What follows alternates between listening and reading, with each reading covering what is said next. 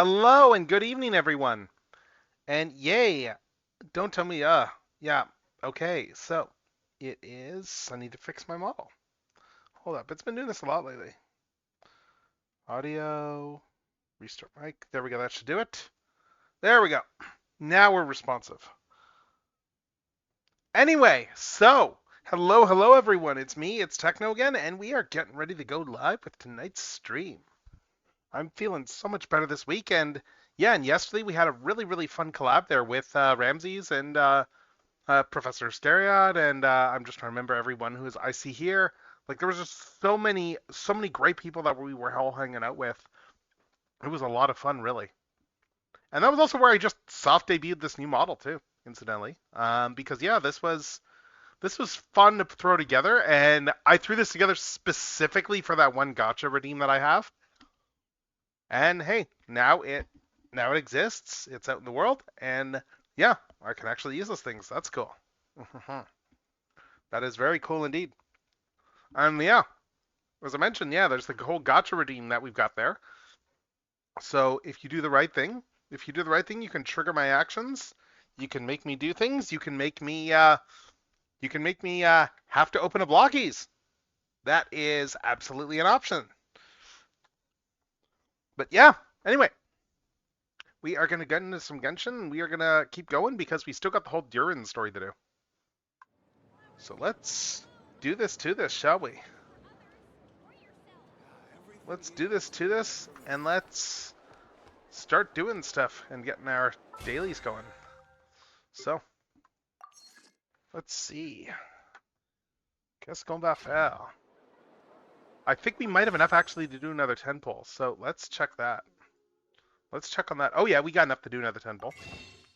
So, we're going to kick things off. Oh, we got just enough. Nice. We're going to kick things off by trying to pull for Durin again. And looking at history before we get going. Looking at pull history, I think we're at like 50 or 60 pity. I forget. Okay, that's 50, 55, 60, 65.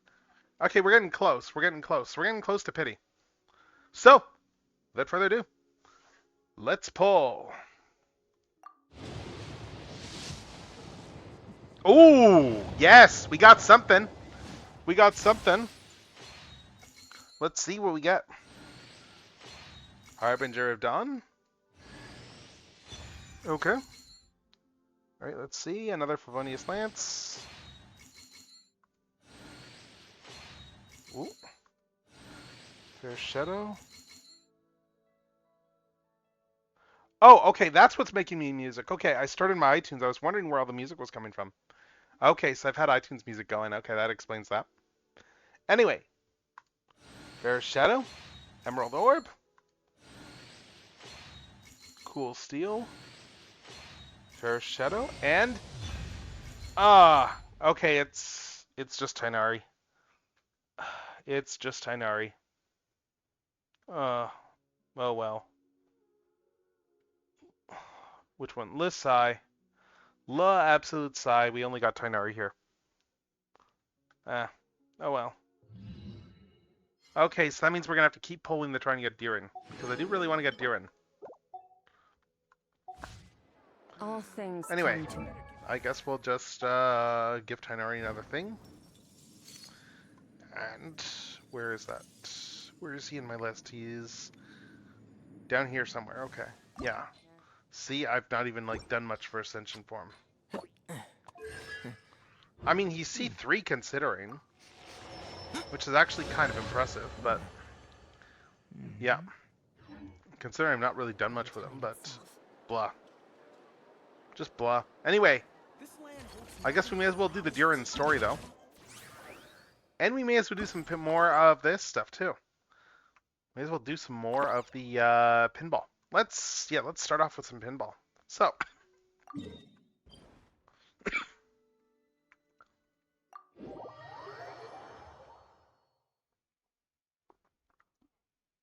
all right, let's do some pinball.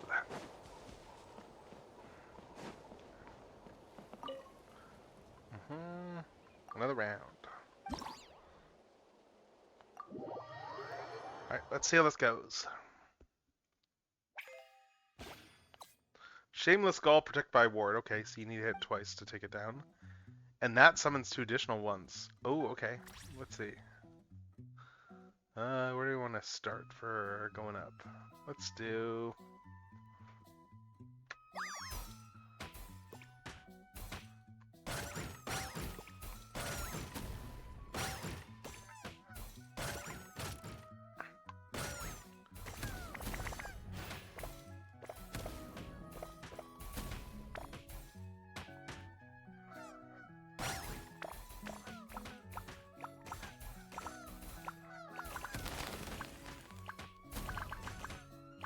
Nice.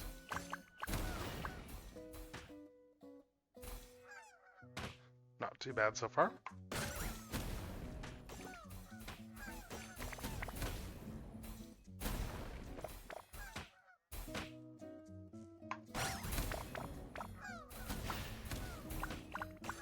Decent combo.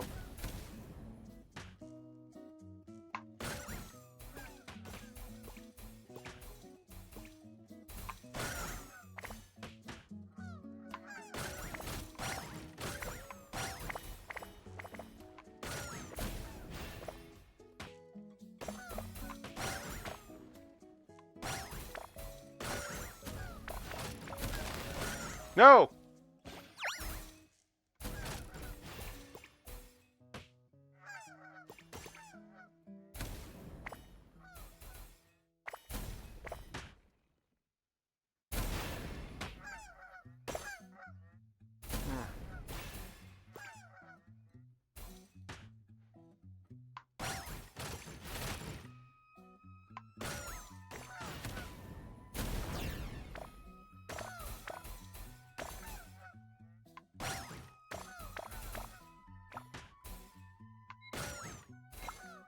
Oh no, are we not going to get hit 5,000? We're not. Oh my god, we're so close. We're so close. Oh my god, I'm going to have to play this again. We didn't quite hit it. Ah. Okay.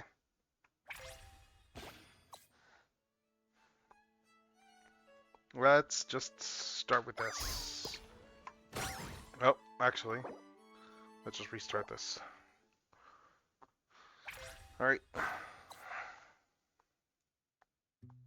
Let's see, what if I do... Let's go up this way.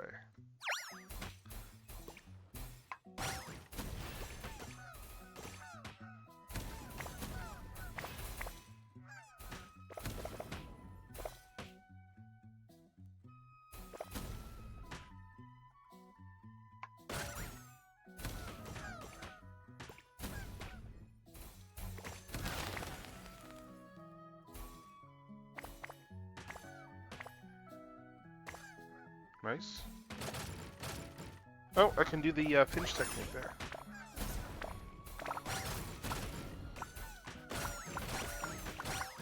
I didn't even notice that the ball recharges were a cooldown.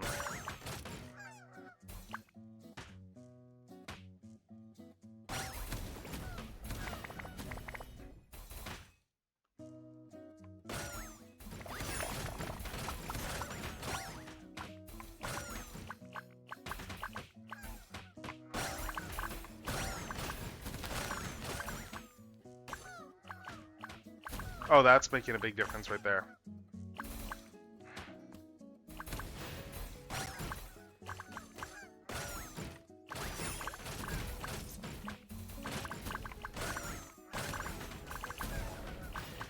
Right, now we're getting a crazy good score.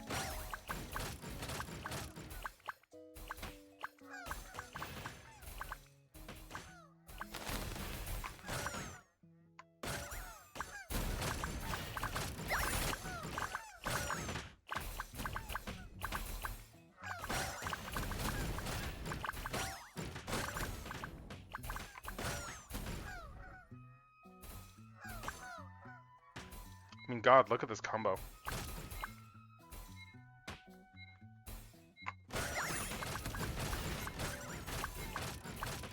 Not bad.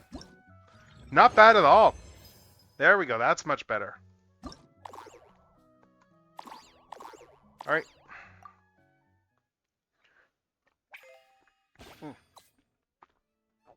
Okay, wooden box. That gives bonuses. Okay. All right.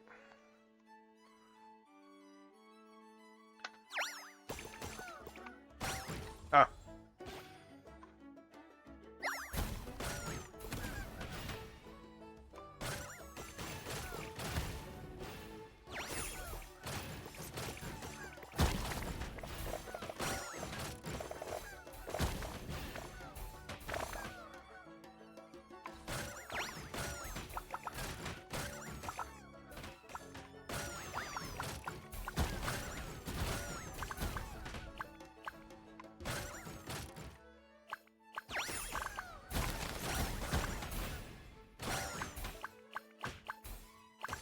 All right.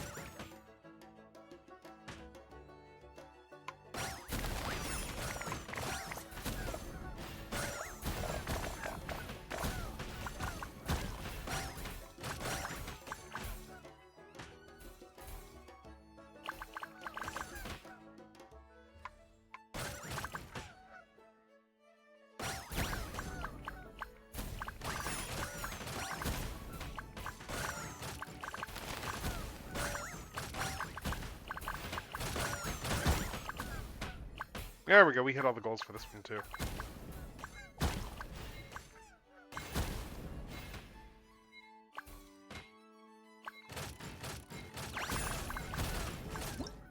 There we go.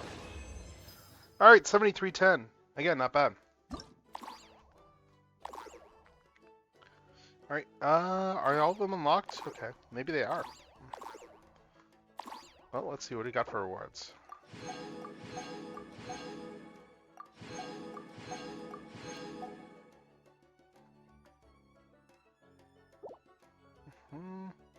Oh, let's do one more anyway. Let's do one more. All right. Okay.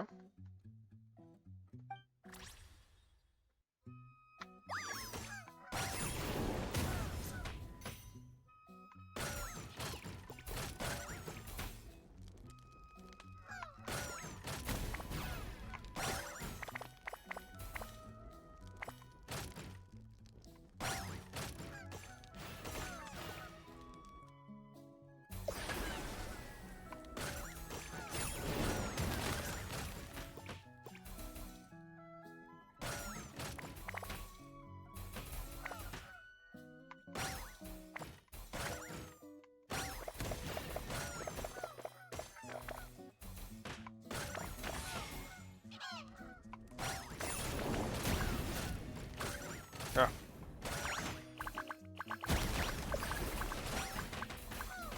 Oh my god, all the balls.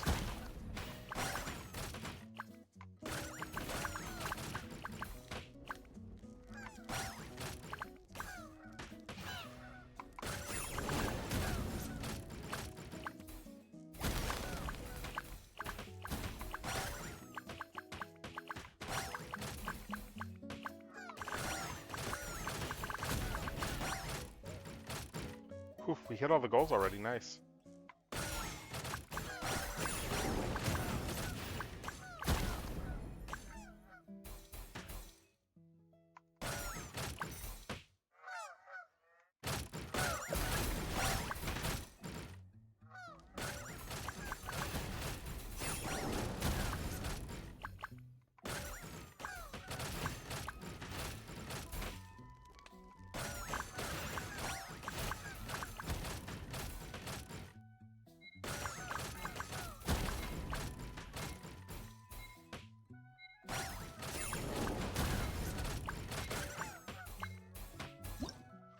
Oh, not bad. Not bad.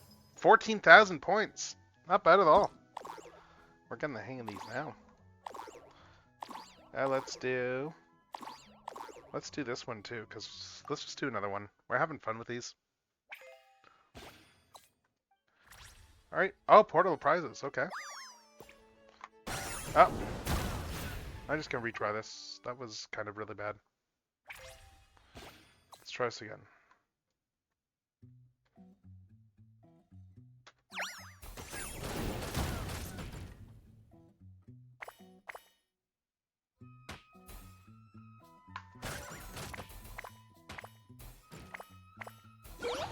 Oh.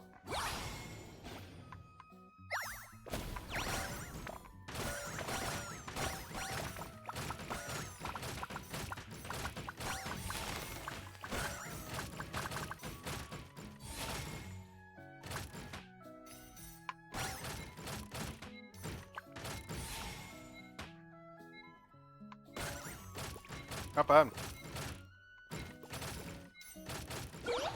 Cool.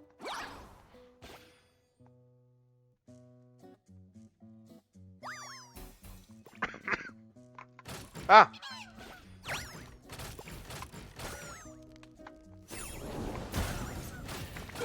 Oh, we got another bonus stage.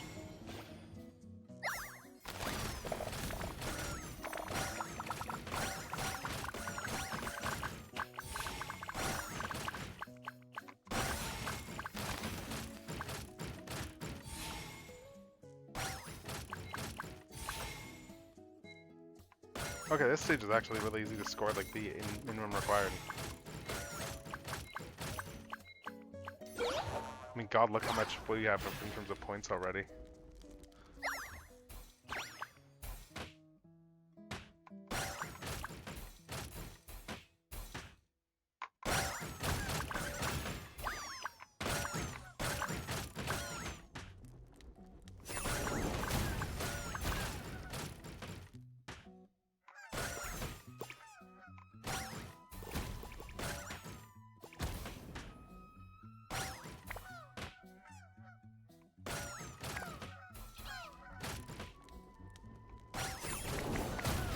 Oh.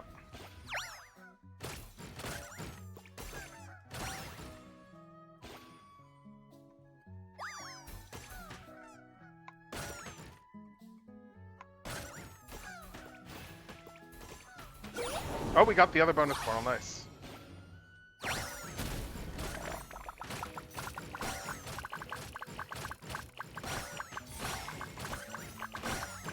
I was hoping we'd get all the bonus portals, and we did.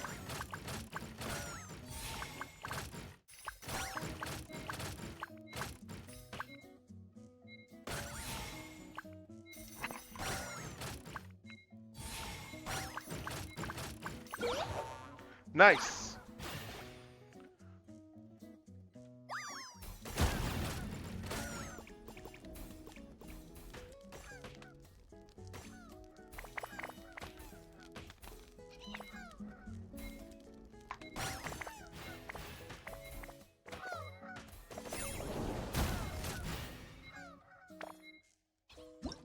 Whew.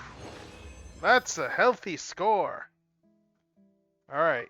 Let's see. I don't know if I'm going to do all the stages right now. I think we're going to go do some other stuff. Oh, wait. No, I didn't want to do that.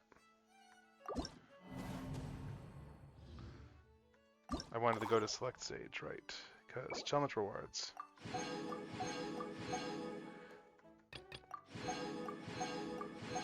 And then we've just got like the last two over here now. But we're not going to do those quite yet.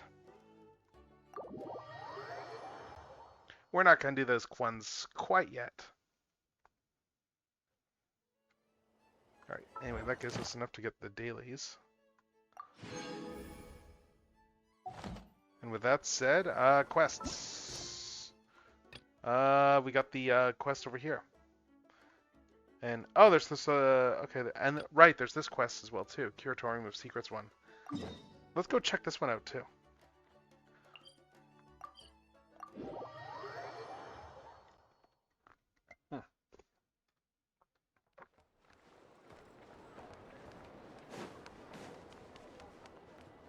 Add as.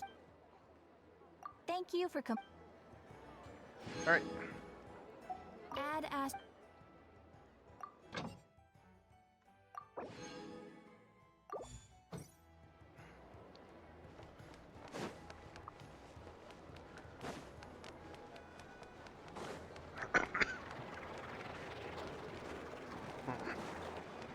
Actually, let's toss Yehoda in the party. Well, Yehoda or, what's her name? Nefer, I suppose, works too. Lucky you.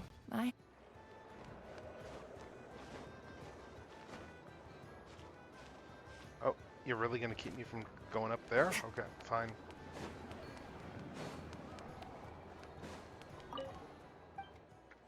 Oh, we can get some, let's see. Nice.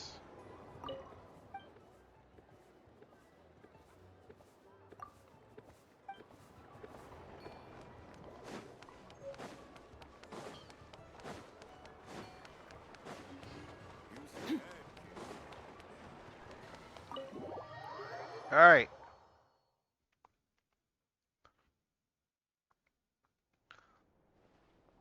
So this time we're investigating a suspicious hermit? Aren't hermits all suspicious by nature? I mean, anyone who runs off to live halfway up the mountain can't be considered normal. Can't be entirely normal. I mean, that makes sense. Yeah, yeah. People don't change for no reason, regardless of whether those changes are driven by internal or external factors. Yep. Besides, that missing merchant raises questions. Huh? But that area is full of dangers. Everyone knows that. Bandits, monsters, there's a million ways a traveling merchant might meet their end out there. Seeing as everyone knows how dangerous it is, don't you think a merchant who regularly passes through would be well prepared? Despite knowing the lay of the land, an experienced merchant just disappeared. Something like that rightly raises suspicion. Yehoda, I'm leaving it to you to visit this suspicious hermit. It's a long road. Make sure you don't stray from the path. Oh, sure thing, Bossnath. Leave it to me. Alright. So we gotta go investigate the hut. But there's also weekly stuff I need to do with Nefer. Where's Nefer's gold? Yep. That looks about right. This is all that's left after paying the bills. Okay. You open the chest. Oof, and we got a whole ton of Mora. Very nice. Très nice. It's rare to find you here. I'm just seeing what else. What do we got on the message board? Uh, okay. What else? Well,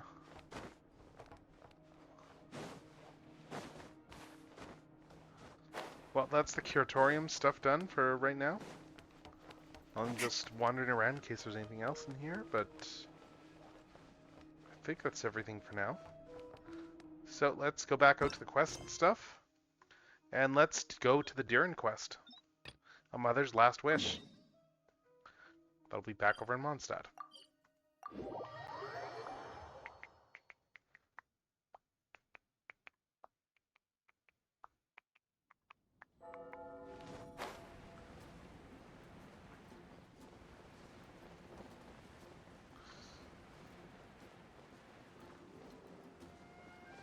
Alright. Let's just see.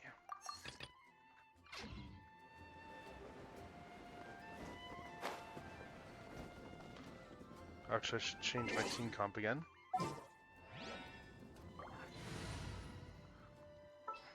Actually.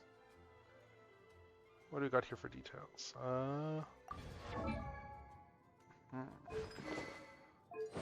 Right, I still need to level her weapon a bit more. And her talents need leveling too. But yeah, the main thing I wanted to do though is I wanted to swap in Llama. Do not be afraid. Alright. Let's head in. And keep this quest going. Shall we? Back in the Mondstadt Library, huh? Talk about a trip down memory lane. It feels like we were here just yesterday, because we were just the other day. So we're supposed to find the seeds of the story, right? What do you think that means? Oh. Well, we're in a a library, so it's gotta be books, right? But seriously, there's so many here. How are we supposed to know which ones we need? Making a racket in a library? You should know better than that. Lisa! Oh, sorry about that. Now, who do we have here? Ah, my golden-haired cutie. And my little horn cutie, too. Nice. Sorry, Miss Lisa. I know you taught me to be quiet in the library, but Paimon was just trying to help. Please don't be too hard on her. Well, it has been far too long since we saw each other, so I suppose I can let it slide just this once. So Lisa's been mentoring you? When did that happen? Back when he first arrived here, poor Jean wasn't sure what to do with him, so I stepped in to lend a hand. I figured, if I can handle a boy raised by wolves, then teaching one who's part dragon should be a walk in the park. That Nice. is a fair point. Sounds like Durin was welcomed with open arms. Why, of course. Now, let's save the reminiscing for another time. I'm sure you're here for a reason. Did you need to borrow some books? It's kind of hard to explain. Maybe you could take a look at this. Oh? Oh? Write the whole storybook. Ah, I see. These so-called seeds of the story must be the books that inspired its creation. That's just how it is with stories. They grow out of the tales that came before them. And that mage, I can almost picture her here, hundreds of years ago, scribbling away at one of these very desks. But we don't know anything about this story. How are we supposed to figure out which books inspired it? As it happens, just before I found you here, I was looking into something rather peculiar. One of the knights reported seeing some books that weren't listed anywhere in our catalog. Stranger still, just as he went to reach out for them, the books vanished into thin air. And then, a while later, while he was browsing through other shelves, there they were again. Seriously? That particular knight knows this library inside and out. I'd be very surprised if he was seeing things. Something tells me these might just be the magical books you're after. It's very possible. According to the report, there are 3 of these books in total. I'll be relying on you to track them down, cuties. Alright, so we gotta go find these books. Kinda looks like a poetry collection. But why is part of the title missing? Let's see what Lisa makes of it.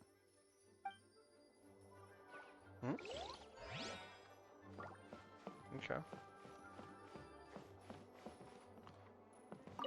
Oh, right, the official dictionaries. Oh my god, I forgot about those. Oh, wait! Did Klee write this one? Should this even be here? We better show it to Lisa.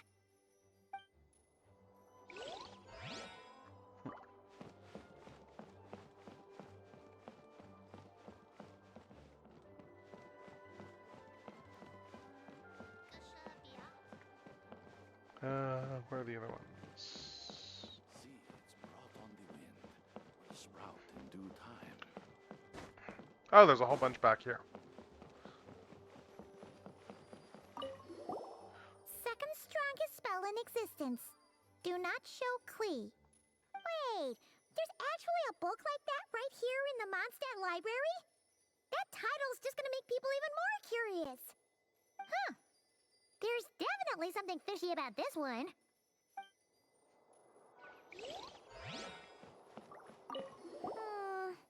Let's hang on to this one for now. Could be one of the ones we're looking for. It's one of M's, after all.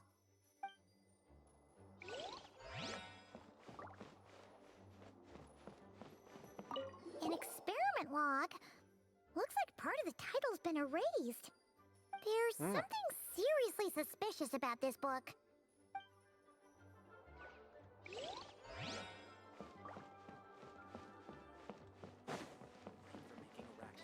Alright, do we got anything else? Let's talk to Lisa. Well, did you manage to find them? Let's see, there's experiment log number whatever. Huh. This book definitely doesn't belong here. Yeah, we can tell just from reading the title. Albedo was the one who brought it in. He suggested I place it on the restricted list and keep it sealed away. Why?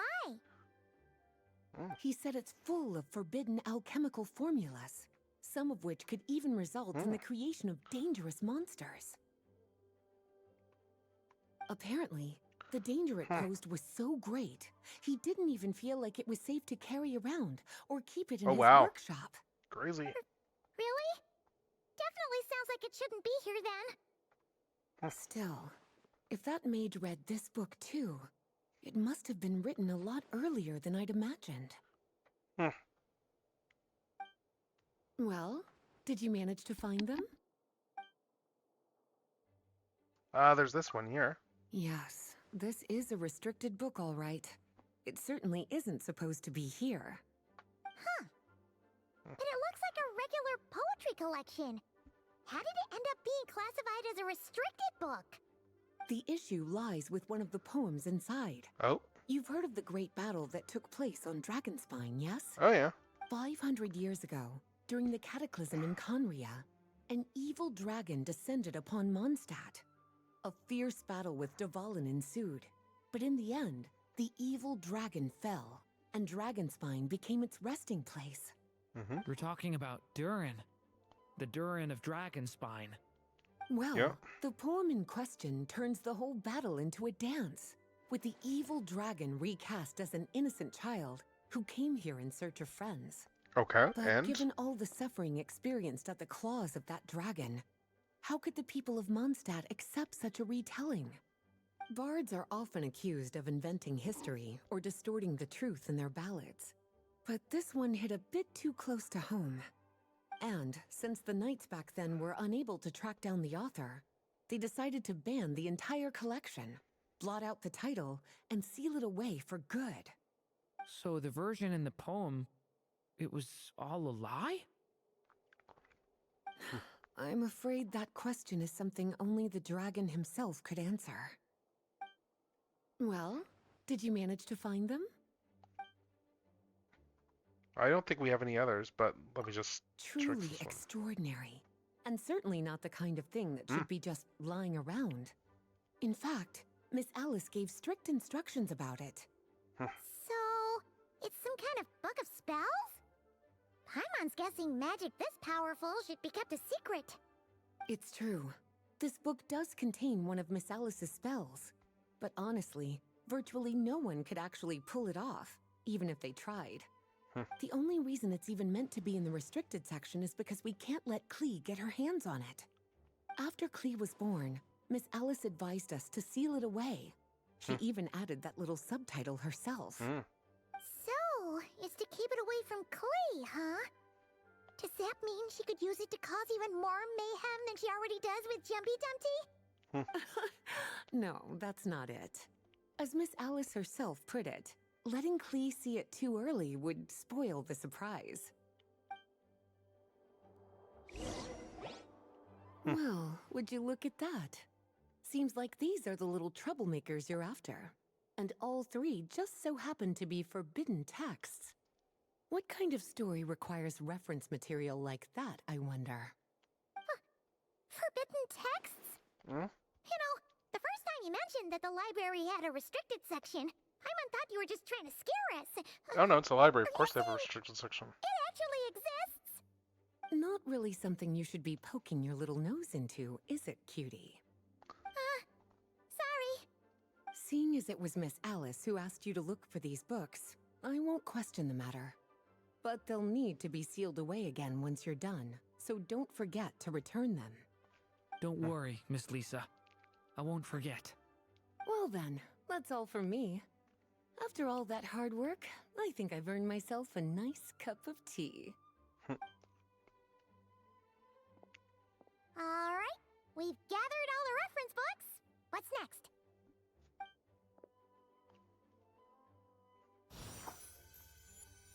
Wait, look! What? Seeds brought on the wind will sprout in due time. Interesting. Let's open the book. Find the place I speak of, for it is where the seeds of this story lie. Act 1. Long, Birth. long ago, an evil dragon descended upon the human world, bringing terrible calamity in its wake. Bravely did the people resist, until at last, the dragon lay slain. Later, a witch with a love for stories came upon the tale of the evil dragon, and for reasons she could not explain, felt a pang of sorrow on its behalf. For she knew, despite its body being born of wicked alchemy, all along, the dragon's soul was that of an innocent child. Right up to the moment of its death, it had no choice in becoming a vessel of calamity, nor could it fathom the cruel fate that lay before it. Though the witch had a love of stories, she was not pleased with how this one ended. No, that won't do, she thought. I'll write you a better ending instead. And so she set off to do just that, borrowing a little magic from her friend. With it, she wove a dragon's egg, resolving to rear a dragon child of her own. Yet long in thought she lingered, wondering what kind of world her little dragon ought to behold upon waking.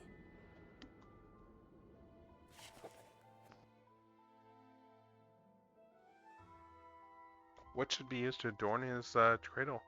Wisp of windlet air or a trace of palatial splendor? Let's do the splendor. At last, she made her mind up, adorning the cradle with a trace of palatial splendor. Then, she quietly waited for the egg to hatch.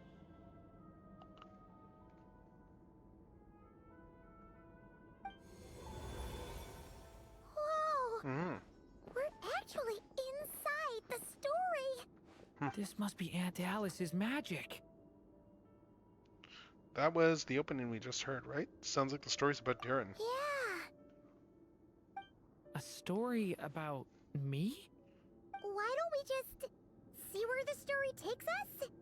All we know is the beginning at this point. Okay. And now a golden-haired traveler, a silvery sprite, and a dragon-born youth step onto the stage. What new chapter will their arrival bring?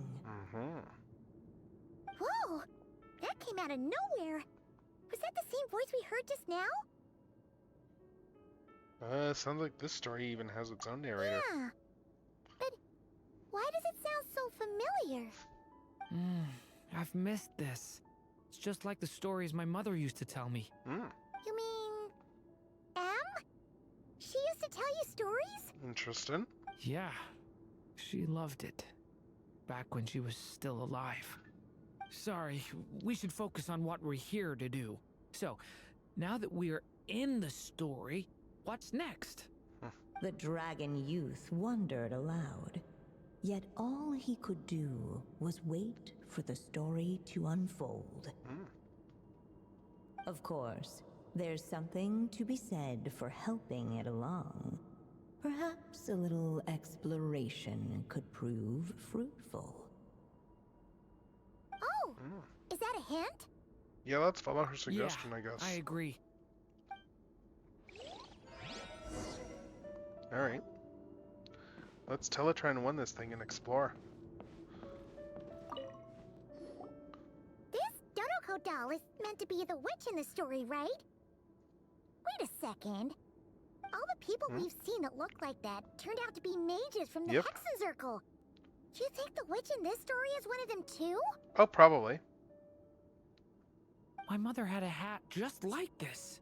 Man, The witch must be M. Yeah, that's what I figured. Looks like this story really is about Durin, huh? Whether the sprite spoke true or not, it had little bearing on the story at hand. For in that moment, what mattered most was not that she was a witch, but a mother waiting for her child to hatch. Let's keep looking.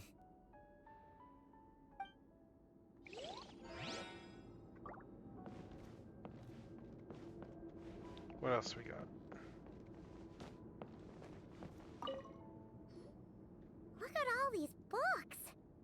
Guessing the witch did a lot of reading while she was waiting for the egg to hatch. It just so happened a dragon egg wasn't the only thing she was incubating here. Where else might a story be born, if not among books? Oh.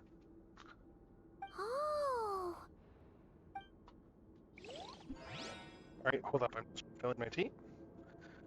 And then we'll be right back.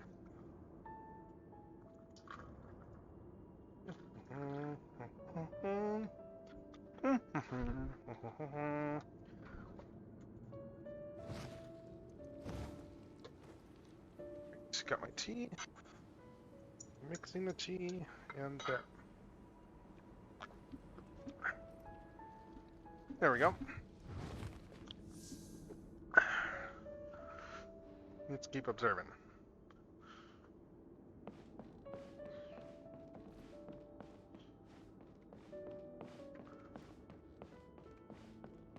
Now we got dragon egg up here.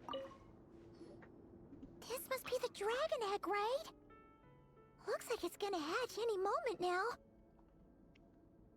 So we've got a dragon egg about to hatch, a witch who loves stories, and that evil dragon we heard about at the beginning. Yep, it all adds up. This is my story, isn't it? Yeah, sure looks that way. Okay, so how are we supposed to help the story along? It feels like all we can do right now is wait. Apparently, it hadn't dawned on the group to look for a way to help the egg hatch faster. Oh, right! We're at the point in the story where we're waiting for the baby dragon to hatch. So that has to happen before the story can continue. With the flames at his command, I guess we could sit on it. the dragon youth might be able to provide the egg with sufficient warmth. There's the narrator telling us exactly what to do. You want us to roast the dragon egg? The silvery sprite's surprise betrayed her lack of reading. For in countless tales, it is told that only by fire's embrace will a dragon's egg hatch swiftly. Huh, you kinda have a point there. We'll give it a try. Okay, I'll see what I can do. Oh, whoa, whoa, we're getting a raid? Oh my god, we're getting raided from Ramses. Holy cow, thank you so much. Thank you, hello everyone, hello, it's me, it's General Techno, your friendly neighborhood amateur antagonist. And we are doing Genshin Impact. Thank you, yeah, seriously, oh my god, yeah, wow. Thank you all so much for the raid. Thank you so much. This is awesome. This is awesome. Thank you all so much. I caught a little bit of the Ninja Turtles stream. I hope that the game went well. Oh my god, more people coming in? Holy cow. Holy cow. Wow, this is awesome. Another one. Holy cow. Wow. Were you collabing with Ramses as well, Psycho Show? Because yeah, like I know Ramses. Were you one of the ones that was doing the Turtles collab? Because yeah, that was you guys looked like you were having a blast with that one there. Because anyway, I should give some shoutouts here. I should give some shoutouts. Because yeah, let's see. Because Ramses, it is his birthday week this week, so he is doing a whole bunch of collabs this week. I was just in one with him yesterday there with where we were doing a bunch of model kit builds and stuff. And that was a really fun stream too. And oh my god, Comey too. Okay, wow, yeah. Did everybody decide to raid in from Ramses' collab? Holy cow. Oh my god. Oh my god.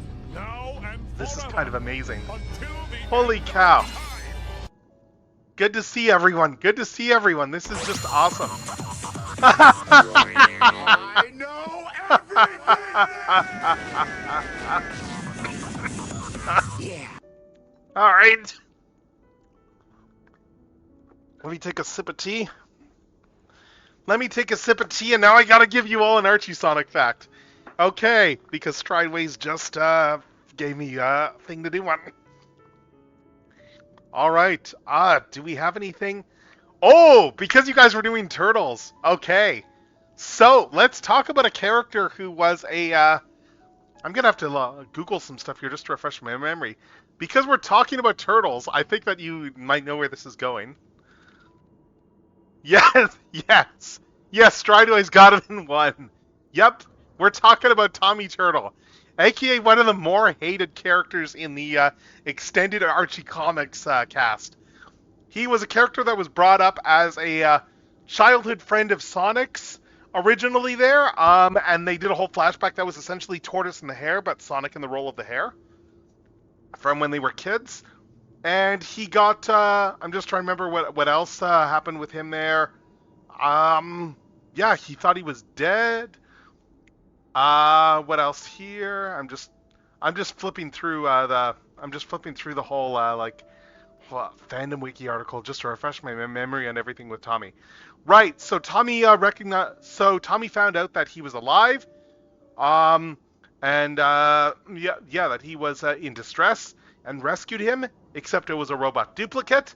And then they managed to rescue the real Tommy eventually, and he became part of the Freedom Fighter Brain Trust. And they gave him a nanite power up eventually.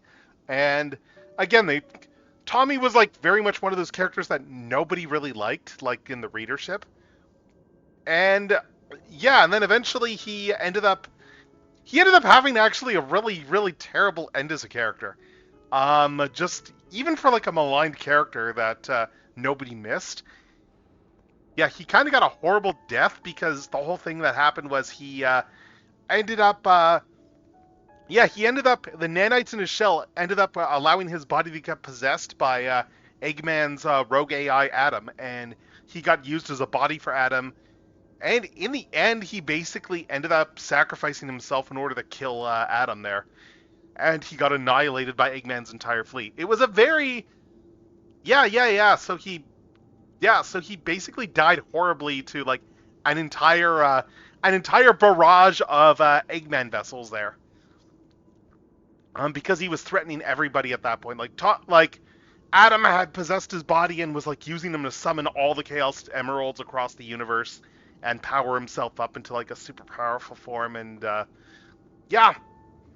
and nobody liked Tommy Turtle. Ian Flynn didn't even like Tommy Turtle, so like no one was sad to see him go. But in retrospect, it's still kind of cruel that you take the character nobody likes and you just like full on just murder, like have him get possessed and then murder the guy. And then his redeeming act was the fact that he went out a hero because he sacrificed himself. Anyway, now that you're all here. So yeah, I'm your friendly neighborhood amateur antagonist. I do a lot of gacha games. I do a lot of toy unboxings and stuff. I was just on Ramsey's stream last night there when we were doing model kits and stuff. Like I built a bunch of blocky stuff last night, and I actually do have a redeem I just launched last night too that will force me to go and drop everything and build a Blockies Defender because I have a whole bag full of them. But yeah, anyway, we are doing Genshin Impact tonight. We are currently going through the new Durin character story.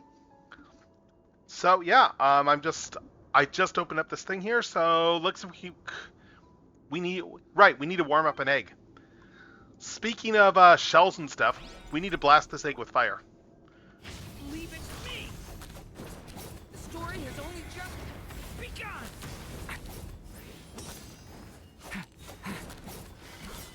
Let every unborn life be welcomed with tender anticipation. Let's see if I can figure this out. And may that warmth stay with it for a lifetime.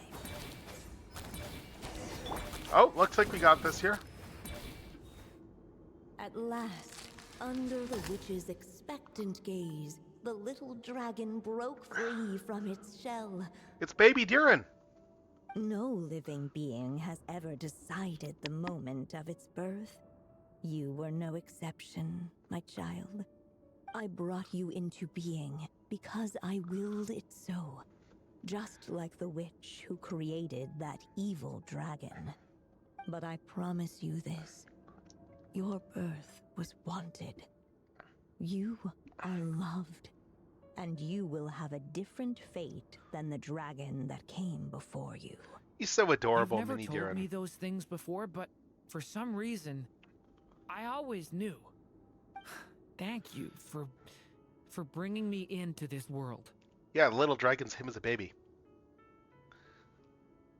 Sadly, I did not pull him. The waiting I witch hit pity, did but I not did not feel pull him. lonely, for she had 3 visitors by her side. Together, they beheld the hatchling's first breath of life. Holding her dragon child close, the witch promised him a life unlike that of the evil dragon. Yep. And so, nestled in his mother's warm embrace, did the little dragon's story begin. Alright. Cool. Let's keep going.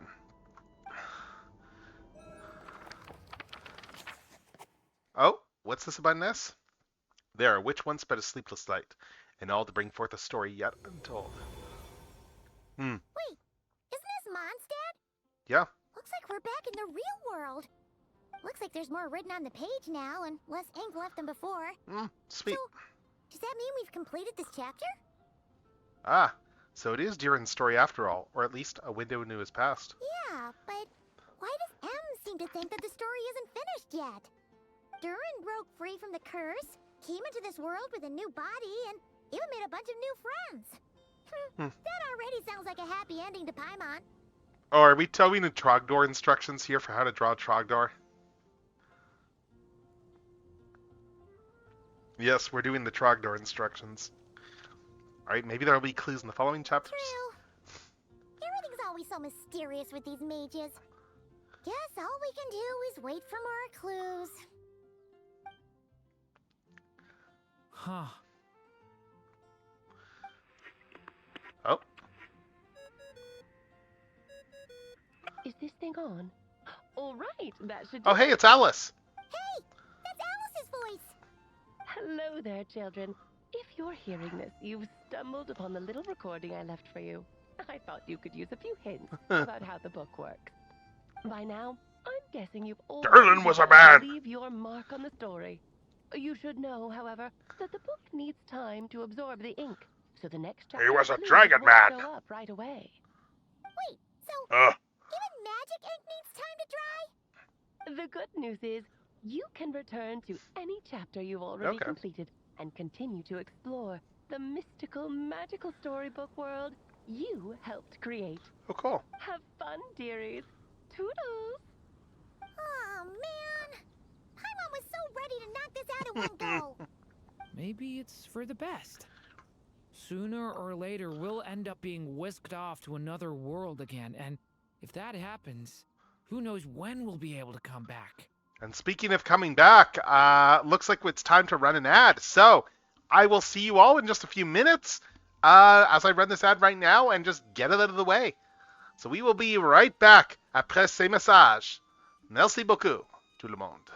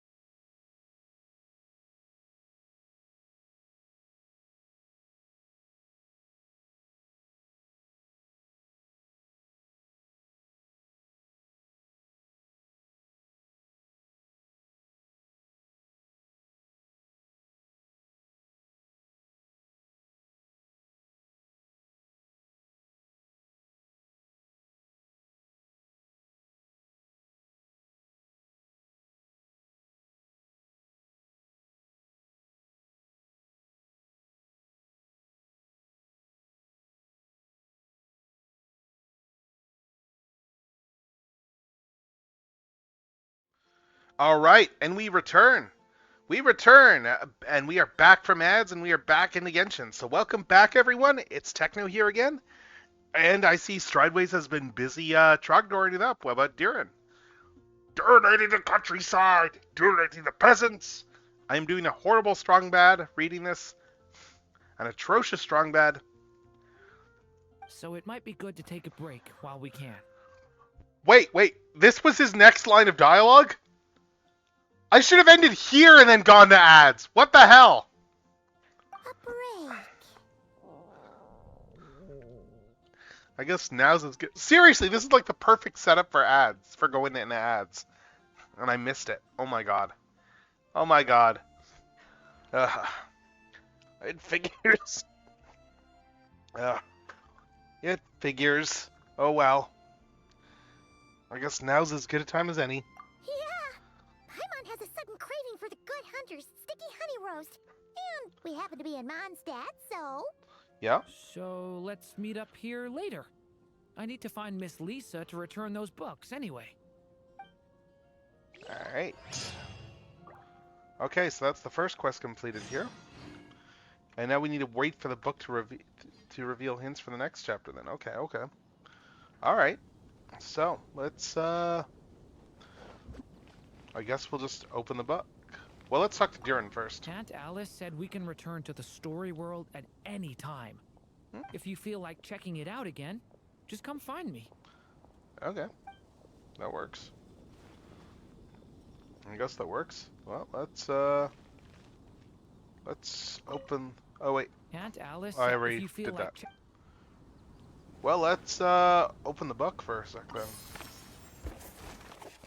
Let's go back into the story for a second and just take a look around.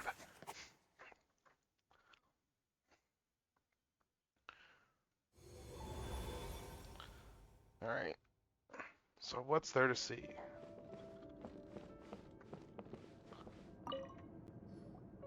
Huh. Paimon doesn't remember seeing this many manuscripts last time we were here. Oh, she must have published these ones later. So, she wrote this many books even after Durin was born? Let's see. Weird. A lot of Is it books. just that Paimon hasn't read enough, or were none of these ever actually published? Wonder which story these are for.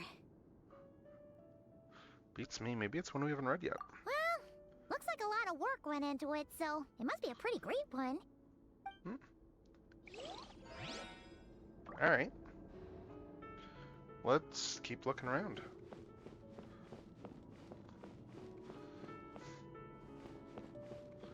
Anything else to observe in here?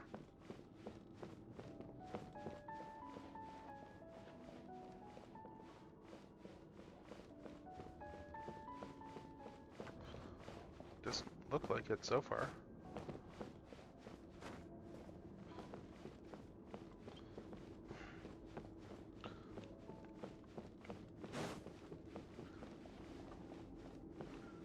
Alright, I guess we may as well just leave.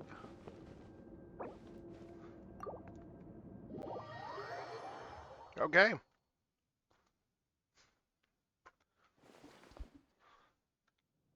Alright then. So, we need to wait for the book to reveal hints, so... What do we do in the meantime? Let's see. Okay. Oh, 4. I need to wait 4 hours? What? Are you kidding me? Are we talking 4 hours of real time or game time? Let's find out. Because that's crazy. That's crazy talk.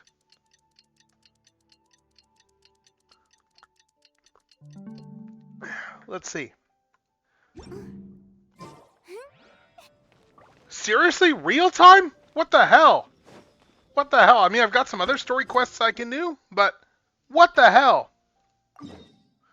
Well, let's do the epilogue for this story quest at least. Seriously, who takes a story quest and a character quest that you want to stream and then it spreads it out over this much time? Like, that is, yes, that is absolutely nuts. It's a good thing I've got other things I want to do. I'm gonna have to go mention that to a friend of mine, just in case you haven't started it yet.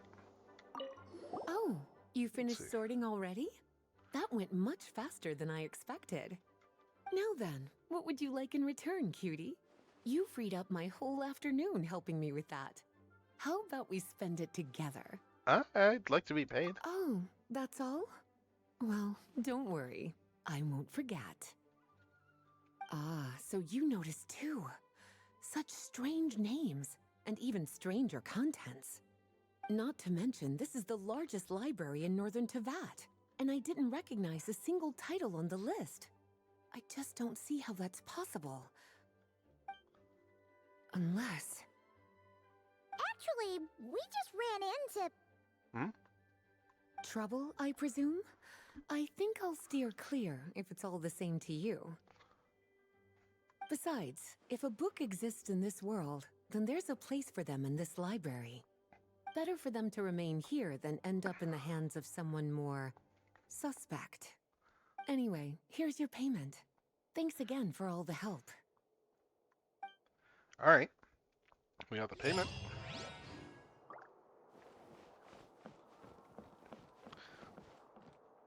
Anyway, so we still got more stuff we can do, though. We still got lots of stuff we can do. There's always doing... let's do some more pinball. Let's do some more pinball, because the pinball's been fun.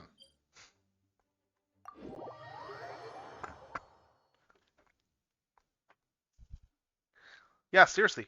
Who time locks the thing? That's like the most inconvenient thing for anyone that streams. Because I was not planning on doing more Genshin streaming this week, so that means I've got to wait a week to do more of this. Anyway, let's do more of the pinball. Let's get the last two pinball missions done.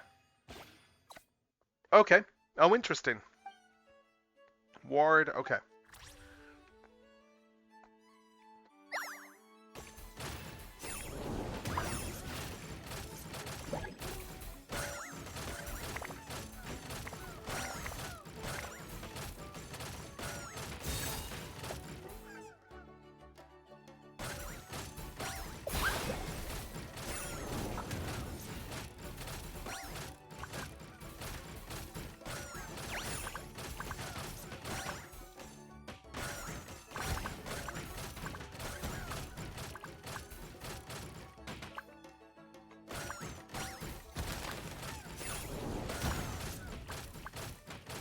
Nice.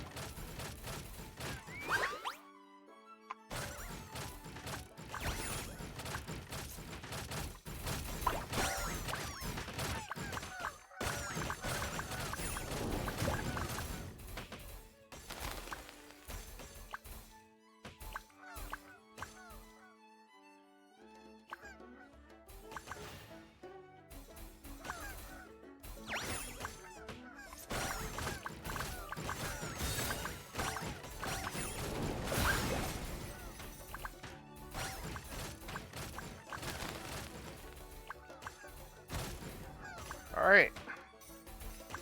Well, you've hit all the goals for score, that's good.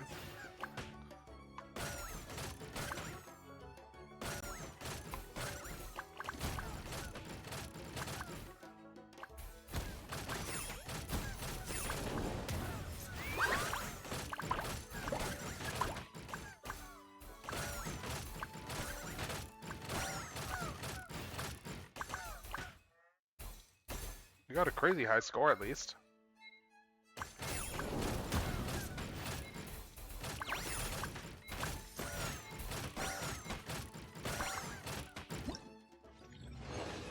Alright, so we still got like well over the score we needed. That's good. And now we just got one more stage.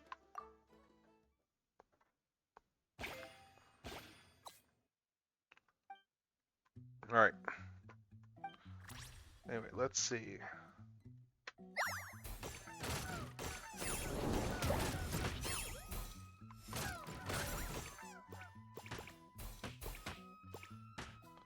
Oh no.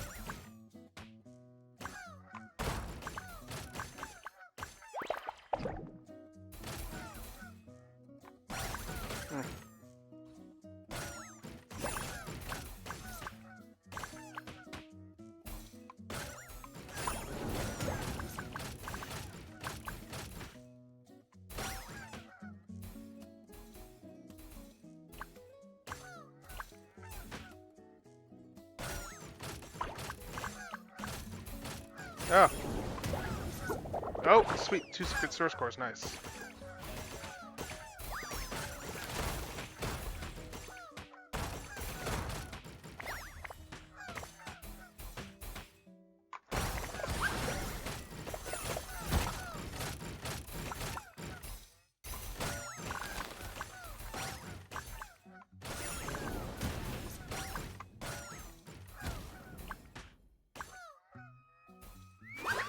Okay, we're really close to having enough points.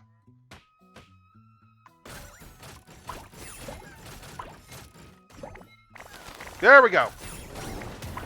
There we go. That's the magic number. Now we got enough points to get all the rewards. Good. So that's all the pinball stuff done. Yeah, let's see.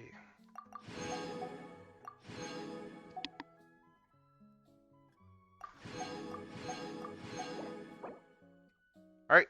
That's all the challenge rewards done.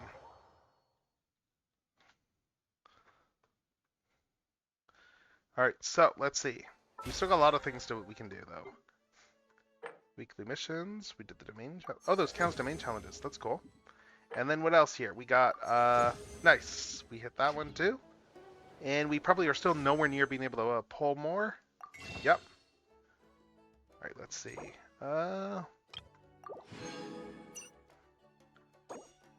Well, we're on the way at least anyway. Alright, so we got 4 there. What else? What else we gotta do? Right. Right, we got all the new Hex and Circle quests still. So let me find the page for those. Those are the Wonderland things. Just seeing if that's in here. No, it's not. Okay. But they did new things to buff a whole bunch of the characters. So they all have like quests to do that. For instance, over here with Venti here, we've got this whole thing. So if we go to the Witch's Homework over here, let's accept all of these. And now we got all these quests here that we can do. All these quests here are going to let us, oh, interesting. Yeah, they're all going to let us do different things. So let's take a look at them all. Alan Smithy, author official. Okay. Let's start doing all these different character quests that they did just for buffing everyone.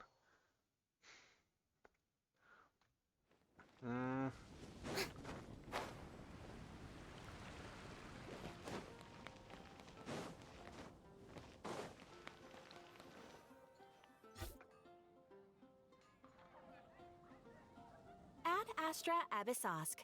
Greetings, traveler. Hey there, Catherine! Oh, and Oz and Fischl are here too! Nice. What a coincidence! It's All almost like I things in accepted the this quest with them. universe must plunge into darkness. 'Tis only natural that those who seek light should cross paths in the realm of dawn. And for the uninitiated with regards to Fischl, Fischl is kind of awesome because Fischl is essentially theater kid energy in the sense that she is that person who like when she was really young, read some children's books there with regards to like a princess from another world and stuff like that, who had like a whole like raven companion and stuff. And she ended up getting it in her head that she just identified with this character. Like her parents started humoring her and like calling them their little princess and stuff. And she essentially just like role plays this character 24/7. Like it's kind of great. Like she doesn't like her real name, if I remember, is Amy. But yeah, like she just full on just role plays like as Fischl pretty much all the time and just is like always in character. And it's kind of great. So she speaks with a whole like grandiose vocabulary and all that sort of thing. But yeah, she's a teenager who has a vision and can do lightning stuff. But she's kind of great. Like I kind of love her character. Mein Fräulein means to say she's happy to see you both. And I feel the same. It's been quite a while, Traveler and Paimon. You're here just in time. Yai Publishing House has a commission for you, traveler. An editor is here to discuss the details in person. Interesting. Much of the information was kept from the guild for business reasons. All we know is that it has something to do with the author of the Legend of the Shattered Halberd. What? Surely you don't mean... Oh, she dropped character. She dropped character there. Wait, is this author really that important? What if we weren't here? Or if we decided not to take the commission? The editor would just be wasting their time. In that case, it'd be a free trip to Mondstadt where one needs only pass some information along. That's an opportunity most would fight over.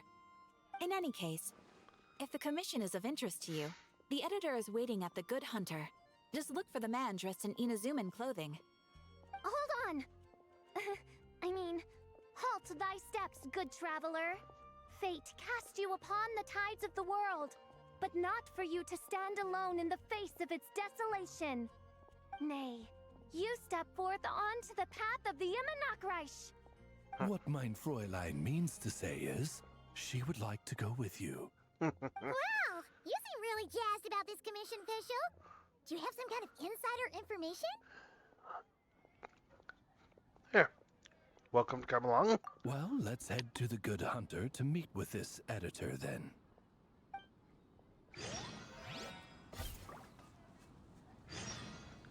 Alright, let's go to the Adventurers Guild in Mondstadt then. Oh, and... okay. Yeah. Alright, let's see who lucked out and got this free trip to Mondstadt. Wait, you're Shing. Oh, Genu's editor Onodera. Traveler, Oh, thank hey. you for all you've done for us in the past. I come here today with a commission from Lady Yai, with which I'd like your help, should you be willing. Oh, and might I ask who this person dressed like Princess Fischl is? You have the pleasure of speaking to our eminent person, Fischl, Prinzessin de Vertalang. He's not gonna know what to Mein make of this. Fräulein means to say that her name is Fischl, and that she is most pleased to meet He's you. gonna be like, oh joy, a cosplayer. This is Fischl. She's a reliable adventurer, and she's here to help. Yeah, it's official. Yeah, I, kinda got that the first time. He's like, what the hell is Since thou going on hast here? learned my name, understand this. To speak it is to be absolved. Praise it, therefore, and thou shalt earn thine salvation. Imagine being the editor for a bunch of stories about like a character there, and then you go overseas for some sort of thing with a commission, and then one of the first people you run into is this teenager cosplaying as the main character from like these books, who is like just completely like in character, like just God. Can you imagine his reaction? He's just like, okay, what the hell? And then not just that, but then like the traveler, like me, like the famous adventurer that he has met and like gotten quest commissions from, is like also humoring this girl. So it's like, what the hell is going on? Like, what the hell, man? How do you react to this? I kind of love this. It's kind of great. I mean, how can it not be like the funniest thing? Mein Fräulein means to say, she... And you got Oz just translating like official speak for her. Ah, I see. I completely concur, my lady. Remembering names is simply basic etiquette. And if you might lend me succor in solving this problem, I shall indeed praise your names to the heavens above. Oh, he's As doing a many good job times as humoring her. necessary, in fact. This is fun. You understood desert language before Oz could even finish Oh, this is great. translating. This is great. An editor is not to be underestimated. He says as he sweeps his arm around. Well, let's get down to brass tacks then. Now, have you heard of the author Mr. Nine? He's famous for writing the legend of the Shattered Halberd. Flowers. What was that, mein Fräulein? Flowers for Princess Fischl. That's what Mr. Nine is actually famous for. Mein Fräulein means to say, even should the creator be cold and unmoving, the Prinzessin and her Immenachreich's resplendence might yet compel them to weep. Well, sure. The author of Flowers for Princess Fischl, Mr. Nine. He sent a letter from Nodcry asking for help. And he Ah, seems to be in bad shape. interesting. So ask the Adventurers Guild or a local mercenary to find him. seems pretty simple to Paimon. Yeah, not wrong, Right, Paimon. so simple. But here's the problem. We don't know anything about Mr. Nine. Huh. What he looks like, how old he is, where he's from. He's only ever communicated with us via letter, from addresses all over Teyvat. Oh, interesting. And he's never showed up to our annual meeting or events. Not once. So, what are we supposed to do? Well, we'll need to investigate Mr. Nine's identity, that's for sure. We did a bit of digging ourselves, and we realized that ever since completing the Shattered Halberd series, Mr. Nine's handwriting began to change. Oh, so did someone take His over? initial editor has decided to retire to focus on his own writing. And he didn't have much to add either. Interesting. Whatever hath once existed in this world is enshrined in the memory of the Prinzessin of Ertelung, to endure unchanging in her Immanakreich. For from the sacred primordial words flow the wellspring God, of all I love cause and Fischl. consequence. Fischl is just the best. Mein Fräulein means to say that Yes, we had the same idea. So, we tracked down the original manuscript of The Legend of the Shattered Halberd. Oh man, Jinyu's gonna be so mad he missed out on this. Wait, Oh, yeah. need Oz to translate this time either, Onodera. Editors are something else. Osvaldo Hafnavines, hast thou perceived something? no such Henry exists, mein Fräulein. I sense a faint, elusive resonance. Something akin to the magnetic field, gravitational force, and threads of cause and effect that surround you, mein Fräulein. Isn't that interesting? Well, in the end, our only takeaway was that the design and craftsmanship of the paper point to it coming from Qingce village in Liyue. Huh. Could Mr. Nine be from Liyue then? No, wait. If we're talking authors from Qingce village specifically... Oh, yeah, Ching the Ninth. Maybe it is. No, it couldn't be. Could it? Chong the Ninth? Ah, I've heard of him. He won a Best New Author award for the first apprentice of Guhua. It matters not. Though the Saint of Tears and the Saint of Atonement perform God, I love her multiple animations. labors on divergent principles, I love her their animations power and just how flows but try-hard from she a is. single source. Mr. Onodera, if you please. Wait, Oz? It's great that you trust Onodera and all, but we're still in the dark over here. You speak true, mine Princessin. Even if Chong the Ninth doesn't turn out to be Mr. Nine, he's still an author, and he could have had contact with him. I think it's a good place to start. Yeah, editors, am I right? Yeah. Well, either way, I appreciate the help. I'm counting on you. Alright. Oh my god, okay, so we got to, okay, so we unlocked all these quests, okay. Okay, so yeah, that's a lot of, quests that we just unlocked just now. Because, yeah, we got all of, we got all these quests. We got all these Witches' Homework quests. So we got lots to do still.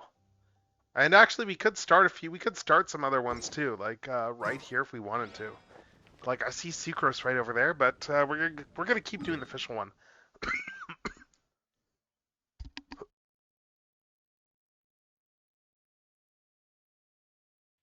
So yeah, let's travel here. Let's travel to go see Chang the Ninth.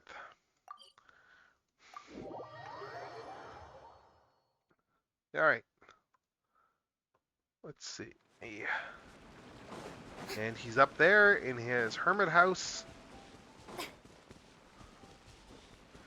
All the way at the top there.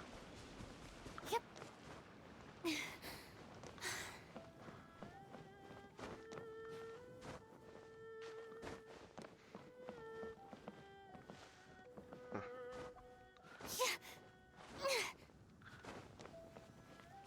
Alright, let's see what happens.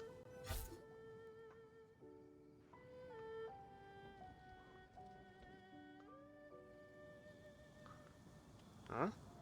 No one's home? Chong the Ninth isn't home.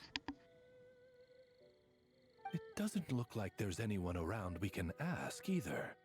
Shall we wait? Seems like that's all we can do. Still, could his Strange. absence mean that he really is Mr. Nine, now kidnapped and sent to Nodcry? Perhaps we should have a look around his house. Barging in without permission seems wrong. Yeah, exactly. If he really is Mr. Nine, then... Okay, let's do it. Okay, so I guess we're breaking and entering. Alright, let's break and let's enter. Nope, nothing useful. Okay. Anything here? Just seems like a bunch of ordinary stuff. Nay, I, the Princessin, have beheld the mystery of the universe enshrined in these specks of dust. What hath been revealed is the very fount of wisdom. Okay. Ever does it flow toward the shores of truth. Alright then. Mein Fräulein means to say she thinks this is a clue. Oh. Okay, a clue, eh? Let's see what else we got for clues. Wait,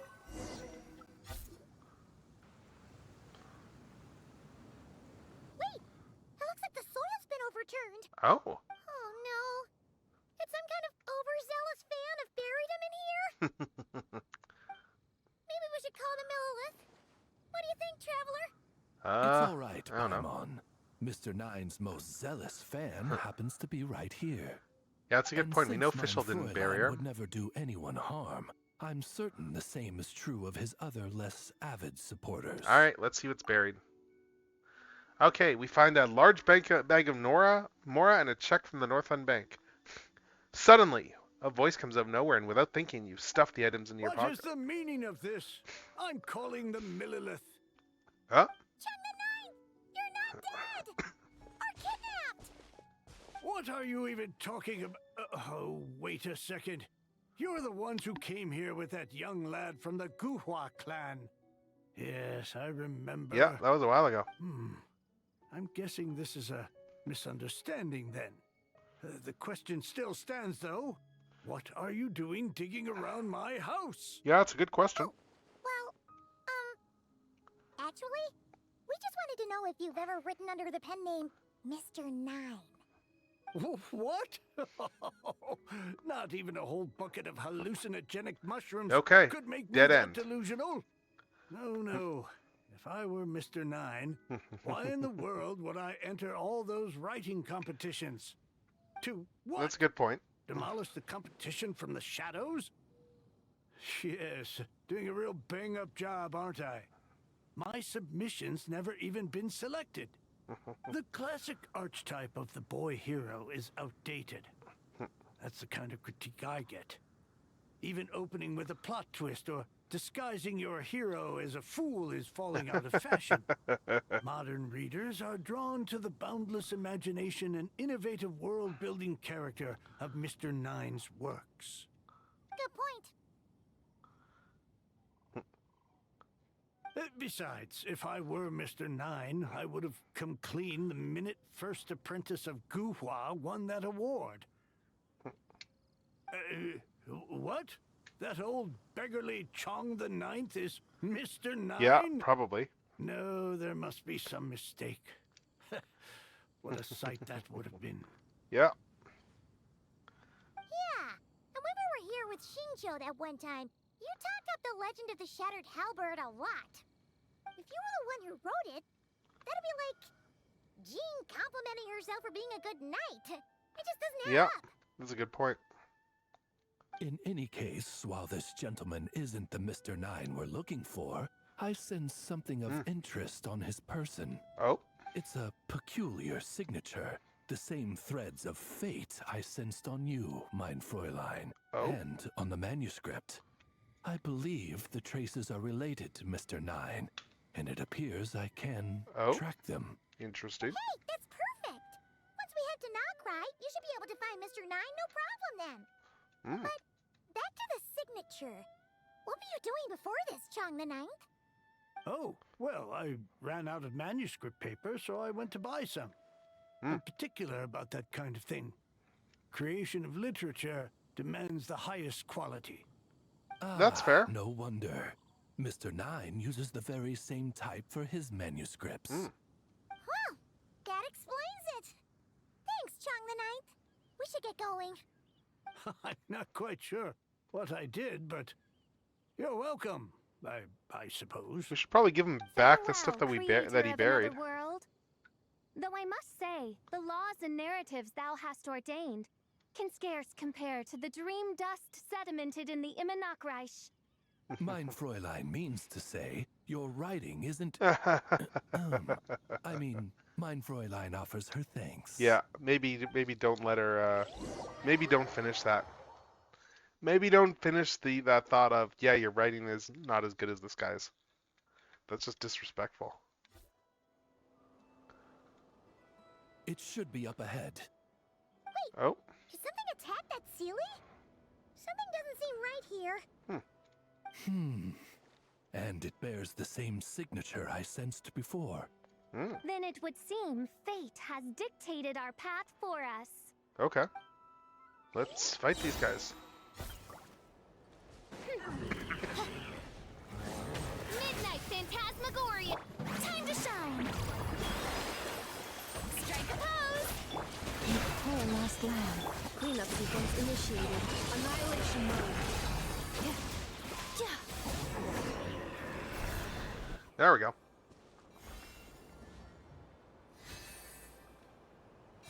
All right. Looks like the Sealy is showing us the way.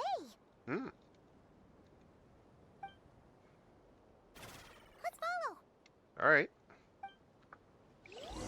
You heard the fairy. Let's follow that Sealy.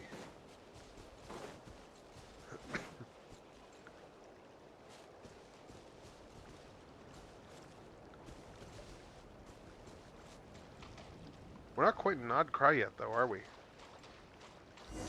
Oh.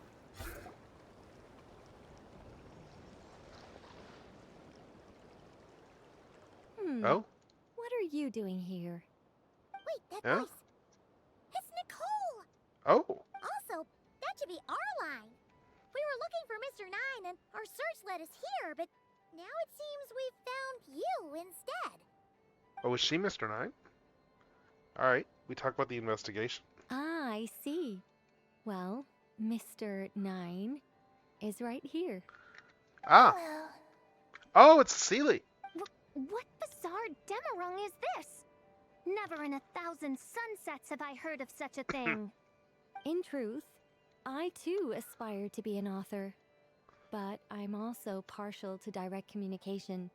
Talking is rather inconvenient by comparison. And as I'm sure you can understand, writing things down is even more tedious. I thought perhaps if I found someone with whom I could share my ideas, it might give me the same release as writing. But then those stories would never see the light of day, which would be a shame. Okay. So I tracked down an old Sealy friend of mine and told her all the stories I was imagining. Then I sent her to find people with similar aspirations to write them in my stead. Okay. We even came up with several character traits to lend a certain authenticity to Mr. Nine. A receding hairline was one of them, I think. Yep, I'm the one she roped into all this. Come now, it was beneficial for you too.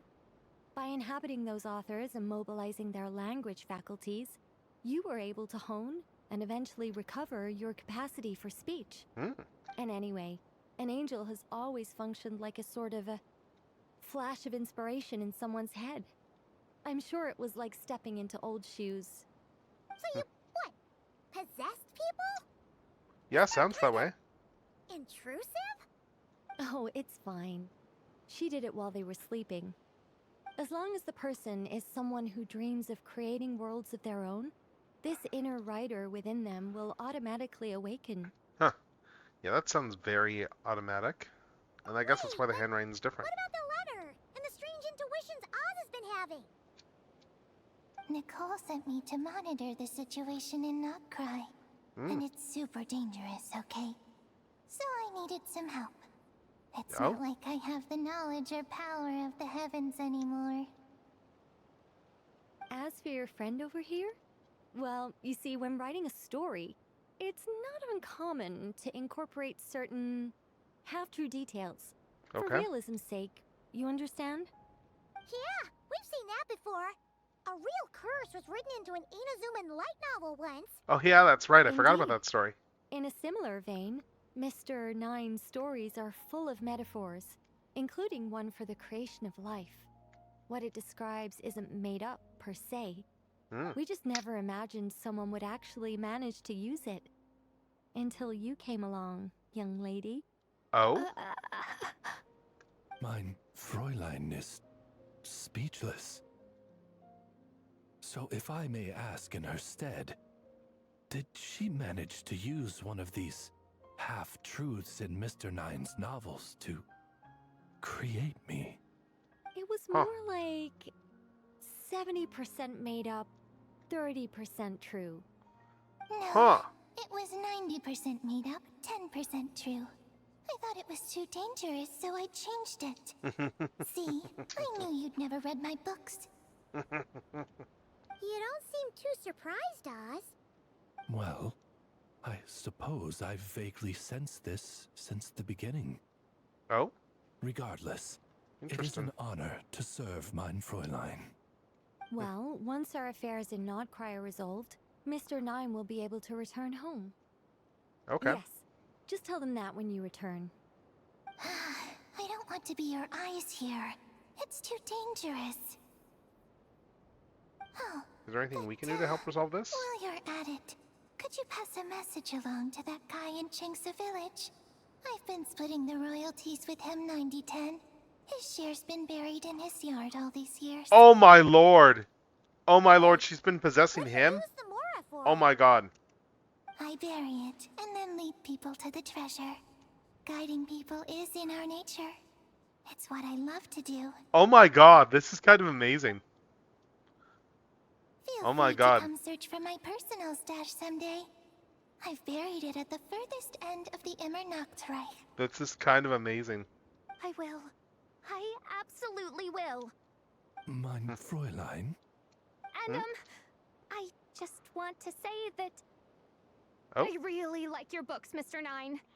What mein Fräulein means is, though the cosmos stretch forth in unending darkness, yet shall come an hour when all things shine. I'm glad to hear it. All in all, it seems you've already found my greatest treasure. All right, that settles that. Now, I need to have a quick argument with Mr. Nine about who really deserves to be considered first author. Yeah, shouldn't it be Chung the Ninth? Absolutely not. After saying your goodbyes, you begin the return journey. Okay. Alright, so what was going on in Nudcry, I wonder? Interesting, though. Kind of funny. Kind of funny, the guy who's been unsuccessful his whole life there is, Oh, sweet, that's done. Okay, nice, nice. Okay, so we got that additional talent for Fischl, and let's talk to him. Oh, that's right. Just channel Mr. Nine. Oh my How would he lord. write this particular essay? Oh my lord, how do we tell him this? How do we tell him? We have something for you. How do we tell him? Oh? What is... What? Where did all this Mora come from? About that. So, the thing is... Right. Mr. Nine really admires your work, so he decided to fund your writing career. Ah, that's a Wait, good way to put it, what? Paimon.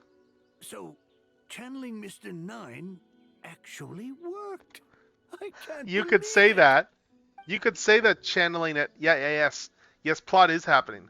Of course, for Chang the Ninth, wealth pales in comparison to his craft. The matter of the more is swiftly forgotten as he puts pen back to the paper. Yes, and welcome in, Happy Toaster. But yeah, oh my god, that is kind of funny though, this whole bit there, where it's like, we're just doing all the new character side stories there that we just unlocked. Because yeah, apparently the Archon quest has a an actual like real-time unlock timer on it, which is like the stupidest thing. Alright, so let's go to Mona's place and do hers. But like the official one was fun.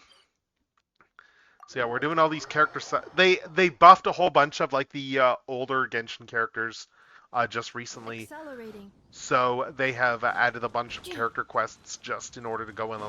You have to do all these character quests to unlock the buffs. So, like, for instance, now I'm going to Mona's house, and we're going to do Mona's character quest here. Mona! We have something for you. Oh, Traveler Paimon. You're full of energy today. You have something for me, you said? Is it some quick and easy way to make Mora by any chance? Well, actually, it's some kind of task from your master. Yeah, that's a hard no. But I guess I don't have a choice, huh? An enterprising spirit is important and all that. I just know it's going to be torture, though. I know that old hag all too well. Why don't you just take a look first? Huh. This book doesn't seem so special to me. Whoa! Letters just fell out of it. Oh, Oh, maybe she's trying to reconcile with you? maybe. No idea. Either way, it looks like I'm supposed to open these 3 letters in order. Well, All right. let's start with the first one. If this is her task, it should be okay for us all to read. Come on, let's see what this is about. Oh, how long it's been, my student. I'm afraid to report that getting up and about is becoming harder and harder these days. Oh, the sympathy card. She could have tried to make it sound a bit more genuine at least. Remember when I would chase you and you would run for dear life, trying to use that hydro phantom of yours to distract me? Oh, seems like it was just yesterday.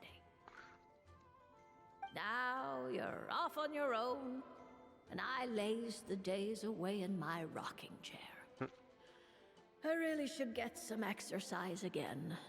Well, then get it some other way, you old hag. On the second thought, this seems kind of private. Now, I'm sure you're curious as to the purpose of this letter. And to that, I say this. If you want to learn how to predict the fate of an entire kingdom, or even the entire world, head to Sumeru and search for the gate to an underground kingdom. Oh, Once there, open the second letter. Wait. Are we talking about the gate to Conria that I found ages ago? But she What? knows how to lure people in. I forgot that's about for that gate. Is she serious about passing on her secret technique? Because she really is getting old. You two have Interesting. such a weird dynamic. When you talk about sentimental stuff, you fight. But when it comes to dry academic stuff, you get all emotional. Anyway, this gate to an underground kingdom sounds familiar. Yeah, we found that ages ago. You've heard of it? We've been there. Yeah, it should be the same one we're thinking of. Yeah. Perfect. I don't even need to investigate then. Oh, that means no hired guide, no lodging, no shelling out more left and right. Come on, there's no time to waste. Let's go. All right. And since you didn't mention a transportation fee just now, Paimon's guessing that means... Yep, same method as usual. Let's go. We're teleporting. Fun note, incidentally, with regards to Mona. While she does obsess over Mora and stuff like that and is always worried about making rent, we did learn a couple of years ago that it's not that Mona's poor. She actually... Memories of summertime. It's actually kind of refreshing. She actually makes quite a bit of money, like just doing like her fortune telling and like writing for the newspaper and stuff. She does very well. Her problem is that she spends all her money on books. So like, yeah, she is so her house is basically like full of like head to toe with books because she spends all her money on books. So then she is always worrying about like she is always like, oh my god, I need food money because I spent all my food money on books. Like, that's Mona in a nutshell. So, this is the gate to the ancient kingdom of Conria. Yep. I'm sure a lot of secrets and tragedies lie behind it. Well, let's open the second letter. Let me see here. All right. Yep, it's this one. What's in the letter? As the ancient Sumeru saying goes, rote knowledge bears no fruit until it is watered with the showers of wisdom. With that in mind, there is a phenomenon in this land known as the Sign of Apausha. It is a celestial mark that burns in response to an all too ardent desire for the truth. In that sense, perhaps it's more fitting to call it a sign of truth instead. The records of this ancient kingdom state there are several large subterranean lakes in Conria, clear and calm as mirrors, whose surfaces reflect the true stars. Ooh. This is because the sign of truth created in the water interesting. is able to bypass the false sky and connect to the outer universe. I had no idea. To observe the gravitational forces and influence of celestial bodies, one must be able to see past the false sky. Only by obtaining these cosmic parameters can one predict the fate of this world. Now, my task for you is as follows. Open a sign of truth in front of the gate to Conria. The rest is a bunch of stuff about the ceremony the old hag came up with to summon this thing. Yeah, all these planetary trajectories and Interesting. runes. Paimon's not even gonna try to make sense of it. So, what do you say, Mona? Are you gonna attempt it? Well, I hate to admit it, but it looks like the parameters she came up with could work. Frankly, this prospect is quite exciting, and heading back now will just cost me another night of lodging, so no better time than the present. Emissaries of the enduring stars, wanderers over ecliptic and equatorial planes, radiant celestial brethren. Traverse the twisted paths of the cavernous void. I, Mona Magistus the astrologist, invoke the power of Hydro to balance the scales. Nice.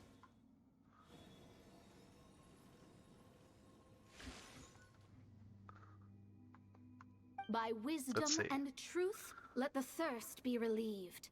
I, Mona Magistus the astrologist, summon you, O stars, to stand before me. Did it work?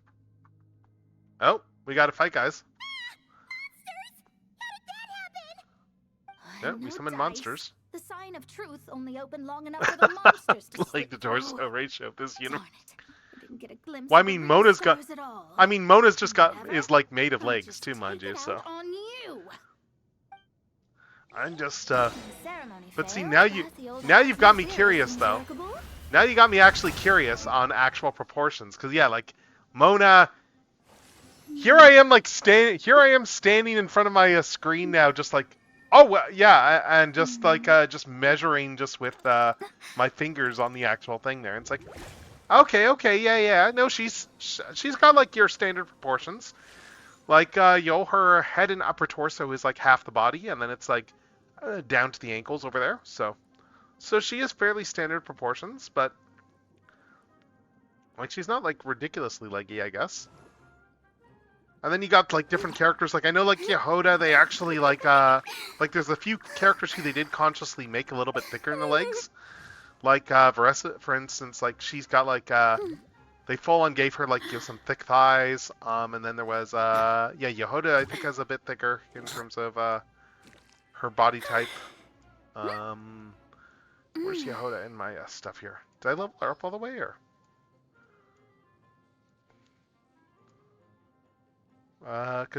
She's only at 70, but yeah, she's a great design. But yeah, they did tweak her, they tweaked her body, her legs as well too a little bit. But God, yeah, exactly. It is following your basic character proportions. It's just like the Hoyo characters do have larger heads. Like I'm just looking, looks like they're like 6 head tall. So, like, Yehoda here is 6 heads tall, looks like. But, where's some of the taller characters, though? But you also have characters like Ningguang, who is, like, she is, like, very heavy legs, but she is also, wait, she's still 6 heads tall? What? But she's, like, a tall character. What the hell? And then we got, like, Beto, wherever she is. Oh, no, that's Chevreuse there. Actually, where is Beto? I haven't looked at her character page in a little while.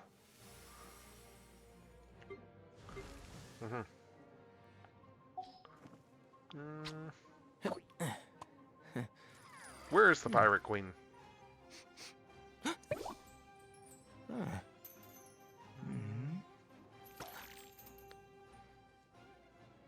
just trying to find her now on my list. Oh, here we go. Because, yeah, she's pretty tall, too. But, again, I'm just looking at these and it's like... Oh, no, Beto is probably more like 7 heads tall. I think their average character is 6 heads tall. But anyway. I have a better grasp of hydromancy now. And the perfect test subject to test it on.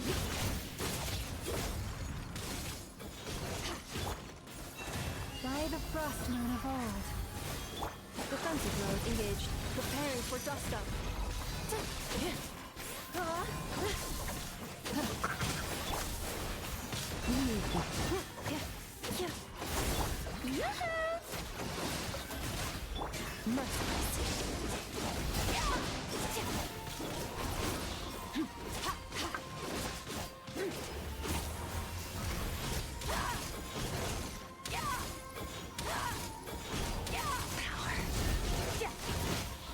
There we go. Phew! That's that. Well, the old hag said to open the third letter once it was all said and done. Okay. But I couldn't make it work. So, should I still open it?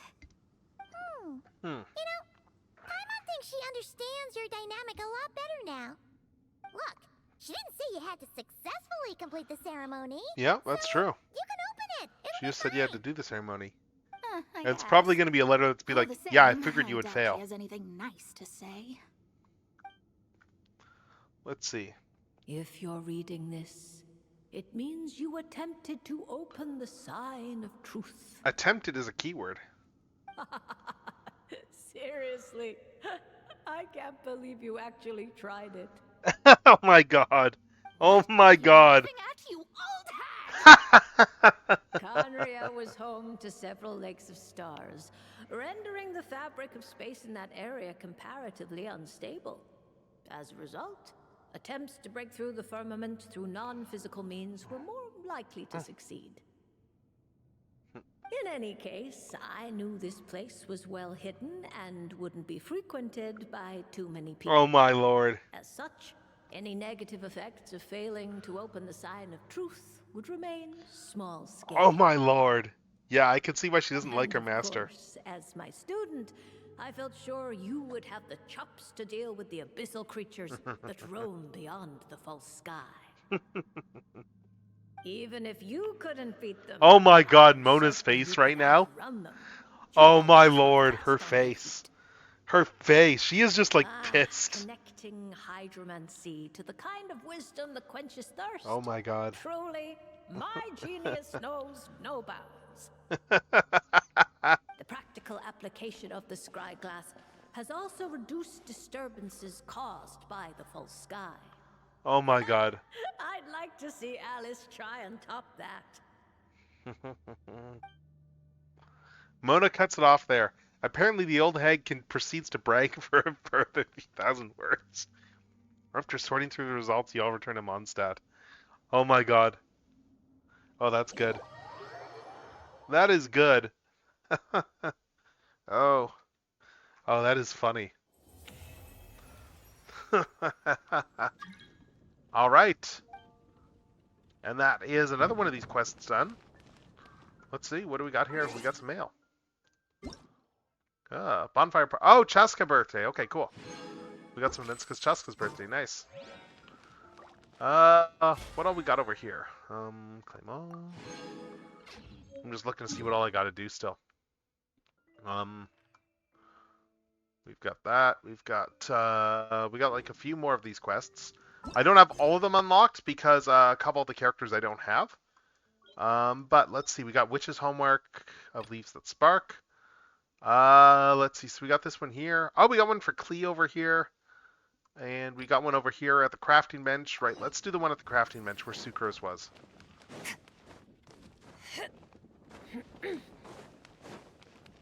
Let's see.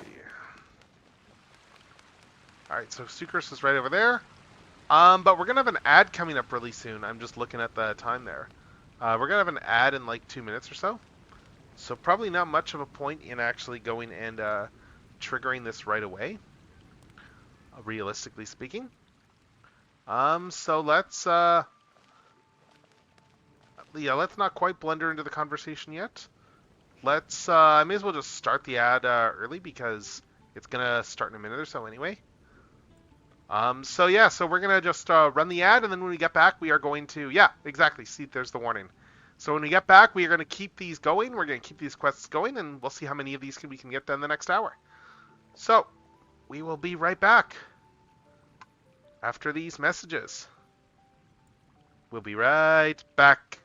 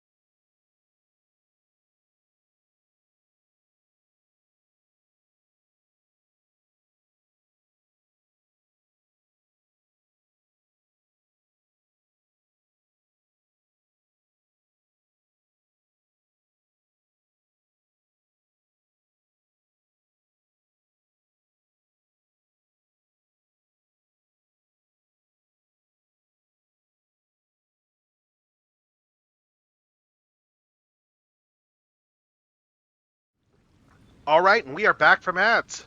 We are back from ads. So, let's go and let's talk to Sucrose. Given previous results, I should make a few adjustments to the experiment and ensure that the materials and equipment are all in order. As for the potion I need to make... Oh, Traveler, Paimon, what brings you here? We're here to help with your task. We wanted to see if you could use some extra hands. My task? Oh, you mean the one Mr. Albedo told me about. The one from the Hexen Circle? Well, you're just in time. The experiment is ongoing, and I was just about to work on it. Ongoing? So, you've been working on it all this time? Interesting. Yes. It aligns with other research topics I've been working on, so it hasn't been too much extra work. Still... What? Is there a problem with the experiment? I've been unsuccessful so far. Oh, so it keeps failing, huh? It's not as simple as just failing. The whole theoretical framework behind this task is a bit more complicated than I imagined. So what's this task exactly? Oh, right! You still haven't told us what kind of experiment it is. One meant to develop a potion that can transform sweet flowers into a variant 16 times its normal size. That is to say, the formulation of botanical augmentation reagent type 4, iteration 7. As you can probably guess, this is my 7th time running the experiment. Wow! So, basically, we need to make growth serum. Or the 7th version of one. Well, yeah, that's about right. This is my 7th attempt, but I didn't make many adjustments to the formula this time, because both the theoretical principles behind this experiment and the products of the process prove there's nothing wrong with it. But you haven't succeeded yet, right? Yes, I'm thinking that it's not my current formula that is wrong, per se, but rather, some other key element is missing. Okay. Oh! Then Paimon knows just what to do. Maybe add a little essence of Paimon. Well, that's why we're helping out. Wait a second! Paimon is not an ingredient! Yes, you are. You're emergency food. We could try. It's just... I would need to adjust the ratios in the original formula, and that might make the potion even more unstable. No! We are not trying that! Just show us the original! Here it is. That said, I'm still missing 2 ingredients. Now that we can help with. What do we need to get? I need spring water from Springvale to use as the base, as well as Eye of the Storm fragments. But that last one could be tricky. We've got this! Let's go! Let's tackle the Eye of the Storm first. Alright. So let's go to Windrise. Over here.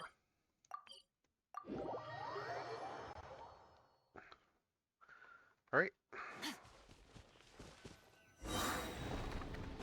Animal test 6308. Absorption. Mind to wield. Annihilation mode.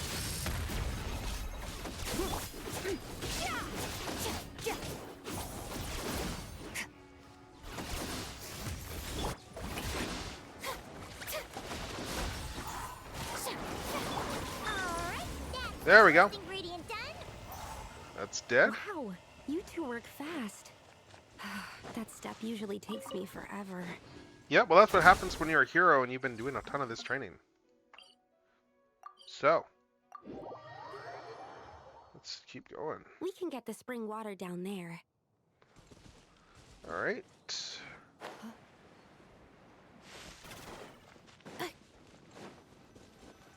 Alright. The high quality get of the water. Springvale's waters makes for a stable potion-making ingredient. Oh. Okay, cut off Paimon.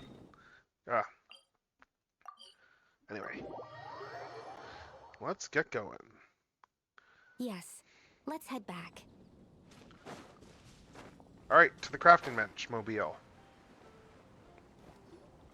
All right, the ingredients are ready and the cauldron is just over there, so we should be good to go. But, Is something wrong? no. It's just...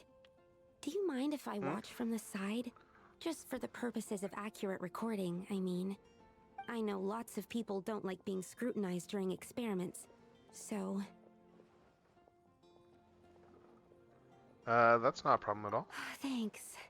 Then, I'm ready to go whenever you are. I'll make sure to take detailed notes, too. So, are you ready to start the experiment? Alright. Yeah, let's go.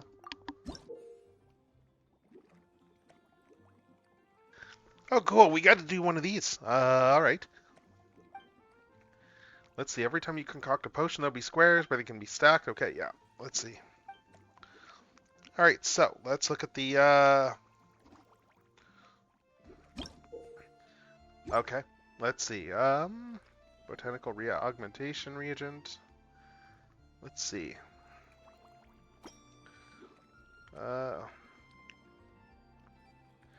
We want reagent type 4, iteration 7. Okay, let's see.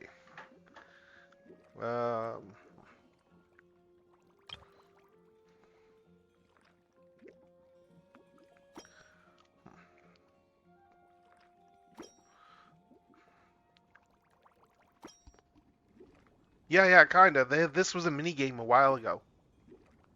It's been a while since we've had this in Genshin.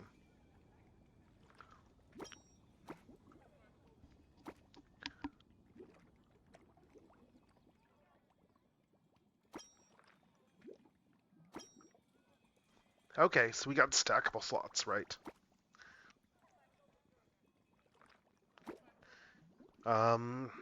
Okay.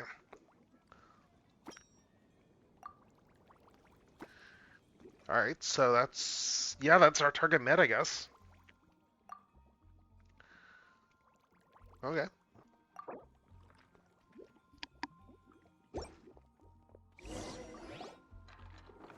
That's it. Your execution was perfect. Really? Yes, I don't see any flaws in the brewing at all. Let me extract some and test the product's composition. One moment. Yes, like I said, flawless execution. The potion is perfect. It's exactly what I was expecting.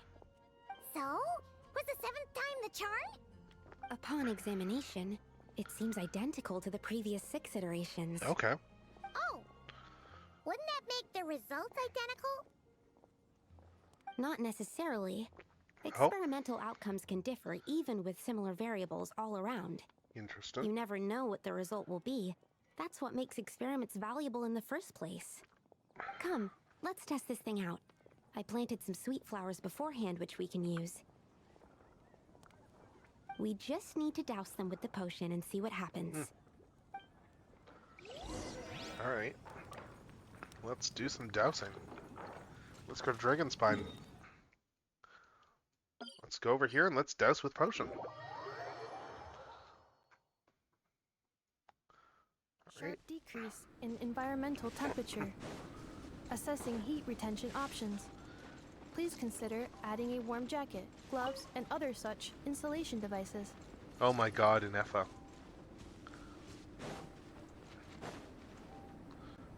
Alright, there we go. Alright! We poured the growth serum on the flowers. Is that all we need to do? Large, colorful hats. The flowers need to fully absorb the potion, so it might take some time before we see a reaction. What happens then? The flowers will grow in size while maintaining their original appearance.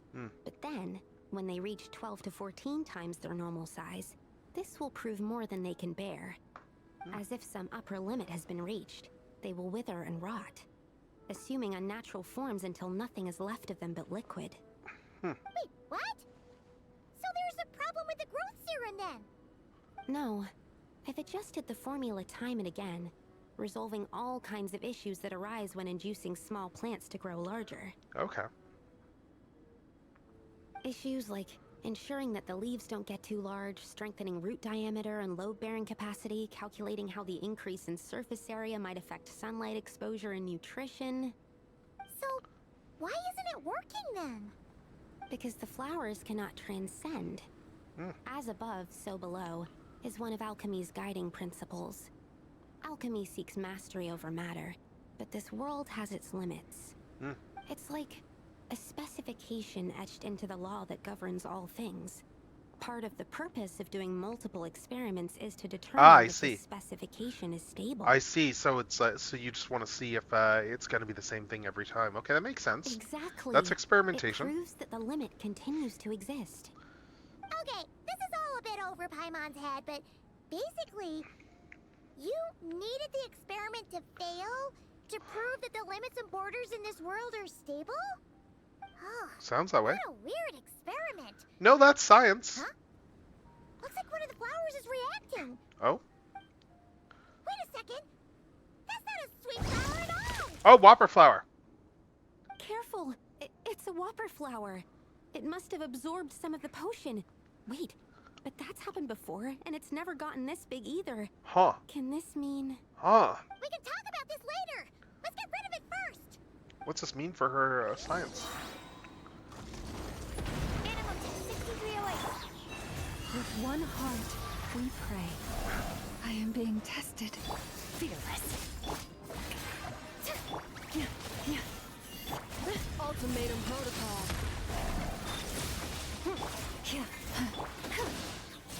Swirl, Mark 2, absorption test. There we go. It's dead now. Oh, yeah, see there? It's shrinking back down to normal. Phew, we did it. Even at that size, a whopper flower is just a whopper flower. But, was it supposed to get that big? I could only make a rough estimate during the battle, but it looked at least 16 times its original size, maybe even larger. Alright. This means that the experiment worked. Wait, Oh, but isn't that a good thing?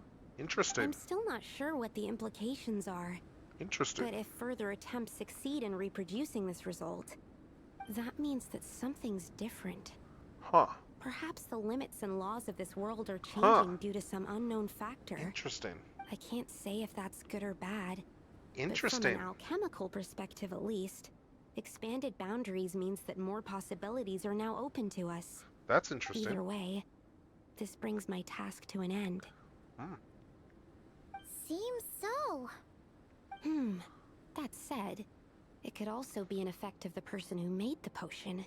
There could also have been something special about this particular whopper flower. Right, I guess There's a lot that just means still more needs tests. to be confirmed. So More I suppose tests. this task opens the way for further questions. Yeah, and more testing. We're here if you ever need some help. Can we try using that growth serum on Paimon? Yes, think about it. Paimon could probably beat a whole gang of treasure hoarders to a pulp if you were 16 times Yeah, bigger. yeah. I have my doubts. The only reason the serum worked on the whopper flower was because its internal structure was similar enough to a sweet flower. If you drank some, Okay. you might become 16 times bigger, but you might also turn into a plant-based life form. Yeah. Okay. Nope, that's not happening then. Oh, by the way, Paimon wanted to ask, why is all your research focused on things like sweet flowers and sunsettias? Good question. Oh, that's simple. Both sunsettias and sweet flower nectar taste sweet. Okay.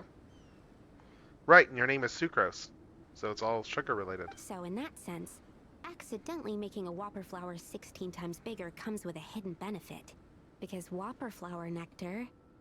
Tastes exactly like sweet flowers? That's right. Once I've extracted the sugar from the nectar, I'll give you some.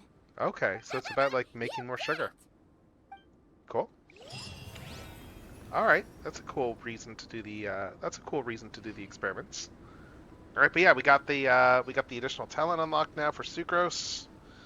Good. So now we can go back and we can do more of these quests.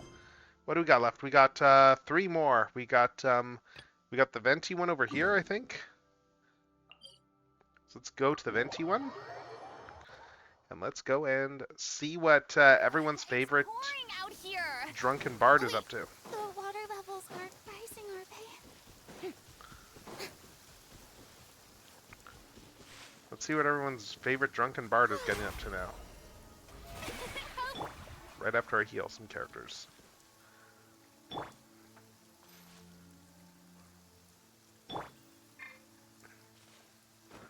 Let's see.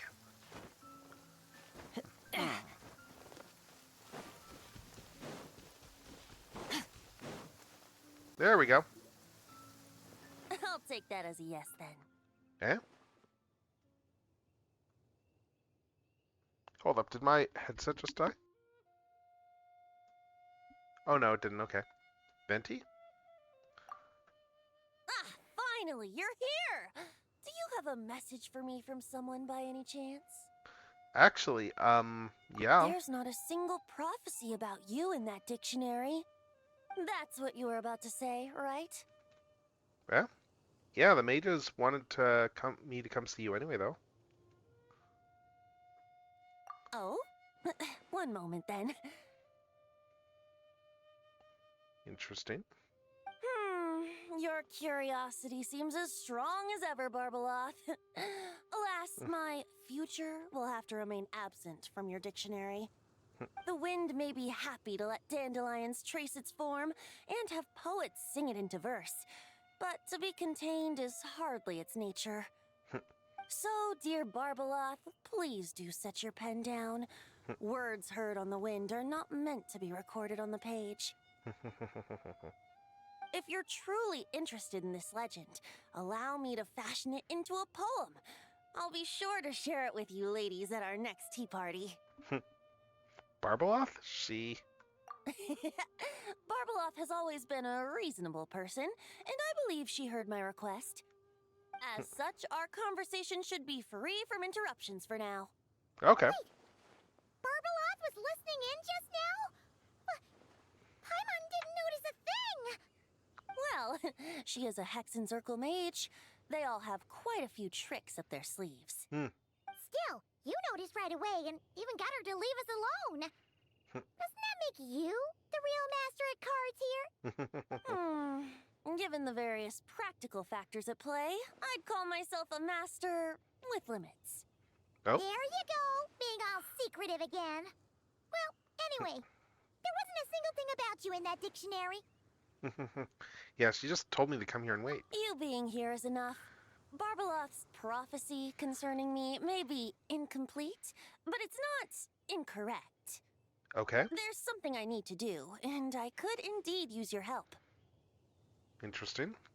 What is it? Trusty as always. In that case, could you play a song with me later? Sure, but is that all? Yep, that's all.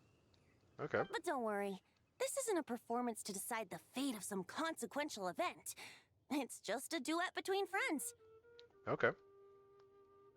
The last time I played this song, the howling gale was my sole audience, and the notes scattered in all directions, leaving only fragments of the melody behind. Okay. But now, with a friend like you by my side, why should the wind alone bear witness to this music? Besides, I think my hands will be just that much steadier, playing alongside a trusty friend like you. Oh, you're that drunk? Okay, well, I guess I'll play the best I can if you're that drunk. That's all I ask. Now, let's head to the performance venue. If we follow the breeze, we'll be there in no time. All right. All right, let's get going. Just relax and let the wind lead the way. Okay.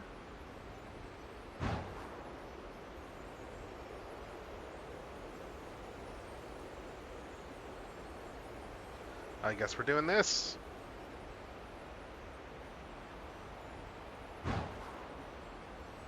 No need to hold your breath. In and out. Easy does it. Okay. Hey, look, Oh, are we birds going to the know little we'll be island coming, there? so we won't run into them. I guess we are.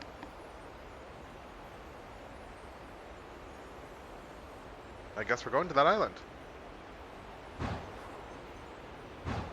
I don't know where else we would be going.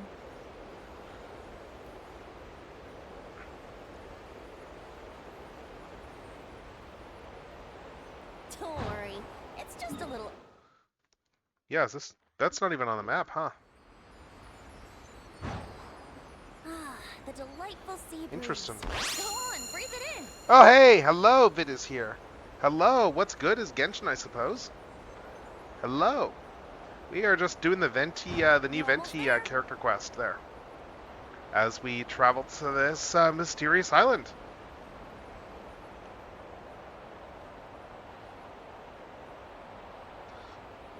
Let's see. Let's see how this goes up. But yeah, I hope you're having a good night, that said. Hope that your night goes well. And oh, okay. All right. Huh. This Mystery island Island. looks kind of familiar. Sorta. This island, is it special? Not always. It was once an isle like any other. An ordinary, unassuming aggregation of sand and gravel. Okay. That is, until seeds of stories were brought here by the wind and cultivated by time. Okay. And in due course, the wind brought forth new tales, and time caused them to grow into legends. So with that, Interesting. allow me to welcome you in truth to this island favored by time, traveler. Okay. This is the place where time and wind met in the distant past. Whoa. You suddenly sound so serious, Tone Deaf Bard. Paimon's not Yep. sure she's following this conversation anymore either. What's this here about this? Fret not, dear Paimon. The best stories always start with a bit of suspense and intrigue. I told you about this before, remember? About how I encountered time at the Thousand Winds Temple and received some help? Well, it was because of time's help that those first winds of freedom were able to blow so strongly. Okay. But forceful gales like that are most suited to wiping things clean, not helping things grow. Right. Makes So, sense. after a few crises in Mondstadt were resolved, I made the winds gentler. Just strong enough to bolster the people in times of need without knocking them off their feet. Okay, so what are we here to do? Shadows gather in the distance. I'm Oh. sure you felt it too. Yeah. I've heard about the Pyro Archon's face-off with the ruler of death, Renova, and what happened to the Fatui Harbinger, the captain. Yeah. And that's not even mentioning how abyssal activity has been encroaching closer and closer to Mondstadt. I fear the impending crisis may be beyond what humans alone can solve. In light of that, Oh, so are you I buffing need the to be winds? prepared. You're buffing It yourself? is the Animal Archon's duty to intervene in times of need. As such, I, Barbados, will bring forth a wind strong enough to disperse whatever storm lies ahead. Okay. But if I whip up a gale of such strength in Mondstadt City, it would just turn the place upside down. Clothes, hats, the flowers that rest on people's balconies. Okay, and that's why you have this island? That's why I chose to do it here. The place where I once offered an ode to time. Okay. Who knows? Perhaps time shows this island special favor precisely on account of my lovely, lovely music. Wait, so is this place really that special? It sure doesn't look like it. There's a tide that ebbs and flows, and a bunch of birds that come and go. It just seems normal. Time's impact on things isn't limited to what the eye can see. Think of it like a ripe sunsetia. Okay. If the outer peel remains intact, it's nearly impossible for the average person to tell whether the fruit inside is ripe. But even the tiniest hole in said peel will cause the fruit to rot. Okay. Starting from that spot. Okay. It's Nestled not a bad in the analogy. hands of time, not one blemish marks this island's peel. Not a bad analogy. Thus, time's influence on its very essence remains hidden to all. Okay. At the Okay. most fundamental level, of course. All things that lack time's favor will be erased at some point. But with the power that remains here, I can leverage time to draw a boundary around the wind. Okay. That way, the outside world won't notice a thing, no matter how powerful of a gale I whip up here. Okay. Of course, as the one requesting help, I should offer something in return. Okay. And what are you That's why I offering? invited you here, traveler. Am I the So sacrifice? we could perform an ode to time together. Oh, okay. Just let me know Just when you're music. ready. Okay. Oh, and I can lend you an instrument if you need one. Oh, so this is gonna be a musical thing. Okay, cool. All right. Yeah, let's do this. Great. You got a musical quest, I Let's get guess. started. All right. Let's see. Oh my God, there's a lot of notes here. Let's see. I'm just looking to see what we got here.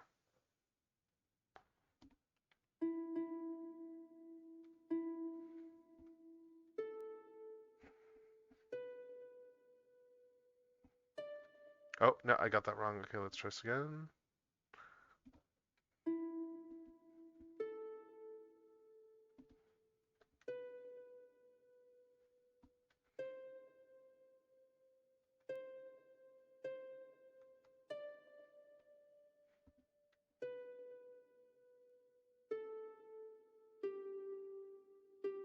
There we go.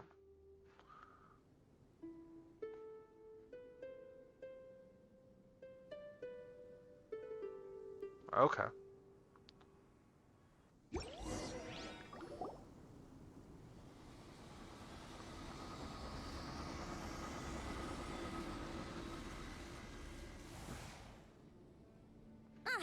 Looks right. like our music has moved some in our audience to step on stage. Okay. But that's against concert rules, so let's usher them out. I understand your love for music, of course. Okay. But for now, I'm going to have you leave the premises. For the everlasting. Let the world collide! Time for takeoff. Let me sleep. Oh my god, Venti went down already? Jeez. That was fast. Protect us.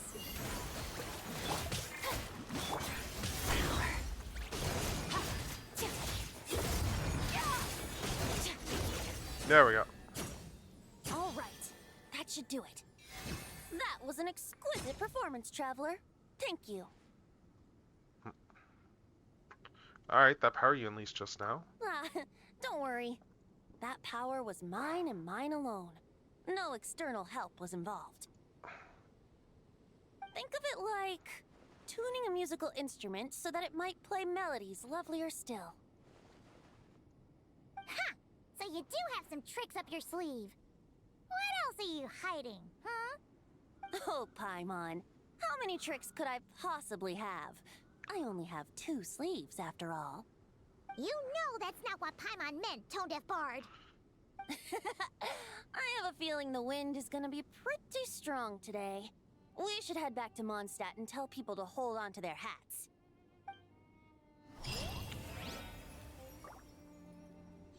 Alright. There we go. That's the Venti one done. And now, let's see, there's Razor and there's, well, let's do the Razor one.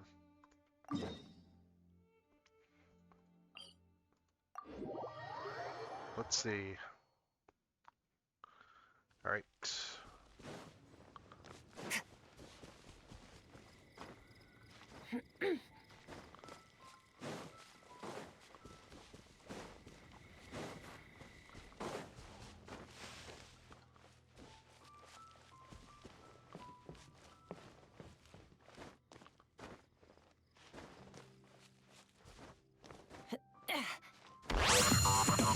Oh!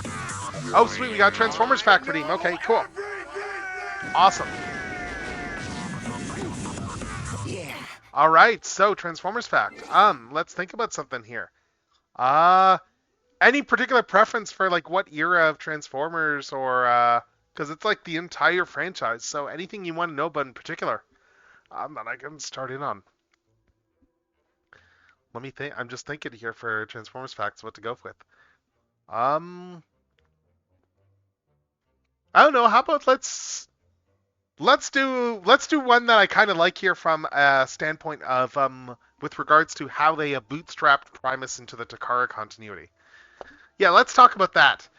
Because yeah, in Takara G1, like in the Unified Generation 1 continuity in Japan, they don't have it's based on the cartoon continuity, so Primus is not a thing there. And yet they did manage to bootstrap Primus into the entire continuity. And the entire process there, this is great. This is great. How they did this. There were 2 pieces of material that they used in order to grow this entire bit.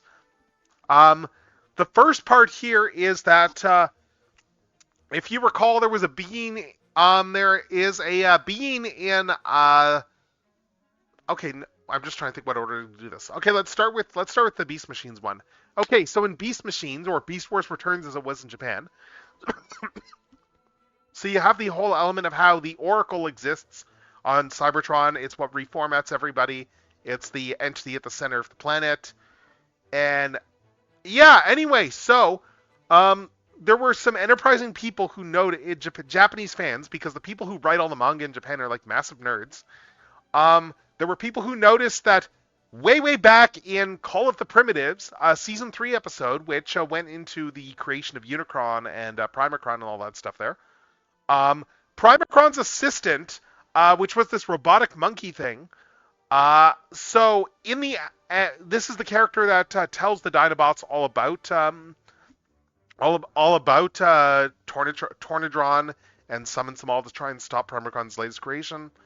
But anyway, so this entity was bodiless at this point, and in the actual shootings, in the actual script for Call of the Primitives, this entity was known as the Oracle. And so because of this, there was a massive project that then began with the Mangar people to go, okay, so this Oracle assistant here is the same Oracle that's in Beast Machines there, that is at the center of Cybertron. And not just that, but also there is an ambiguous line of dialogue that is only in the Japanese dub of Call of the Primitives that implies that there might have been time travel going on when the Dinobots went back to Primacron's world. It's only in the Japanese dub. It's not in the original US script. But the various manga creators went and took that specific interpretation to make the theory work, so that the Dinobots and all the other primitives went back in time. Primacron's assistant was seemingly killed, and even in the actual shooting script, the vessel that the assistant was contained in was designed after the Matrix, so there was clearly something going on there in the original episode. But yes, the idea was that they brought up the idea that the assistant was then what became Cybertron. And now we flash forward to all of the Transformers Legends manga and the Unite Warriors manga and all the stuff that Sakamoto did there. Because in all of that manga there, they established that Primus was in fact a being from the universe before the current universe. Primacron was his Mojo Jojo essentially. Like if you think as Primus as Utonium, and in the next universe, Primacron betrayed him and usurped his position and made him his assistant and stuff. And then Primus escaped Primacron's lab, founded an organic world there, populated with machine life. Then the Quintessons came along and enslaved him. And anyway, that's how they bootstrapped. Primus into the Japanese continuity. So Primus is canon in Japan. Unicron is not a divine being though. Unicron is still a dude that was built by a space monkey. And the 13 primes are also not a thing in Japanese G1, except the Fallen, because the Fallen is somehow canon. Because he shows up in Train Wars. I don't understand how. I haven't read Train Wars, but the Fallen is technically canon. Even though there's no canonical basis for his existence. So anyway, that's Japanese G1 for you. Japanese G1 is nuts, and I'm looking forward to doing more research on it in the coming year when I do another panel on all that stuff. Because I started at TFCon this year. I started with doing a complete history of the Japanese G1 timeline panel, and it was very clear early on that it was going to be 2 parts. I went from the beginning of the universe to the very beginning of Transformers Master Force in the runtime in the panel. So I still have to do Master Force, Victory, then all the events of the 2030s through, the rest of the 2020s through to the 2050s, I think. And then I need to jump back to before the universe began and all the stuff that happened in the precursor universe. And then, of course, after all that, you have all the events of Beast Wars. You have the events of Beast Machines. You then have the events of Beast Wars 2nd and Neo, which are actually in the far future of Beast Wars.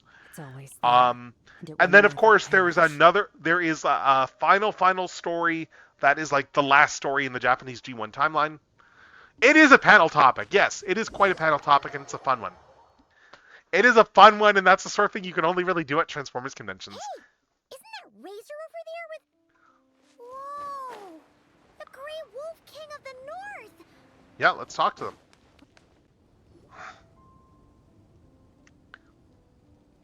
Razor!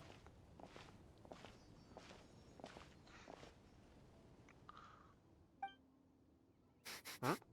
Familiar scent. Yeah, Razor's boy was raised by wolves. You have been good? Yep, we're doing great. Oh, but what happened to Berea's razor? We saw you talking just now. Is it a secret? We go on hunt. I tried to convince Wolf Lord. Okay. A hunt? Oh, is that Razor's task? Are the wolves out of food? Is that why you're going on a hunt? Yeah, the force spores have grown big enough. No, this hunt is not for food. We hunt enemies. The Dark Wolf Pack. Strange scent coming from land they took. Getting stronger. We must hunt enemies to purify the forest. Oh, so did Boreas agree? Paimon remembers last time he said something like, Razor, you must not get involved. This is for the wolves to settle between themselves.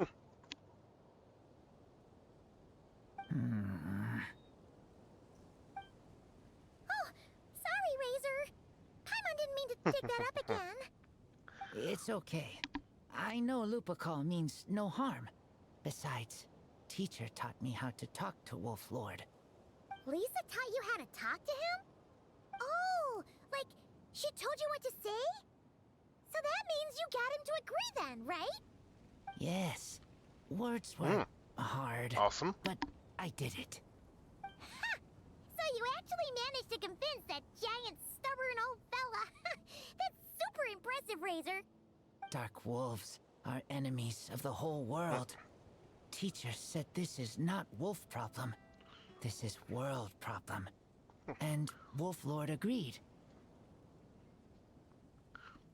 But because of that, other wolves won't join. This war is between me and Dark Wolf Pack. Then count us in too. Those awful Rift Hounds have been getting on our nerves for a while. Yeah, let's kill some Rift Hounds. Thank you. Help makes for easy hunt.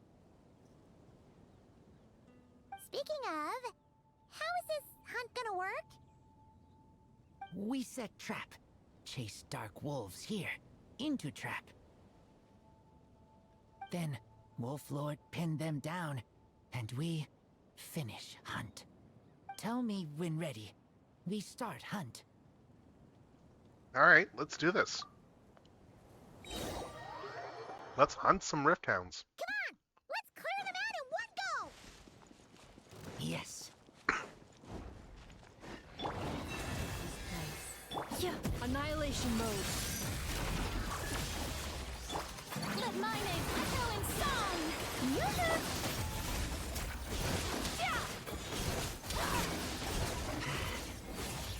Alright. That was easy. Let's kill another one. Oh, this one's attacking a bunch of wolves. Why were Lupacol here? Oh no! The Rift Hounds are attacking them! We gotta get rid of them quick!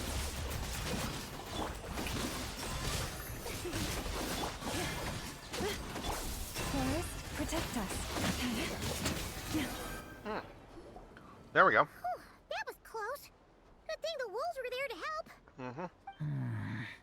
They intercepted those Rift Hounds for us, and even drove them away. Nice.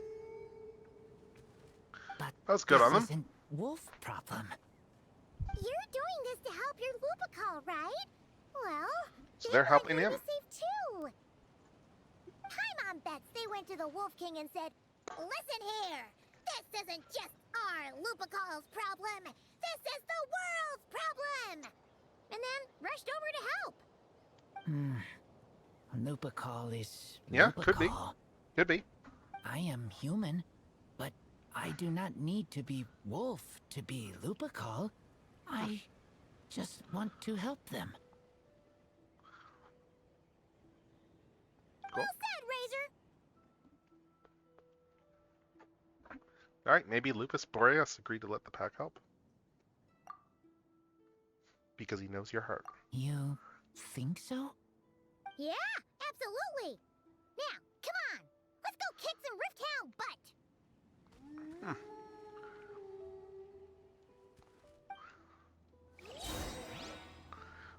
Alright, let's see. Let's keep going. Let's get more of these. Let's kill more of these things. May I present?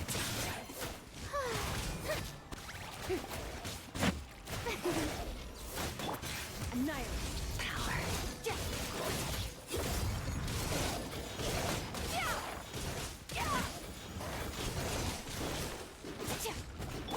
Defensive mode.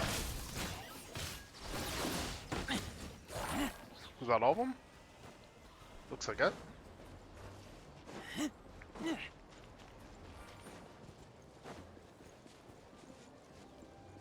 Oh, there's still one back there. We didn't kill the last one. Ah. Let's fix that.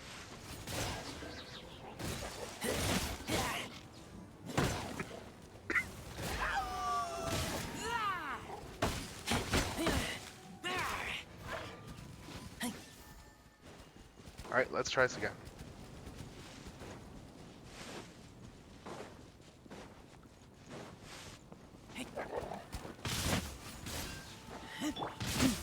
Poor lost lamb. Mine to wield. Oh.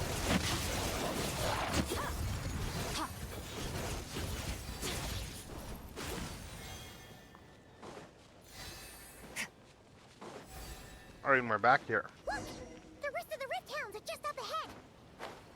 Get ready! Alright, let's take all these guys out.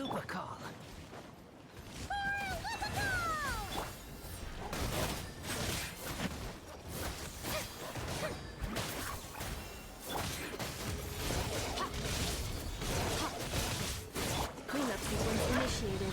Ultimatum protocol.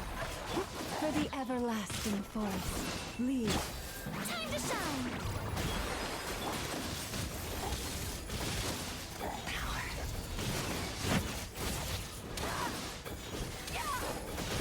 There we go. Now they're dead. We did it! Thank you for helping. Yeah, no I problem. thought protecting Lupacol was up to me, Yeah, but they wanted to protect you too. but Lupacol also... We're here because we care about you, just like you do us. Yep. That's what makes us Lupacol, right? Right. We are Lupacol forever. Aww. And now, there won't be any more intruders in Wolvendom. No. Dark Wolf Pack, Rip Open Sky. They could come again. Yeah, that's true. But me and Lupacol will hunt them down, no matter what. Don't forget about us now. Yeah! If you ever need help, just say the word. We're here for you. I appreciate it.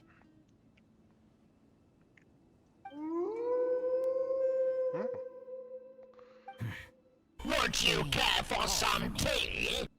Oh yes, I would actually. I've got some tea steeping in the other room right now, so yeah, that I actually would. Then I As should soon as go. this is done, I will go grab some Thank tea. you for the help.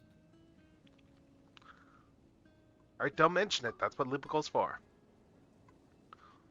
Alright. Amid the dense foliage, you notice several pairs of eyes regarding him with warmth. Nice. Alright, so that's this quest done, it looks like.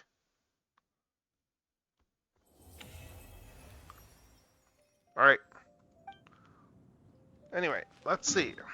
We got one more of these to do. Let's see where are the quests. Where are our mission quest things? Okay, we got Great Mage's Journey of Trials. Alright, so it's a clean one over here. Alright, so I'm going to go hydrate then. I'm going to go pour some more tea. Well, first I'm going to go... Where did I put my cup? Oh, here it is. There's my teacup. Alright, let's pour some tea. Should be stupid now. Nice and stupid. Incompetent tea.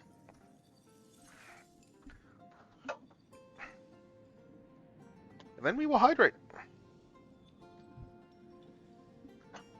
I mean, I'm aware that hydrate is... Yeah, like when you're doing that with tea, it's like Yeah, you're not really hydrating so much if there's caffeine in it, but still. Anyway, it's good though. Tea with honey is always good.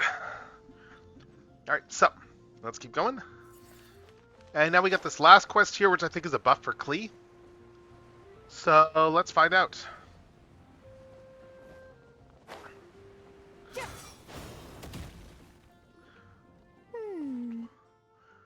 Dodoko. Hey there, Klee! This honorary knight, Paimon! Dodoko needs help. Mom said you were coming, but I didn't know it'd be so soon. Dodoko needs help? Oh, for Pete's sake! Is that the task? What? No, for Klee's sake. And for Dodoko, too. No, Paimon knows that. She was asking about the task. You know what that is, right? It's like a... It's like something that needs doing. Yeah, something that needs doing. Oh, so like when I go blast fishing with Jumpy Dumpty? No. A task isn't just something you want to do. I'm confused. It's like when your mom tells you to do something. Yep. That's a task. Yeah, pretty much. Oh, thanks, Paimon. That kind of makes more sense, although not really. Alright. Anyway, let's go help Dodoko now. Hold on. What kind of help does Dodoko need? Oh, right. Well, every Dodoko's gotta find a red 4-leaf clover to become a super special Dodoko. Okay. Then, Dodoko needs to become friends with lots of people and can make it through the Dodo King's trial. Once that's done, she can then become a super awesome Dodo Sorcerer! That's what Mom said anyway. Alright. A Dodo King being in charge of a Dodo Sorcerer. Makes sense, actually. Okay. But That specifically, tracks. what do we need to do? No idea. But Mom said that you two would tell me. Right. Well, let's have a look at this book then. Oh, there's a note inside it. Huh. All right. Let's see what it says. At the first stage of the trial, Dodoko arrived in a forest of whispering leaves. There, past layer upon layer of hurdles, a secret lay buried, waiting to be uncovered. Dun dun dun. Seems like part of a story about Dodoko. Oh, I know where that forest is. It's where I go to blast. Oh my god. Where I go to play a lot. Come on, everyone, follow me. Oh my god. Let's go! Alright, so. Let's go to the Whispering Woods. Oh, it's just over there. Let's just walk. We never walk anywhere in Genshin anyway.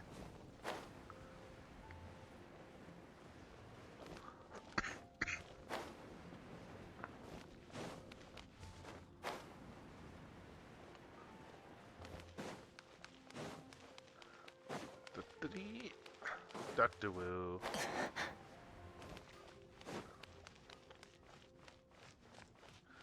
Alright, let's go to the Whispering Woods.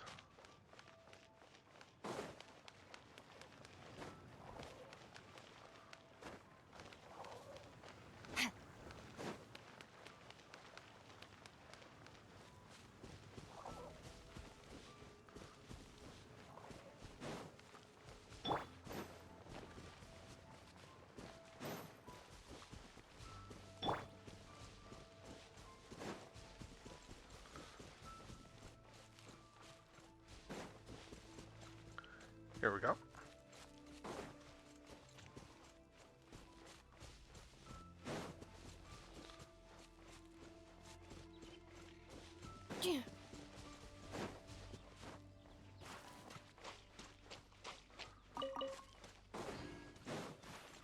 Alright.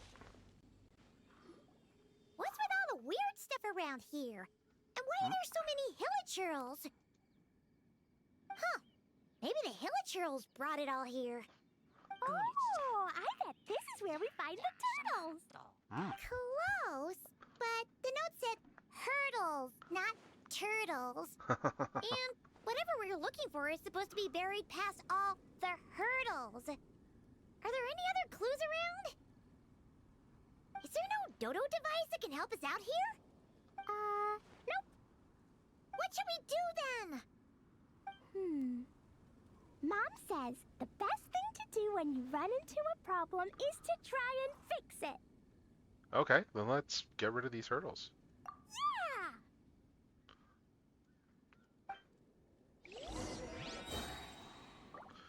Alright, so let's take these guys out. Yeah! That really hurts! Wow! Let's clear the turtles.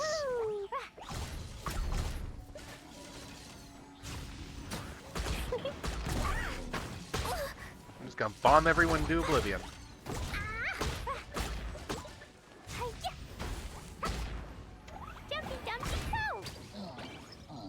There we go.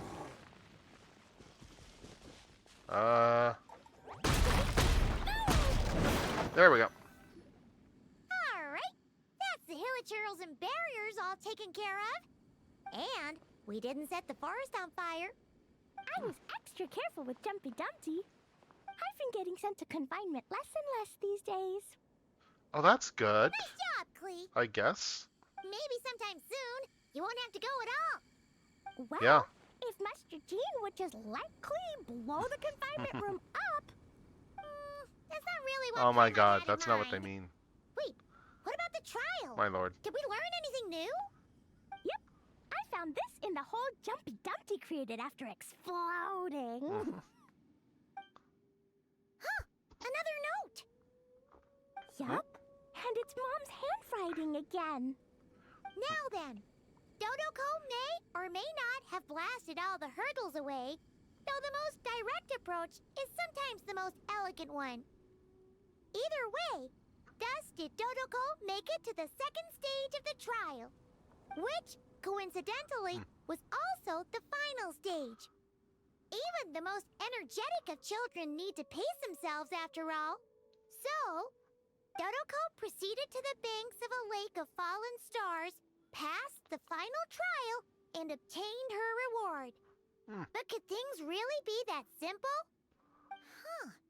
A lake of fallen stars. Interesting. That must be Starfell Lake! Ah. Let's go see what we can find! Alright! Paimon's super curious about what this reward's gonna be. Fingers crossed for some kind of awesome treasure! Alright. Let's go then. Let's go to Starfell Lake. Well, I don't think we're far from there now. Nope, we're not.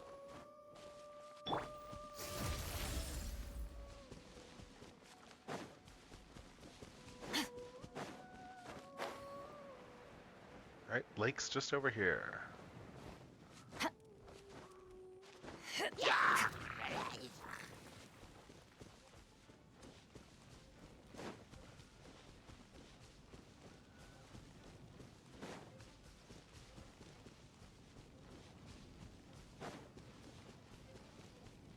Alright, here we go. We're at the lake.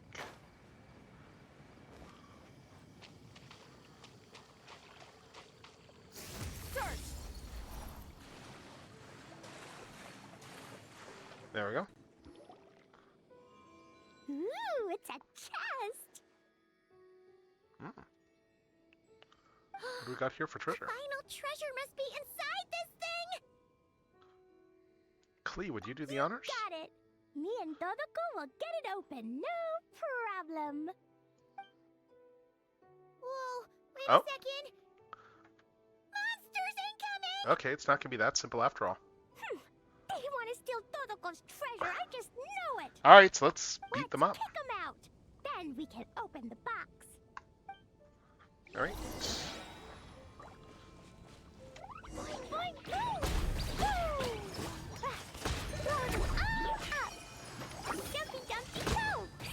I'm just gonna keep using Clee and just,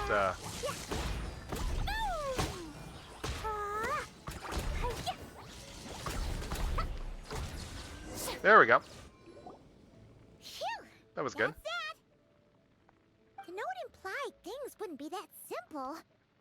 Guess it was because of those monsters. Yeah, I guess. But that means we passed the trial. Yep, it's pretty easy to pass. Yep. Now then, let's check out what's in this box. Oh. What's in the box? What's in the box? It's... Oh, nice, it's a hat. A tiny hat? A hat for Dodoko. Sweet. In the Dodo clan, only the awesomest and bestest Dodokos in the land can earn the acknowledgement of the Dodo King. Their Nice. job is to help out and protect all the other Dodokos so the Dodo King gives them a special hat. Cool. That way, the other Dodokos will recognize them and know who they can go to for help. All right. Oh. So now your Dodoko is one of these special Dodokos with a hat. Exactly. Yep. The hat makes Dodoko a Dodo sorcerer now. Oh, She nice. can use special spark magic to help even more people. Nice, nice. So her little Dodoko got a Clee? buff. Oh. The Knights have informed me about explosions being heard from the forest outside the city. Yeah, yeah. Brunei, Paimon, a little help, please. Well, we were fighting that monsters this time. That's because we cleared out a Hilichurl camp over there and a bunch of slimes too. Yeah, so Plus, Clee we were didn't... working on Klee's task. Yeah. Yeah, so Clee shouldn't actually go to jail this time. And as for the fish over here, I might have blasted them, but because there were monsters in the lake, I didn't do it on purpose. It's not like those other times. I see. I take it those other times were on purpose then? Oh my god. They weren't not on purpose. Oh my lord. I noticed the destroyed camp on the way here, and I Oh saw my the lord. monsters fleeing along the shore of Starfell Lake. Am I correct in assuming that's all the damage, Traveler? Yeah, that's all the damage. Clee, come with me. Let's head back. Oh, is it confinement for Klee again? Well, the Traveler's vouching for you, so I suppose your punishment will just have to be a meal at the Good Hunter. Oh. You've been out and about all day. I'm sure you must be hungry. You're the best, Master Jean. You two are more than welcome to join as well. Awesome! Paimon's been craving some sweet madame. Okay. And nice, we got a meal at the Good Hunter. Sweet. And that's probably the last challenge here done. Alright, sweet. So we got that one done there. And I think that makes... I think it's all of the... I think that's all the character buff quests done. Yeah, it looks like all of them are buffed. What was Klee's buff actually? Where's Klee? What's Klee's buff that she got? She got for talents. Let's see. Okay. After this one here, Hex Ray character. Oh, secret right effect. Nice, nice. One boom badge that launches lasts 20 seconds. Each type of attack can grant at most one boom badge this way, and each badge is its own independent. Okay, cool. Oh, cool, cool. So her charged attack does more damage. That's neat. Alright, that's kind of cool, I guess. And I'm just looking to see what we got here for things. Nothing I can pull right now. Nothing I can pull in there. Can be such a hassle. Yeah. Oh, the witch outfit. That was a summer event. I think a couple of years ago. It was the I forget what the costume was from. Let me just check. Let's check the store. Let's check the store and just see if it says. I forget which event that was from. Yeah, it's... Which one is it? Blossoming Starlight. Yeah, this was... Okay, it doesn't really specify, but yeah. Yeah, this was for like one of the summer events a couple... Right, it was the one theater event there in Sumeru, I think, there, where we were in a little theater bubble there. That was fun. That was a fun event there, and Klee got to play a witch in that stuff there. So that was a fun event. But yeah, we got all that there. There's still one more quest I've got to do on my current list. We've got like 2 hours until this one unlocks, which is dumb. And then we got the Suspicious Hermit one side quest over here, which we're going to get to after the break because I already hit snooze on the ad once, just so I can make sure we could get the Klee story done. So we're going to run the ad now, and we are going to be right back in just a few minutes. So I'll see you in just a few. As soon as the ad starts.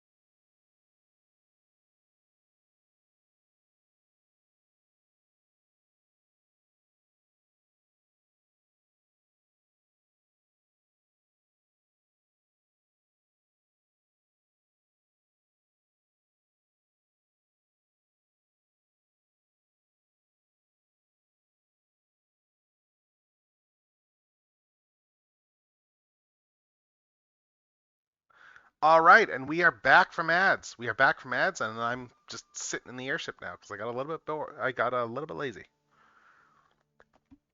So yeah,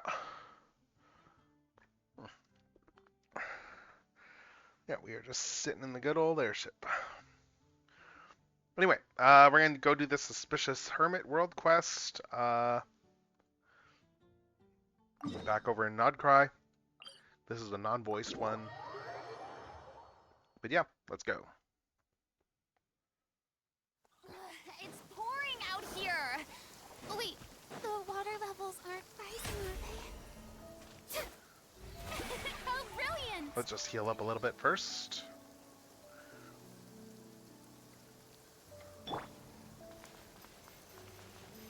Alright, there we go. And Nefa, heal her up a little bit. There we go. Alright, so let's head over here. And let's knock on the door. Hello? Is anybody there? Mr. Derwent? Are you home? Who's there? The name's Yehoda. I'm here from the Curatorium of Secrets. I was wondering if I could ask you a few questions. You can ask from there. I'm ill. Don't expect me to get up for you. How strange. The Conch Cane kids said Mr. Derwent taught them how to read. They said he always spoke softly. This voice is hoarse, but he doesn't sound ill. It sounds like his voice is naturally rough. Are you alright? If it's serious, I can help you find a doctor. No need. I'll be right in a bit. Alright. In that case, you should head to Nashatown when you're better. Your friends have been worried about you. Why is he not saying anything? I can hear someone walking around in there, but the footsteps are heavy. Have you not been outside much recently? I've been cultivating myself. Yeah, word on the street is that you've recently had a bit of a makeover. Someone was saying they couldn't believe how strong you look. They said you used to look so thin when you were wearing robes. And a mask to block out Kuvaki? Is that the latest fashion? It's to block out the noise. Oh, so you can better cultivate yourself? Anyway, there was a merchant who came to visit you not long ago. Do you know where he went? No idea. Alright then. Sorry to bother you. I'm not sure why, but I feel it in my bones. This is getting dangerous. They weren't wrong. This seems like a completely different guy. I can't go back to Bosnev having only learned so little. I'd better stay close and investigate the surrounding area. Alright, so let's look for clues.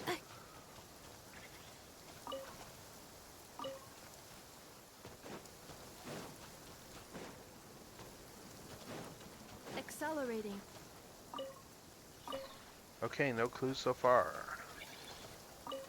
What's this here? Huh? This looks like it hasn't been completely burned. That poor unidentifiable. Like with the other injured adventurers, he had a severe wound on his jaw. Hospitality.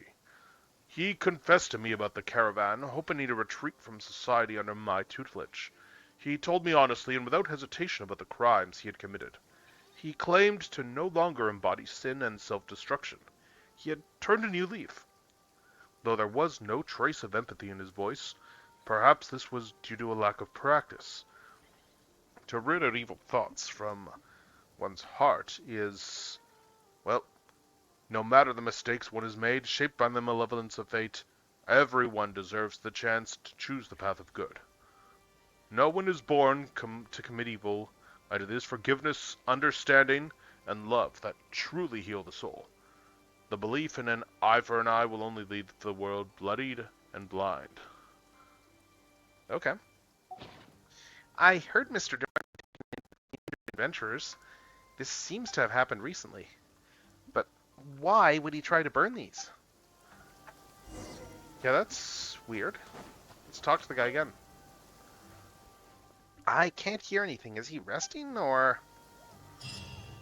It's about time I left. Okay, so that's it for the quest? Alright. I forget if I can collect... I think I can still collect some intelligence this week.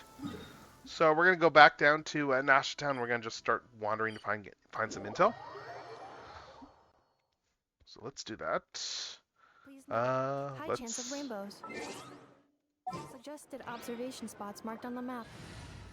Let's switch out for Nefer.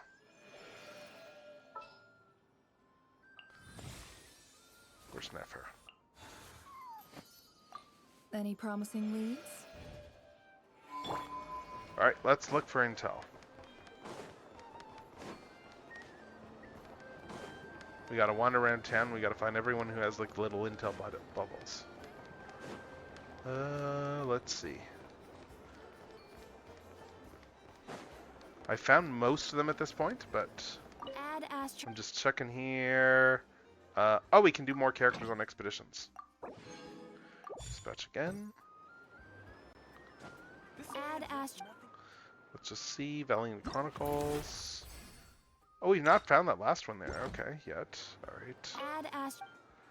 And Intel Exchange. Yeah, I need more intel here. Yeah, so there should be a few more pieces of intel floating around in town. I just need to find them. And when I get near characters who have intel, it will pop up and I will be able to go and interrogate them.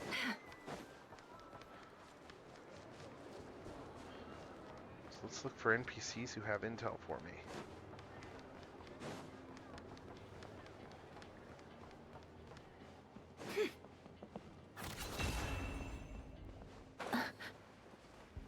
I guess no one over here?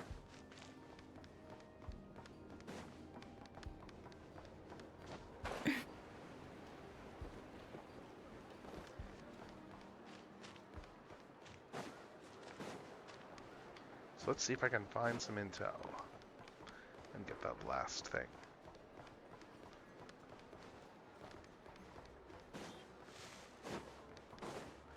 Anything up here?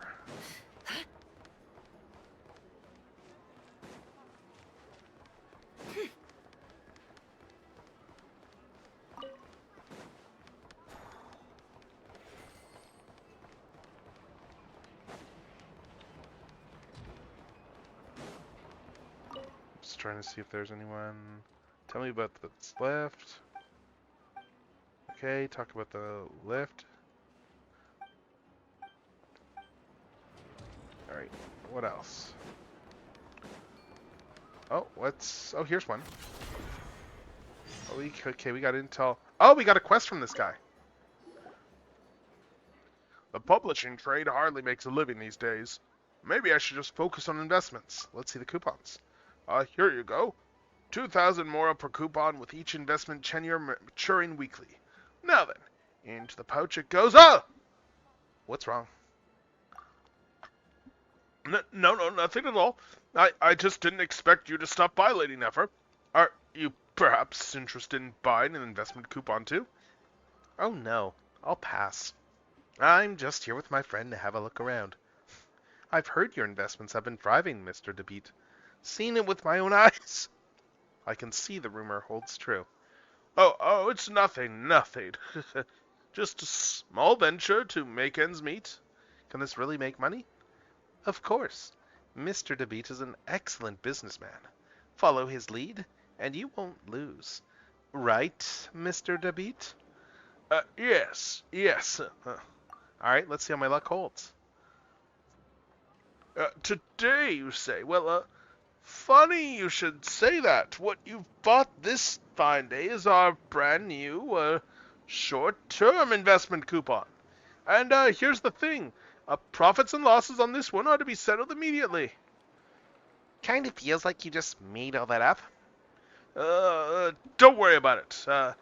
Anyway, thanks for buying our short-term investment coupon. Here's your investment return. Have a wonderful day. Alright, let's buy some sugar sculptures. Really? Yeah, then Paimon wants one shaped like a little bird. That's Paimon's favorite. Then I'll take my leave as well. Like I said, Mr. DeBeat, you've truly lived up to your reputation. An honest merchant through and through. May your business prosper. Well, thank you for the kind words, Lady Nefer. And about that matter I asked your help with last time. We found what you're looking for, but do have patience, Mr. DeBeat. One step at a time, that's how proper business is done. Yes, you're right, of course. I'll leave it in your capable hands. Alright. Cool. Alright, so we did find more intel. Great. I hadn't found that guy yet. So let's keep wandering around and see what else we can find for intel.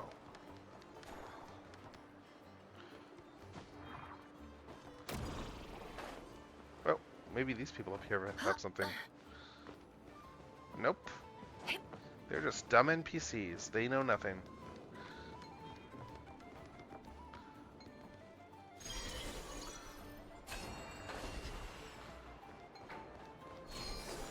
Let's check at the top of the moon lanes and see if any of these people know anything.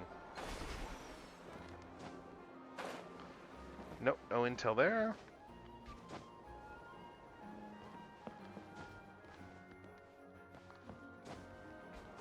Let's see if we can find any more intel.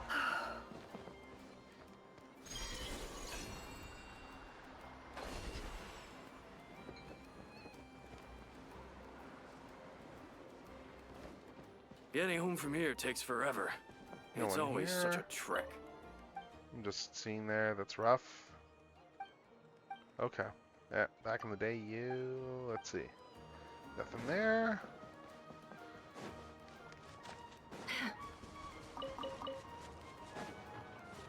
What about this person over here? Do they have any intel? There's a lot of people just sitting over here.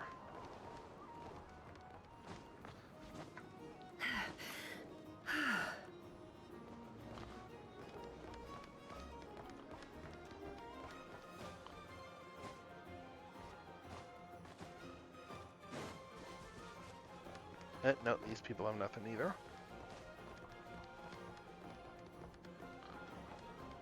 Let's see.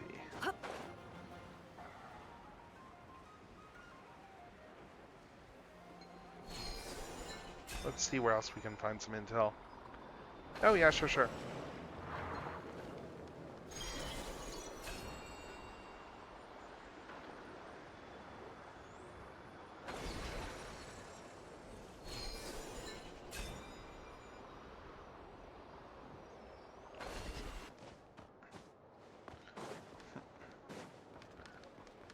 I'm trying to remember what that reference is from.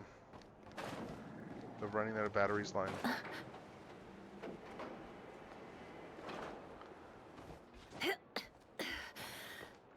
Seriously, a lot of people around here that do not have the intel I need. Let's try this area here. Anyone here with intel?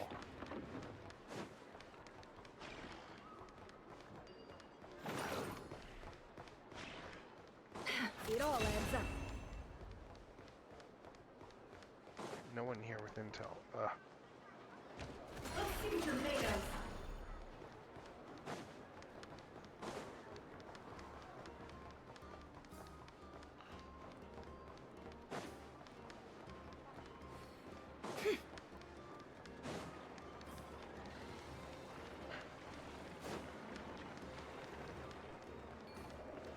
Nope, we got that person's intel already.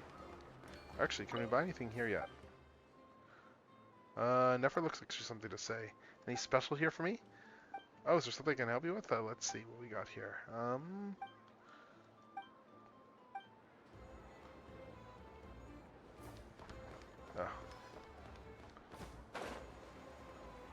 Seriously, where are the other intel pieces? I'm gonna check the bar again. Maybe there's some people in the bar that have intel.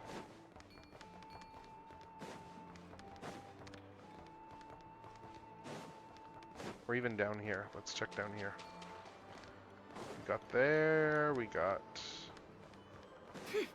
intel from here. Yeah, let's check the bar again.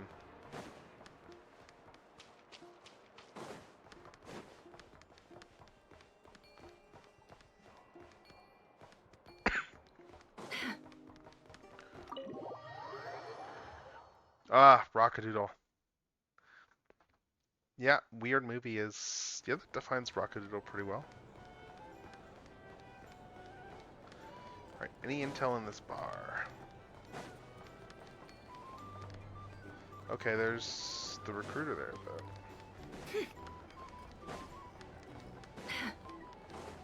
Not much in the flagship itself, though. Let's see.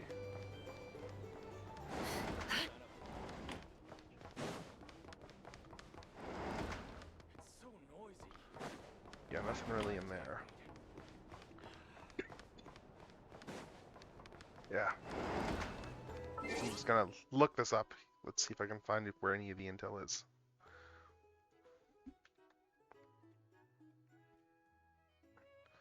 Let's see, because there's 24 things that we can get.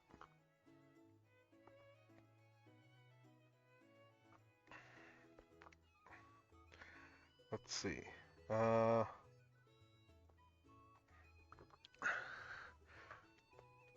I'm just trying to find all the locations here. There's some people, there's some NPCs down here apparently over by the docks. So let's check over there. Let's check the docks for intel. I thought I checked the docks already, but maybe not. Maybe I didn't get everybody.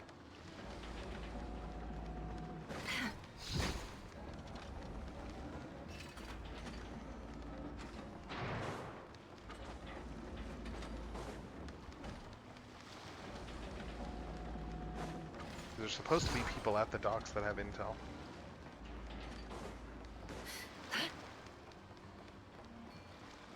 Oh yeah, we got someone over here, Brain.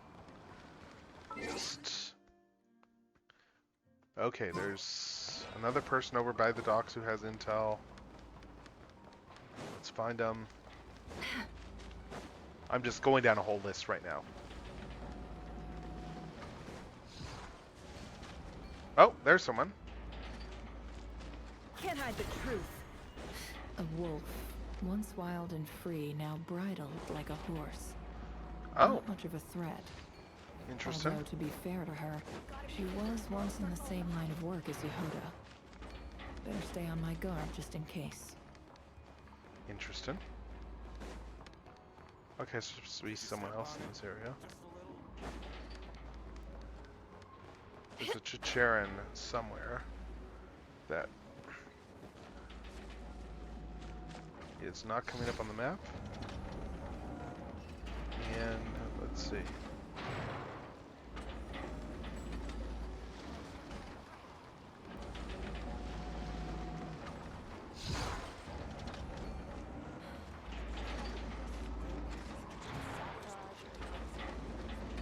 Yeah, there's somebody there, but they're a different person than the one that's listed in.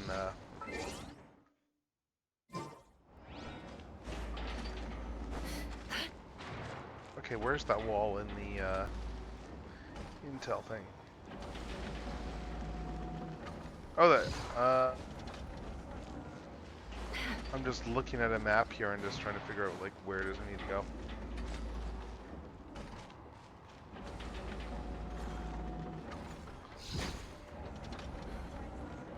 It should be around here somewhere. This other person.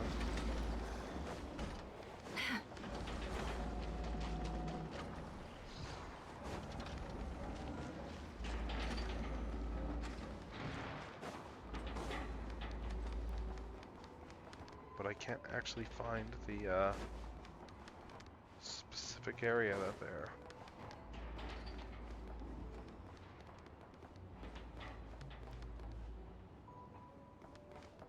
Okay, well that's similar to where I'm looking for, but...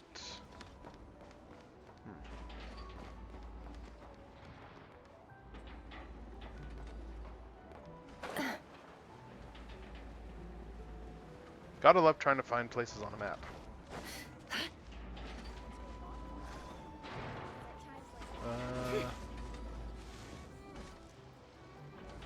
Oh, okay, I'm misreading this map here that I've been examining for location clues. That would do it. It would help if I wasn't misreading the map. Oh, there we go. It all adds up. Looks like Chicherin is still sticking to the agreement and hasn't taken any new jobs. For now, at least. That should put Sarin at ease.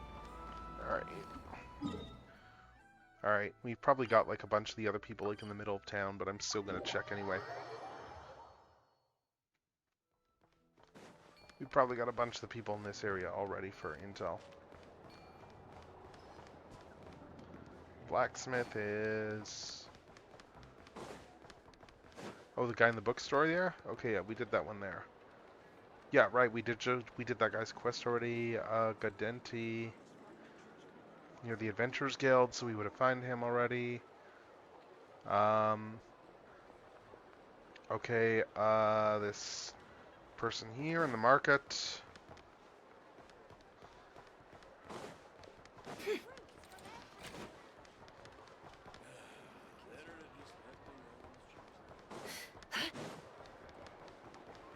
I think we probably got her already.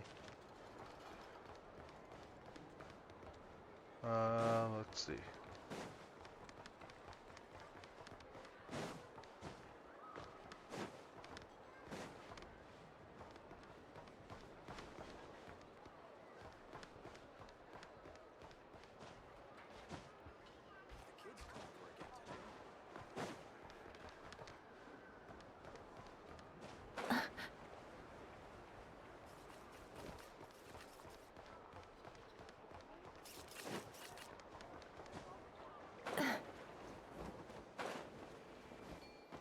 Yeah, we got her already.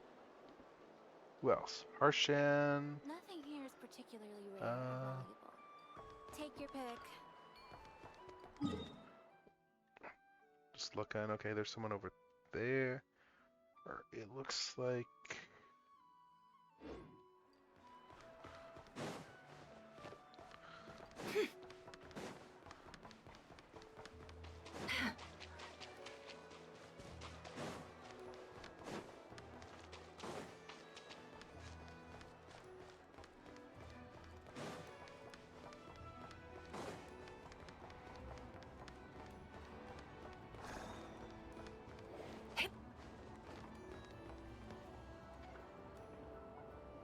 Let's see.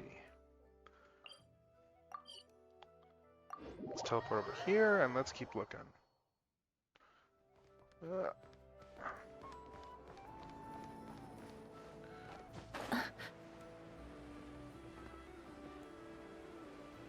And I'm just looking at relative to where the waypoint is. This guy is somewhere over in this general area.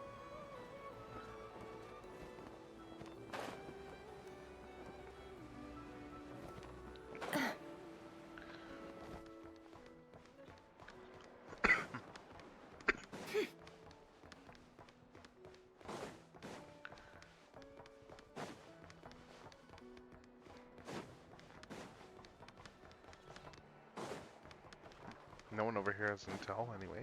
Let's see. Harshan is somewhere near here. Just looking for an old guy standing. Oh, there he is. There's the next guy I'm looking for. We got him already. Let's see. Again, this is probably another one that we have.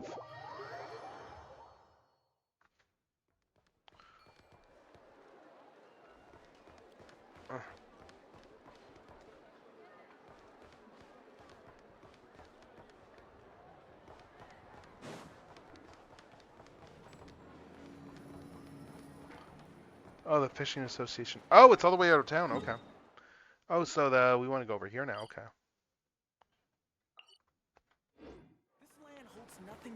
Okay, so I've not been over this way yet looking for intel. So we'll probably get some bites going this way. Is this the way? I think so.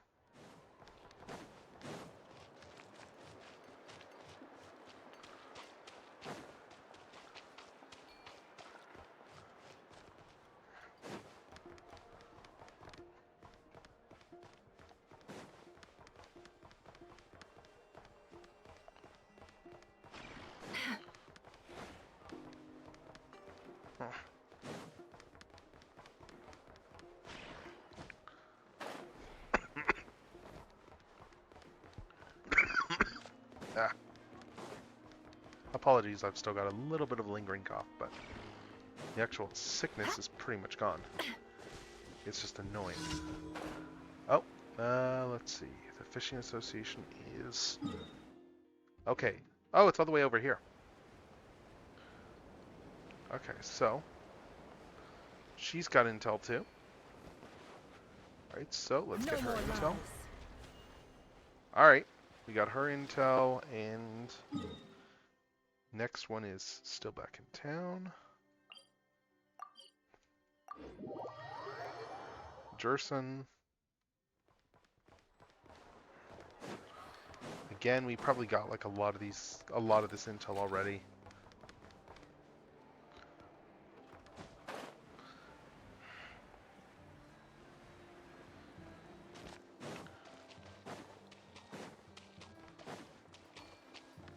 Reco. I'm just looking at all these various maps.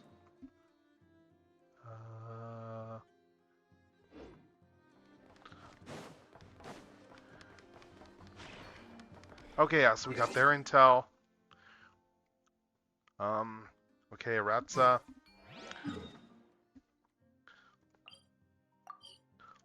I'm just slowly making my way down this list.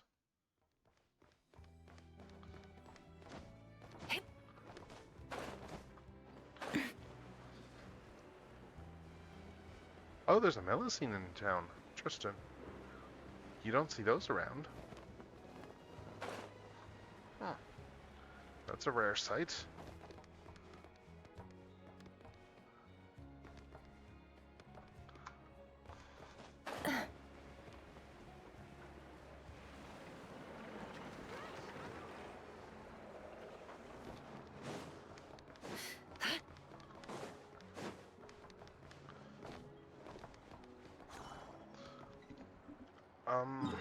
This one is.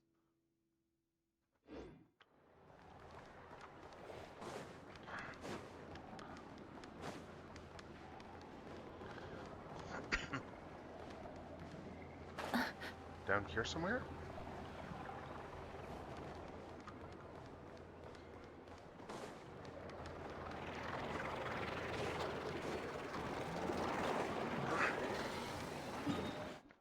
Let's teleport back up here. Let's see. Let's see. Teleport to the Curatorium secrets, look to your left, and glide down towards the marked location.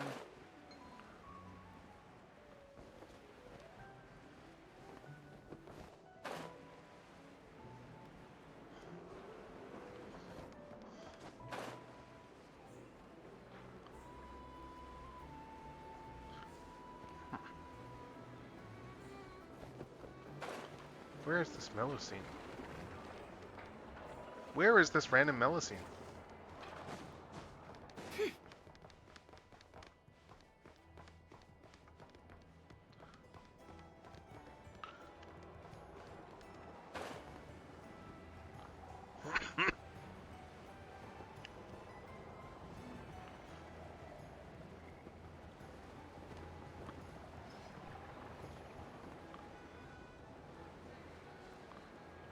It looks like they should be... Oh, there it is.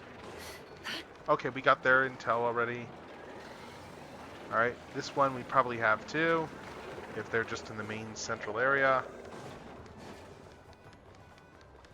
They're just a merchant, so we probably got their stuff already.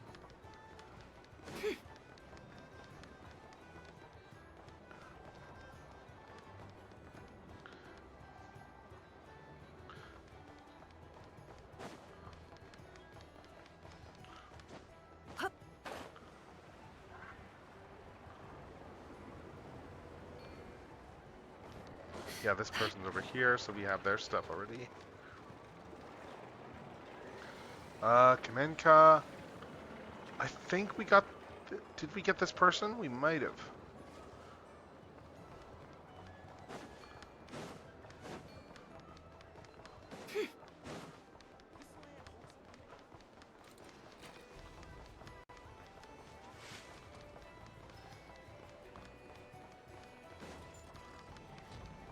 Oh, there's a lift here.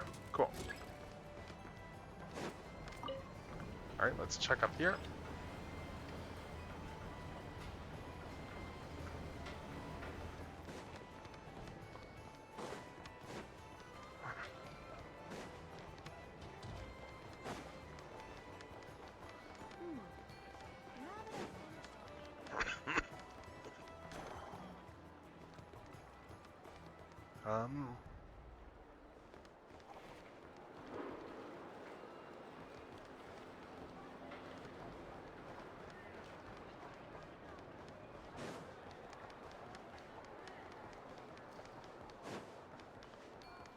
Oh, we don't have this guy yet. Okay. Well, that's fixed. Now we got his intel, and we don't have this person's either. It all adds up. Okay. So we got that person's intel. Cool. We've probably got this one's already. Kruchek. Yeah, we got him. Kradtov, we got them. Omasov, Flagship Tavern. Yeah, I think we have them already then. Reko. Yeah, saw that guy. Sidzimir. Near the teleport waypoint, so we probably have them already. Oh, there's a whole bunch of people that are right near the teleport point over here. But we probably got them all.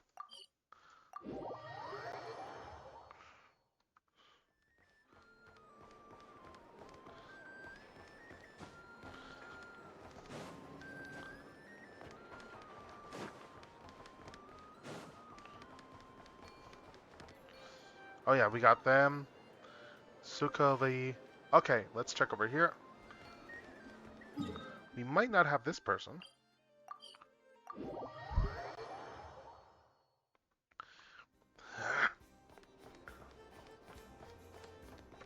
Let's see.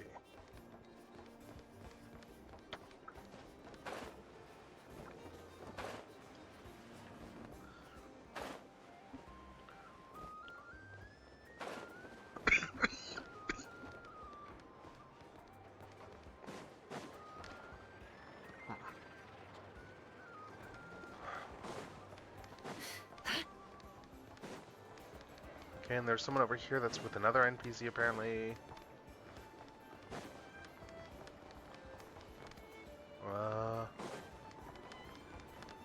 For by the guild, but I don't. It's not really the guild entrance though.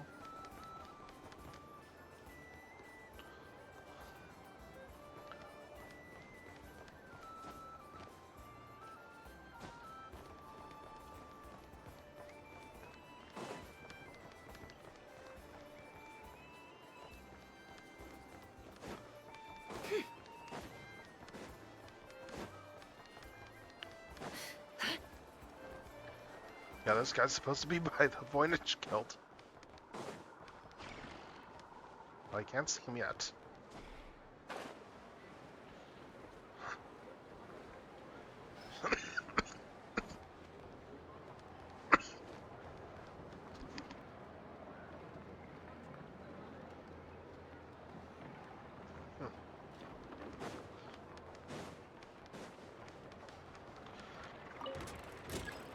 Alright, where's this guy? Where's this guy supposed to be hanging near the guild? Maybe upstairs?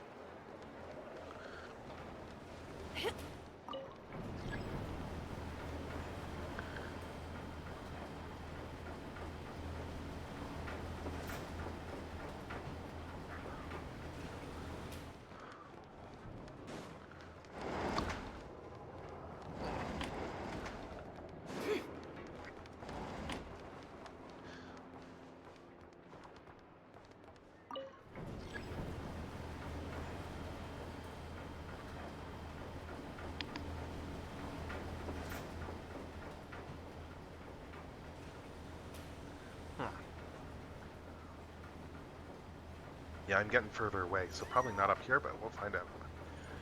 We'll find out soon enough. Yeah, not up here.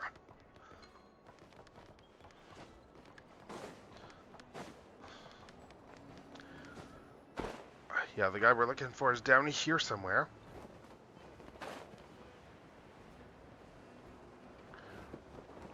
Supposed to be over by the guild, hanging out with someone else, but I don't see.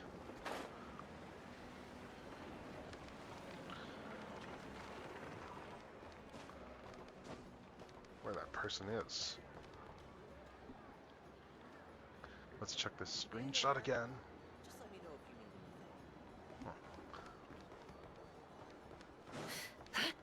So the screenshot shows there's supposed to be someone right here, but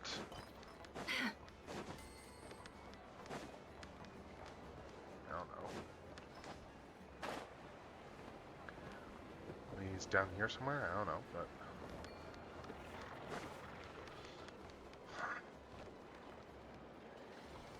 okay, let's see if I can find them out. Anyone else? Okay, let's see. There's someone over here.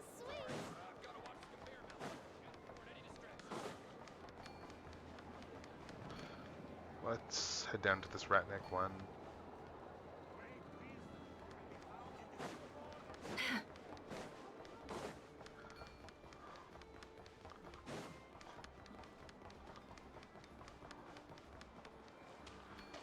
Yeah, we got that one there.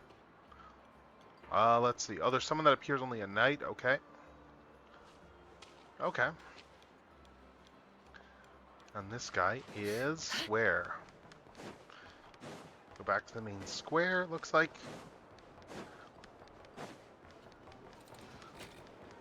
And he's near the crafting bench, apparently, at night.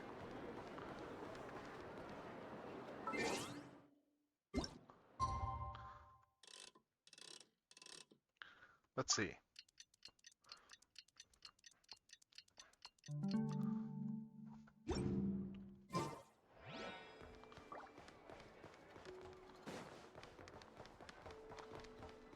Oh, yeah, there's the guy sulking in the back.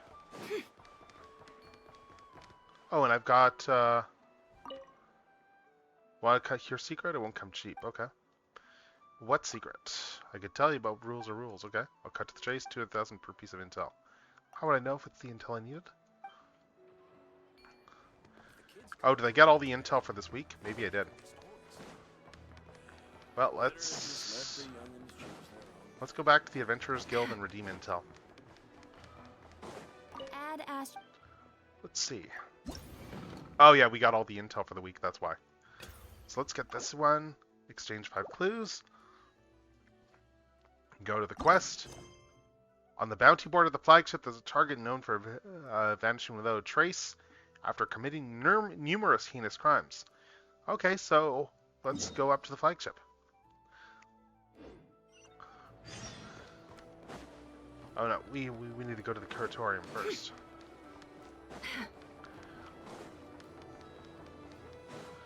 Alright.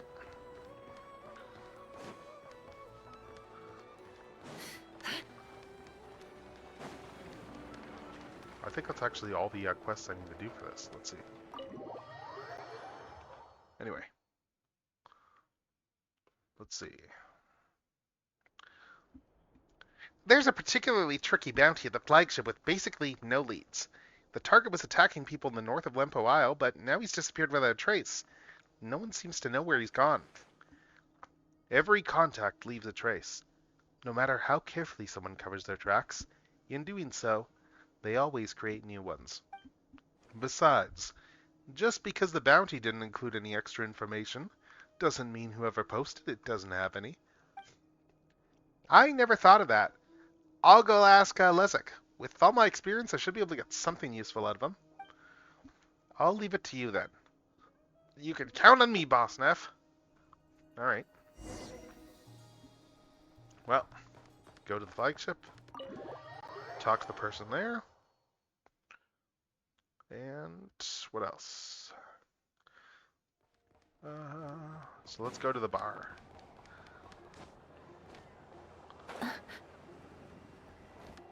When in doubt, go to the bar.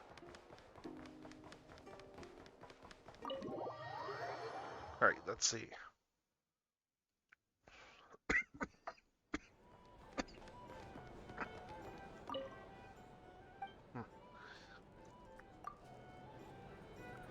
Alright, let's talk to him. Details on the targets are up on the board. I can fill you in if needed, but don't bother haggling over the bounties.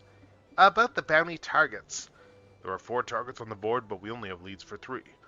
The first one's one for fraud. Stop! Saving the spiel for the brand new treasure hunters. I could reel it off as well as you. You know who I'm here about. The curatorium wants to get involved? That depends on how the boss is feeling. How did we arrive at you asking questions? Anyway, seems to me the real reason Crackjaw's not been found is the lack of leads. Look at the board. You haven't even said what he looks like. Well, if these treasure hunters set off without knowing who they're looking for, well, they're hardly a match for someone like Hark. I don't want some novices wasting their time, much less throwing away their lives. Fair point. Apart from the scar on his chin, what else can you tell me about him? Preferably something no one else knows? Something no one else knows. You're looking for physical characteristics? Like, say, if he had some marks on his back? That's exactly what I'm looking for, but how do you know so much about him? I don't know squat. I never actually said he has any marks. Besides, if he does, how are you going to see them? Well, yeah, sorta. So there's nothing you can tell me? We've always worked well together. Can't you give me anything to work with? After Hark revealed his true nature here in Nashatown, he fled to the north of Lempo Isle and picked up his old life of crime. Oh, that's old news. Everyone and their dog knows that. No one's reported seeing him recently. What if he went further north? I could maybe track him to Pyramida, but what if he's made it all the way to Snezhnograd? Nothing but ice and snow up there. I'm not sure if my arm would function in the cold. He hasn't. He's still on Lempo Isle. I just don't know where. You can consider that something no one else knows. Huh. How can you be so certain? Now that's a trade secret. You want to know? You'll have to pay. Ha! Stingy. Still, a hulk of a man with a scar on his face. Even on Lempo Isle, they're not hard to find. How am I supposed to know which one's Hark? Well, seeing how we work together so well, I'll give you some free advice. Don't get too caught up in looking for a scar. Are you saying he's found some way to hide the scar on his chin? I guess that makes sense. If everyone knows he was a crackjaw, walking around with no visible scar on your face would be a pretty good way to hide. In that case, I just need to find someone who's deliberately hiding their jawline, right? It's a lead at least. Alright, if I find anything new, I'll come back and fill you in. I'll wait with bated breath. Okay. Alright, so that quest is done. Oh! Okay, we got another quest here. Let's, yes, we're at the flagship already. Do I need to go back outside?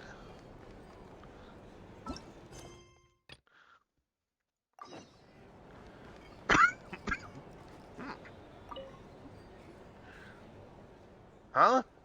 Nefer and Yehuda, what are you two doing here? Working, of course. We finally found a lead on our unresolved bounty. Okay. Well, we found him at the target and all the info we've collected. Let's start with our conclusion. The real hermit, Derwent, is likely dead, and the man living in his hut is the bounty target, Hark, the Crackjaw. The diary scraps Yehuda uncovered are enough to show that even though Derwent knew who he was, he still took him in. It shouldn't come as a shock that Hark has returned to his old ways. After dispatching Derwent, he took over the hermit's identity. When I went to investigate, he wouldn't show his face, but no matter how you look at it, there's no way the man in that hut was the real Derwent. Taking on the role of a hermit also means Hark can get up to all sorts of bizarre activities without arousing any real suspicion. That mask he wears clearly has nothing to do with self-cultivation. He's wearing it to hide his scar. As for the missing merchant, the worst case scenario is that he's already dead. How can someone be so evil? Repaying others' kindness with murder? It makes Paimon's blood boil! For what it's worth, I don't think Hark stole those goods from the peripatetic circle. Not enough motive. He'd behaved himself well enough for 10 whole years. Is the price of a few stolen goods really enough to make him throw away everything he'd worked for? I don't believe so. So let's indulge in a little speculation. We already know that he returned to the wreckage of the Atlas and attacked the treasure hunters who came looking for treasure. When people are in dire straits, they often instinctively return to where it all began. When he was still the helmsman on the Atlas, he had fame, wealth, everything he wanted. But what about once he joined the peripatetic circle? Even after 10 years of good behavior, the second something was stolen, everyone turned their suspicion onto him. What must have stung even more? Yuhani, who was once a pirate, albeit one of significantly less renown, remained free from suspicion. He accused Yuhani there and then, but no one believed him.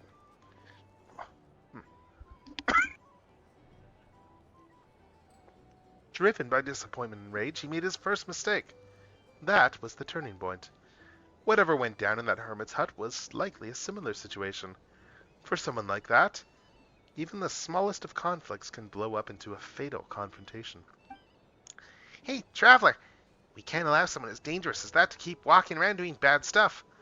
Yeah, I'll deal with this. Since the traveler is so eager, you should get some rest, Yehuda. Alright, I've been working overtime on this investigation. I think I deserve a holiday. As for whether my speculations are correct, we'll find out soon enough. Alright. Interesting theories. So let's head to the hermit's hut. Let's test those theories, shall we?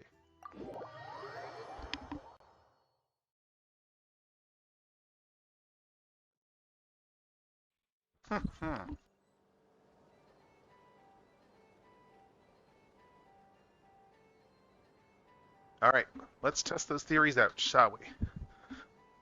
Let's go and head to the Hermit Hut. And get this quest done.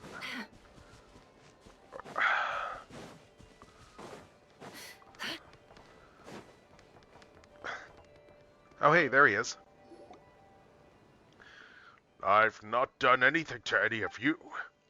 It sounds like you already know why we're here. All of that stuff's in the past. I just want to live a peaceful life. A life made from stealing someone else's place? First Yuhani, but that didn't work, so now Derwent.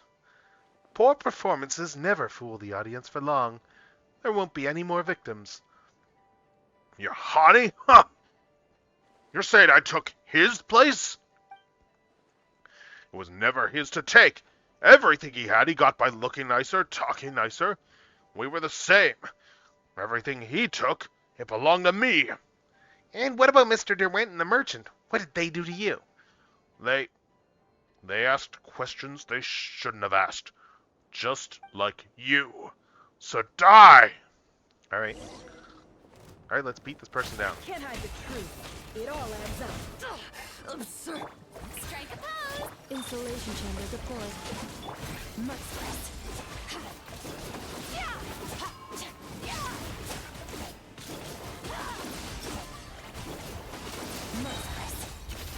Alright, there we go. I kind of overkilled this guy. As expected, just another pathetic soul who can't stop repeating the same mistakes. I have to say, I'm a little disappointed. He stopped himself from doing wrong for so many years, but in the end, does that mean bad people can't mend their ways? Yeah, it's harder to keep doing good. Every decision was his to make. Even just now, he could have chosen to admit his mistakes, but he chose violence instead. Every move was poorly made. Okay, but enough about him. Here's to a job well done. You can take the bounty proof to Lezek as arranged. Okay, yeah. Yeah, he could have chosen to admit. Every move was poorly made and everyone let him to his end. Okay. It was great to have you take the reins. I could have sworn I was on a vacation today. And now that it's over, I think it's about time to get started on your next job, right, Yehoda? Yeah. Okay. Oh, that's good. Alright, so that quest is done. That quest is finished up, and what else we got? Okay, this interlude we still can't do. I don't think there's any other story quests. Yeah, we don't have anything there. No new treasure there. I'm just going to go back to Nasha Town for a sec. Let's head back over to Nasha Town, take a look around. Just to make sure there's no other intel here. I think we got it all. Yeah. Oh, there's two quests here. Okay, that we'll be able to get at some point. Enable quest and enable quest. Oh, the many ones lied and they who have been in the past. Cool. So we got a couple more quests. Looks like you handled the commission without a hitch. Thank you, Miss Yehoda. Oh, nice. Here They're is your voiced too. payment. Sweet. See? Told you'd be fine. Not a bad payout either. Got any more quick Mora jobs like that? I can certainly take a look. One moment, please. Isn't that... Oh? Hey! Catherine! Was that pendant over there used for posting a bounty? Oh? It was indeed. You certainly have a sharp eye, Miss Yehoda. Mystery Haunty left it as collateral for a bounty request. In that case, I'll take that one. Just give me the deets. Alright. The only thing is, the reward for that one isn't all that high, and nowadays, pieces like this are not worth much either. I'm not sure it's the kind of job you're after, Miss Yehoda. No worries. I'll take it. Let's call it a bit of charity work on the side. Okay. Gotta build up some Interesting. good karma once in a while, huh? Curious. Very well then. Please, wait a moment. Curious. Taking commissions again? I mean, it's not like I've got much else to do right now. Can't just sit around playing with Ashru all day, can I? Boss Neff to boot me out in no time. Yeah, probably. Now that you're here, Traveler, Paimon, you two are pretty handy. Wanna join forces on this one? Ooh. We could split the reward. Sure. A commission, huh? You better ask her. She's the expert, after all. That I am. Seriously. All right, what kind of commission we talking? It's nothing major. Trust me. Ihanti's way too much of a scaredy cat for it to be about anything serious. Miss Yehoda, here are the details of Mr. Ihanti's commission. Okay. Alrighty, let's see what that little whip's gone and... What's up? What? Please don't say it's something super difficult. What? Nah, nothing like that. Just didn't expect a guy who couldn't even bring himself to hurt a fly to go posting life or death commissions like this. Oh? Life or death, you say? You? Sure. Couldn't be more by the book if you tried, huh? Relax. I'm just messing with you. It only mentions retrieving something from a bunch of crooks. To a crook, money is life. And life is money. That makes it a matter of life or death. Okay. Am I right? I guess, yeah. Kinda. Come on, follow me. Pretty sure I can handle those punks by myself. Odds are, you won't even have to lift a finger. Alright. Hey, I can't complain about that. Oh, and then here's the cutscene for the Nefer one, I guess. Here you go, Lady Nefer. The book you were looking for. Let me see. Would you look at that? Oh. Finally, an actual copy of The Man Who Became a Mule. Oh?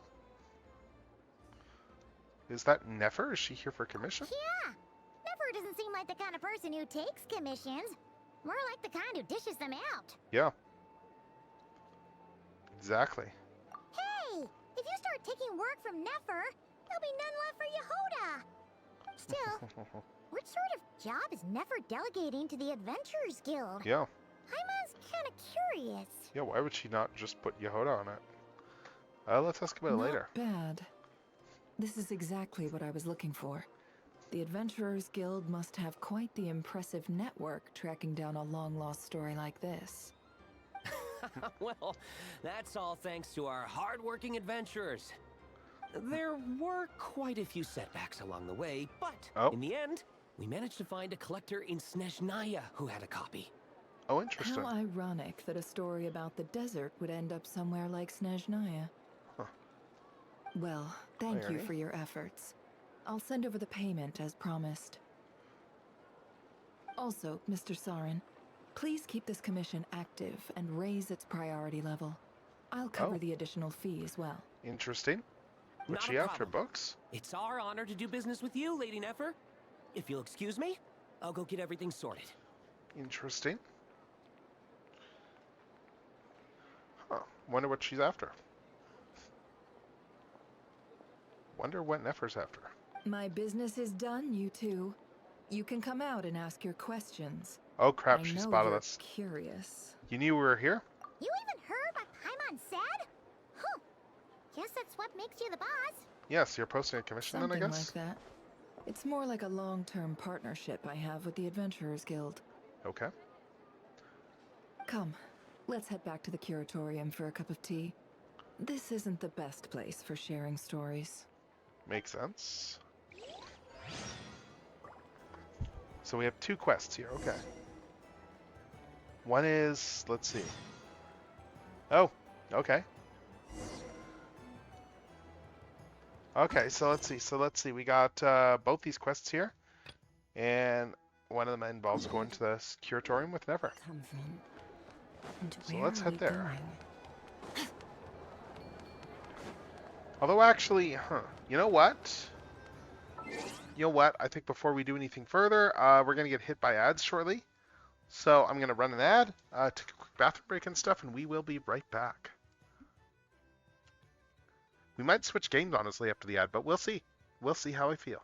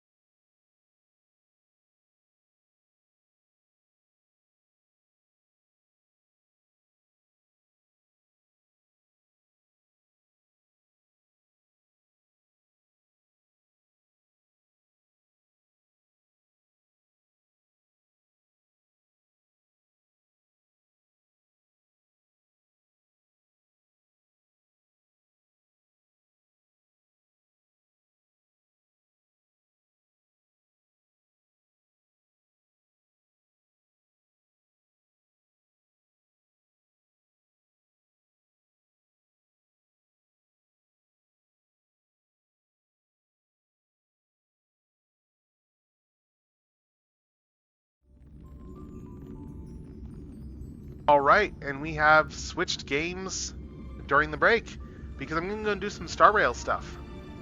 Rather than keep those quests going, we're going to do a little bit of Star Rail before bed because there's some stuff I want to do.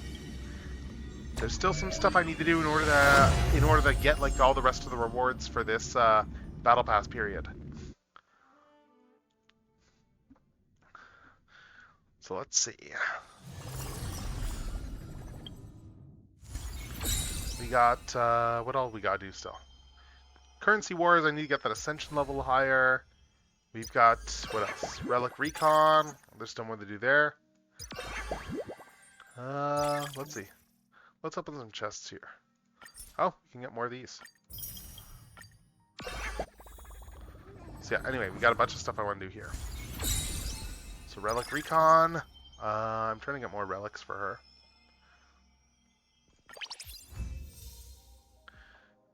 Let's see. This one looks better overall.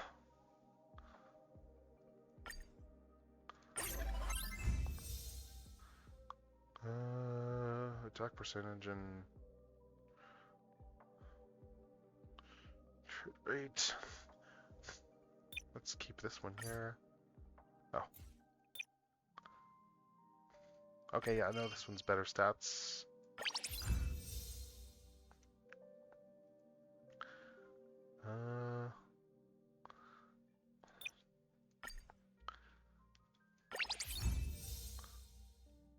Let's see, fire damage boost is the main stat that it recommends.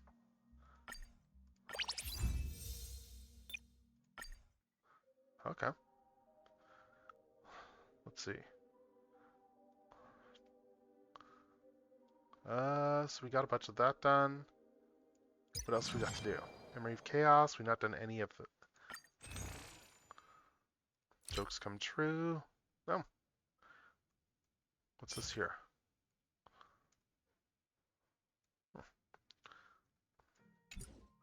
Okay. I'm just looking to see what all there is to do here. Some light cones to get. Garden of Plenty.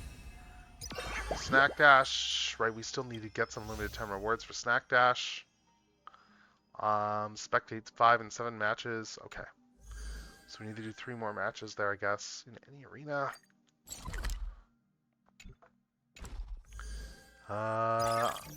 There was another thing. Currency Wars, though. Let's do some Currency Wars stuff.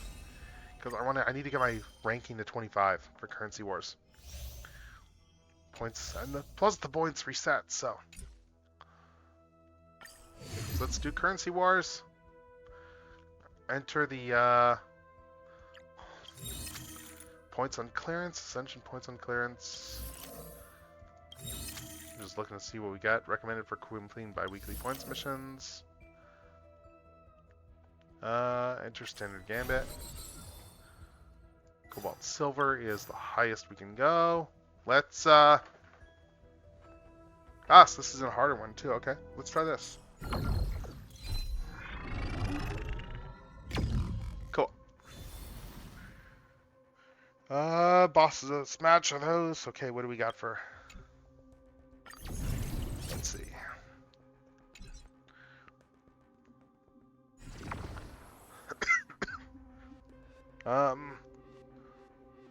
Let's see what do we got for strategies here.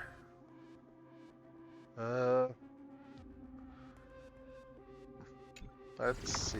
3 start Peppy. Obtain a Peppy wearing 3 random emblems. All reward nodes are replaced with a Warp Charter theme. Yeah. Okay, let's try this one here. Okay. What do we get for starting? Based off of what we have for strategies. Let's see. Let's... Just looking for what strategies are the most popular ones here.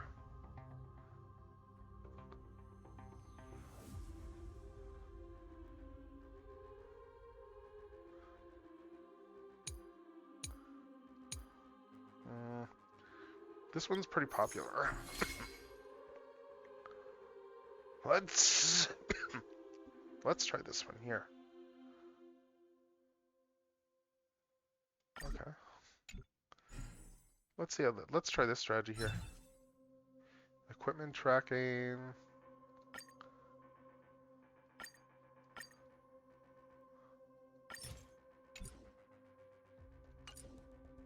All right. Anyway,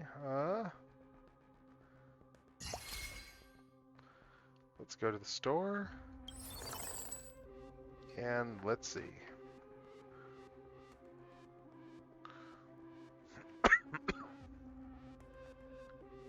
Let's get some experience in this jump to level 4 right away. And I guess I'll just put these guys out because I need to put something out. So, let's start with this here and let's see how this goes.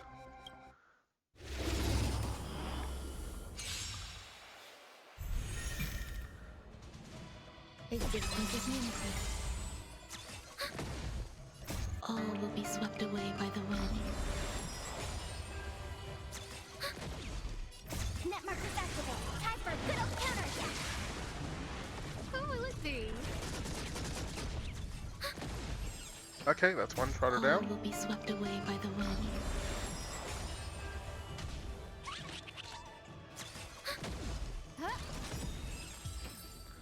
Alright. Okay.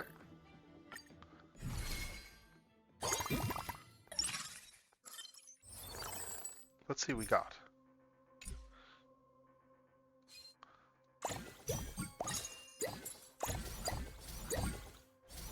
Alright. Let's just look at the strategies again here.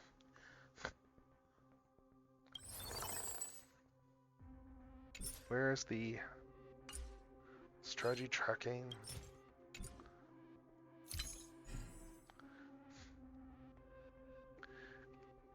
What do we got right now?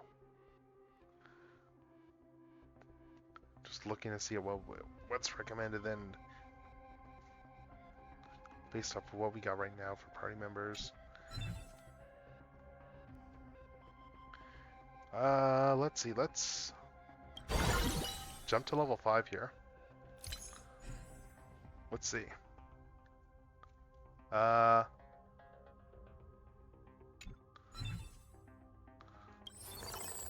Yeah, I don't really have many of those characters that I need for this stuff here. Sorry. Hmm? I'm making Oh, a horrible hello. noise. Hello. Hey. Hey. I'll be right back. I have to use the bathroom. Yeah, no worries. I'll be right back. Let's see.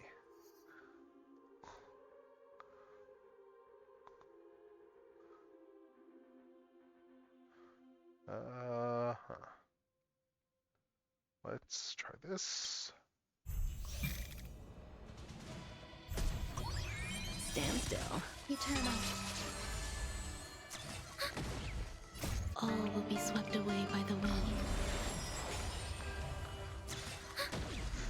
Net markers activate. Time for a good old counterattack.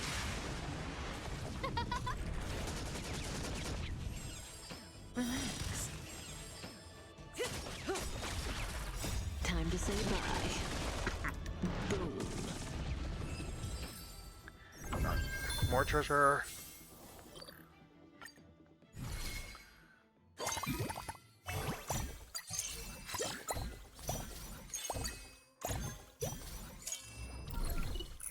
Oh, what do we got here? Gain 25. Maximum interest is increased to 10 gold coins.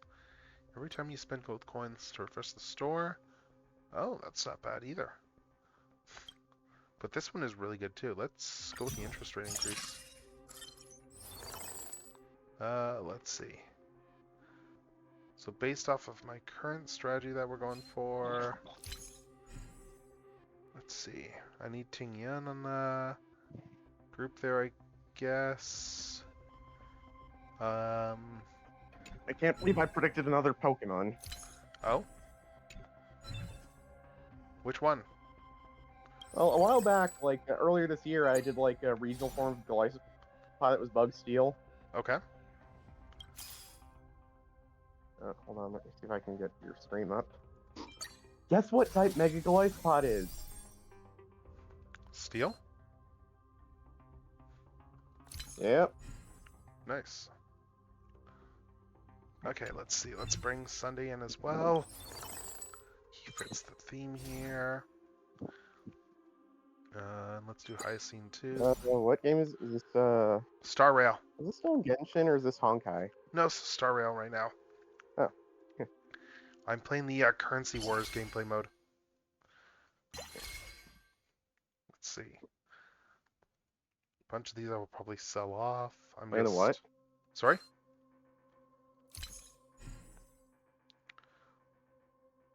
Yeah, I'm just playing the Currency Wars in-game thing here. Playing the what? Currency Wars. I got you that time. Currency Wars? Yes. What is this, Trade Wars? It is. It's just like... Well, no, it's kind of just more like kind of card game-ish, so I think in terms of how it works.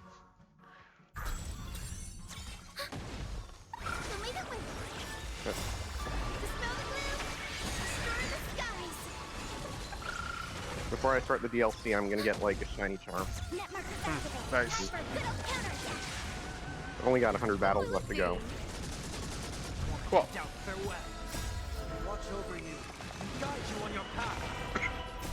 Yeah, it's funny. People are like, "Wow, I'm surprised Legends EA is pretty good," and I'm like, "Yeah, I don't think people would be surprised if Pokemon games good if like Scarlet and Violet, Sword and Shield weren't so rough, and if people hadn't basically been circle jerked into thinking, well, Pokemon was never good, you know, by."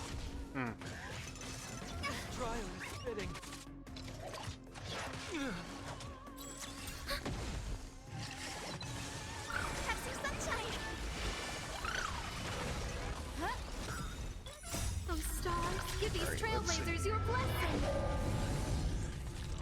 There we go. Oh, there's two battles here? Net markers activate. Time for a good old counterattack. Serenity is before me. Immediately. Oh crap, I might actually be housed here. Let's see. Have some sunshine. Want to doubt farewell. Immediately. Dispel the gloom. Destroy the skies. Yeah, oh, that did not go well. Well. Me. Let's Discord. see. Sorry. My phone just randomly disconnected me while I was on Discord. Oh, weird. Yeah. But, anyway, it's funny that people are like, wow, I'm surprised Legends EA is actually pretty good. I'm like, yeah, like...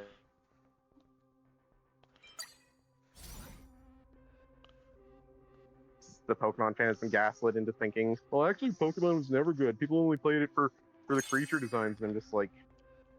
Well, people are idiots. People remember when when like critics would say that, well, Sonic was never good, even in the Genesis days. Sonic fans were just like, actually, no, that's where you're wrong, bucko. Pokemon fans just basically, you know, on Reddit and Twitter and YouTube, like basically grifters, just kind of gaslit the entire fandom into thinking what basically critics try to say about Sonic, that, you know, Sonic was never good, and the Pokemon fandom, just because grifters online basically gaslit them into it, and I'm just like... Nope, pretty much. Another thing is, I've been saying, well, Pokemon's had some bad games in the past, too, like Diamond Pearl and Coliseum weren't very good, and, you know, and now I'm like, well, people realize that, but now they're like, actually, even the good Pokemon games we thought were good were bad, too, and I'm just like, you learned the wrong fucking what I was trying to say, didn't you? People are idiots. Entirely.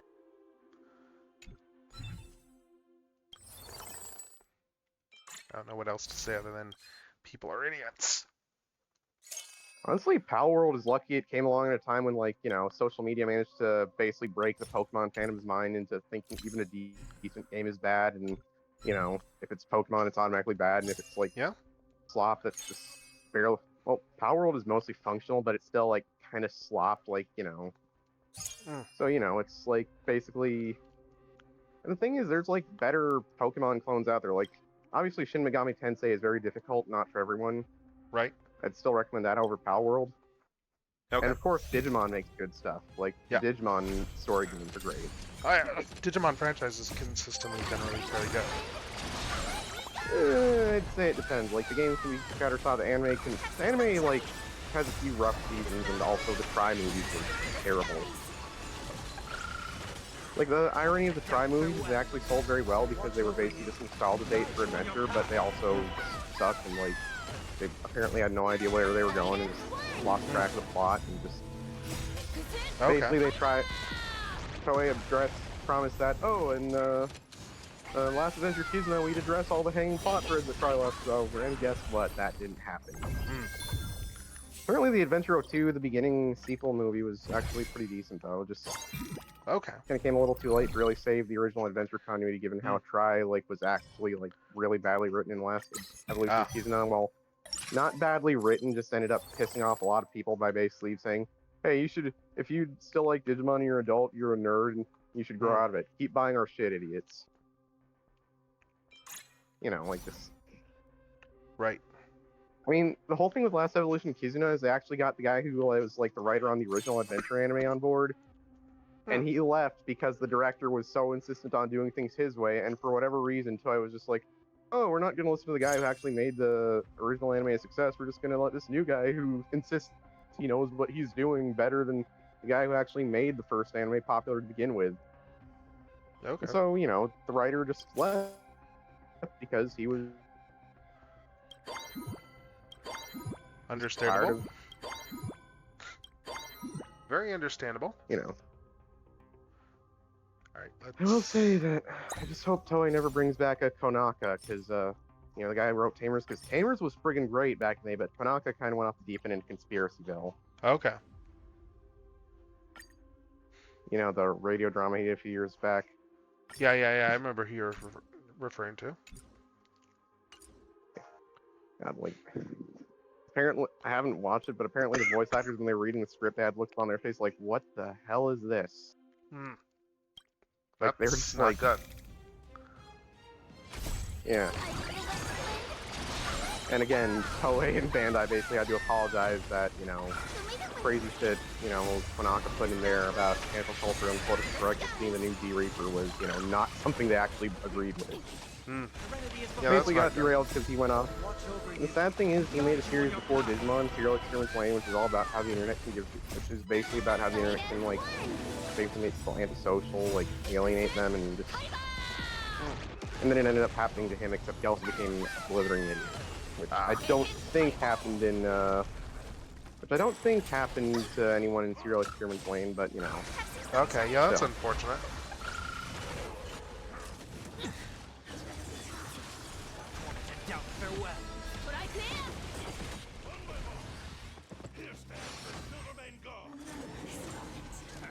It's kind of a shame. Yeah. But, the original Tamers show and 2 movies that were, non-serial tie-ins to it are still really good. The second one kind of went into, even though Tanaka had no involvement with it, he actually approved of how, it, handled, the explanation for how Ruki, the main girl, was kind of edgy and, kind of a loner. That her dad kind of walked out on her family. You know Digimon better than I do, so... And also, as the series itself showed, her mother was trying to get her to be more traditionally feminine and girly, and she didn't really want that. Let's see. Her mom's a good person, but, her mom didn't really understand Ruki, is what, Her grandmother seemed to have an understanding of her, though. Her grandmother was sweet. Okay. And, eventually Ruki's mom realized, well, maybe I shouldn't try to get my daughter to just conform to, being, traditionally feminine. Okay, that's good. Yeah. Also, Ruki's mom actually called Renamon beautiful, and I'm like, oh great, now she's got 2 moms. One of them just happens to be her Digimon partner. I mean, Renamon already kind of has mom vibes. Has vibes of being her second mom, so, Right. Do I want anything else? Let's see. Renamon's kind of a perfect example of why, while I normally go with, the term child level instead of rookie level, which is what the Japanese... the dub calling them rookie level kind of made it more obvious that, yeah, Renamon is, very much... Guilmon, he's more like a dog that can talk. Harriermon, he's basically Young son. He acts like a child. Renamon is, basically just... Renamon is a sex object on the internet, that much I know. Renamon is a grown woman.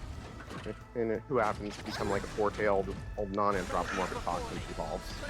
Then she becomes anthropomorphic again, and after evolving again. Renamon basically is like what Lucario wishes it was. An actual good design. Yeah, I'm throwing shade at Lucario because, like, I'm a heretic when it comes to Pokemon. That is fairly heretical, yes. I mean, granted, Generation 5's peak is not heretical anymore, but thinking Gen 5 and Gen 7 are both equally peak is certainly heretical to some people. Thinking Gen 3's peak is also not exactly heretical. It's not generally common, but it's not really seen as heretical. Like, Gen 3 is generally pretty common. You know, Ruby and Sapphire, and especially Emerald. I will say the part of Emerald that a lot of people like complain about being left out of Omega Ruby and Alpha Sapphire the most, the Battle Frontier, is actually like, I don't miss it. Battle Frontier was a mess. Like, it wasn't like badly designed or badly programmed. It's just artificial difficulty, you know, kind of juicy difficulty, grindy, tedious. Being able to get the, and you know, locking actual story content behind these like post-game battle facilities was a dumb idea. The remakes deciding to ditch that and do like a post-game story involving Deoxys was way fucking cooler. Especially since Deoxys was literally a mythical Pokemon, and before like Omega Ruby and Alpha Sapphire, you literally could not obtain it without going to an event. Okay. And ever since like that, like every now and then you get like a game, like you know, it's not even like, I mean, granted, event Pokemon now are easier to get since usually they just distribute them via Wi-Fi. You know, like Nintendo Wi-Fi connection. Ever since the yeah, I know what you mean. But back before like Wi-Fi, before the DS, like you had to really hope that these events would be nearby enough that you could actually go to them. And before there was the wireless connection for the Game Boy Advance that Fire Red and Leaf Green and Emerald could use. Right. You basically had to bring a link cable, and it was a one-at-a-time thing with a machine. You basically just get these imported, and it. No, I remember the Game Link cable stuff. I was playing Pokemon way back in the day. Yeah. Like, I tried doing that. I tried going to a Mew event in 2006, got bored, and believe it or not, then just decided my parents and I were going to go to Disney anyway, so we decided to skip out on that, and I got a Lucario Plus just before I kind of got embittered towards it. Nice. I still have fondness for the little Lucario Pokemon. Like, yeah, I got a Mew back in the 90s, back when they were doing, like, with the original Game Boy stuff. My relationship with Lucario is very complicated because on one hand, I think it's kind of a mess of a design with a weird nose, and I also think it's kind of overrated and also in the face of my least favorite generation Pokemon, but I don't really hate it because I still used to like it. I feel Blaziken is kind of the same way, where it used to be one of my favorites, and now I'm just kind of on it. Okay. Like, Lucario was never one of my favorites, but I didn't dislike it, and I've just got kind of a complicated relationship. Okay. Alright, let's see, we got a lot like, of there's stuff better, here. like, bipedal canid Pokemon. Delphox, Zoroark. Right. Coincidentally, they're both foxes. I don't know why. I think foxes are just fun. Foxes are just one of my favorite animals. Right. They're like dogs that act like cats, and they make weird screaming noises for, like, basically any reason imaginable. They're happy, they scream. They're mad, they scream.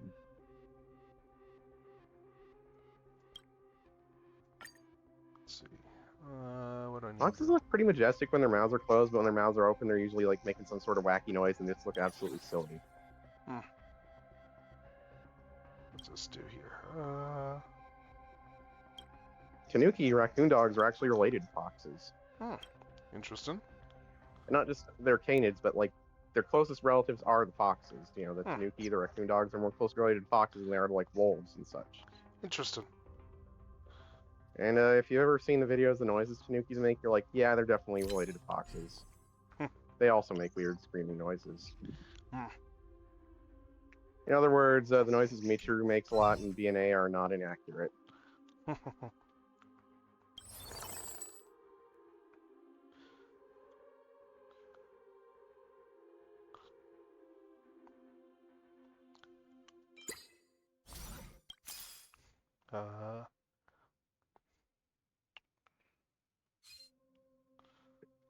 What else? Shit, there's an item on that roof I missed somehow. Again, I'm not doing the DLC. I'm just sticking around, like Right. waiting for the night to fall down so I can Hmm. do some more Let's ZA keep battles and battling.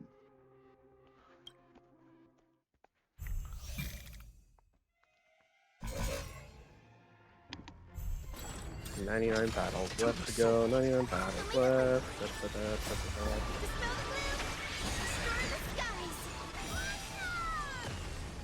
Let's see. It was incredibly funny that I was like, oh, I hope they don't redeem Lysander. And like, oh, they basically just gave him such bad amnesia he doesn't even remember who Lysander is, except that, oh, that guy was a dick. It's incredibly funny. Like, he basically just has enough memories of who he used to be. He doesn't even remember his old name, but he has enough memories to be the guy who he used to be to know that, wow, that guy was a dick. Huh. That's kind of funny.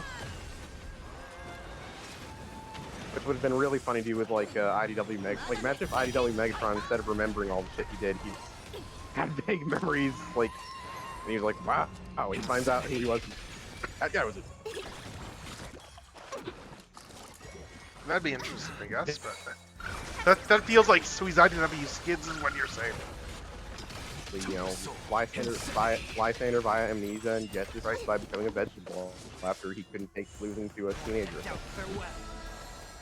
I don't know if it was the fact that he lost to a teenager a second time or the fact that his son tried to forgive him that broke Getsus, because Getsus literally cannot comprehend the idea of, like, it's not that, oh, like, he can't comprehend someone being nice enough to forgive someone's awful sin. It's like, why are you forgiving me when I've done nothing wrong except because literally everything I do is good because I'm better than you and everyone else and I can do whatever the hell I want. Okay. And Getsus is like the kind of guy who's aware he's a monster and he's actually just fine with it. Like, there's no, oh, I feel bad about it. Well, that's kind of horrifying. Yeah.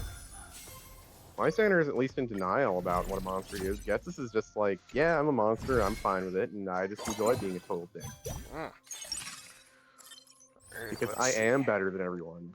I am literally perfection. Like, he literally, before you defeat him in, like, the original Black and White, he yells, I am perfection! Well, that's not questionable at all. Nope. He's basically the Pokemon equivalent of Ozai. Just, I'm better than everyone by virtue of being Getsus. Right. Like, being Fire Lord means that who believe in is right no matter what, which Ozai says in the comics.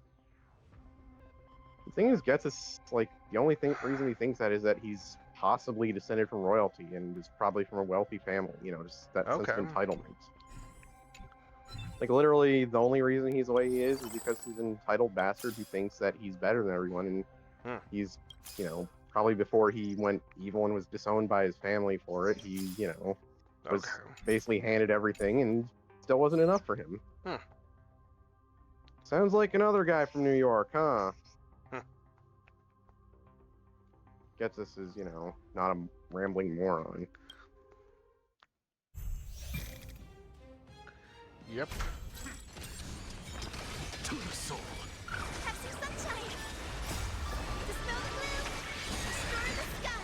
I mean, at least to Getsus' credit, he doesn't seem to be racist or sexist, just ableist towards his neurodivergent son. I mean, that's still awful. Oh, definitely. Even then, it doesn't seem like he's just ableist towards anyone. He just really hates his son just for being such a nice person. For being everything that, he sees as being... Kind of an Ozai thing, where he hates Zuko for, Yeah. Or Ozai hates Zuko for being, a decent fucking person.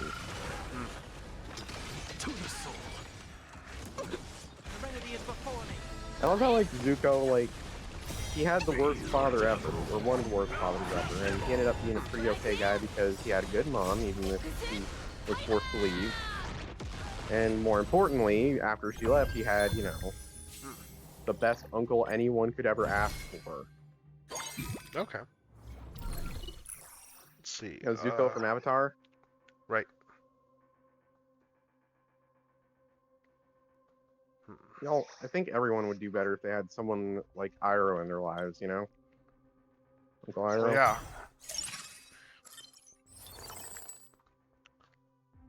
Like, people joke about how even universe can redeem anyone. I think Uncle Iroh, if he could get through to anyone early enough, in their lives. Yeah.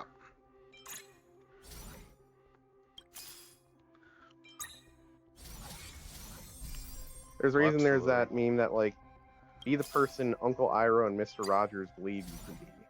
Yeah. Like, what you're doing right now would really make Mr. Rogers or Uncle Iroh disappointed. What? Playing a card game? No, like the meme, like, Ah. it's a meme, like, you tell someone when they're being a jerk. Mm. Like, Uncle Iroh and Mr. Rogers know you can be better than this. Right.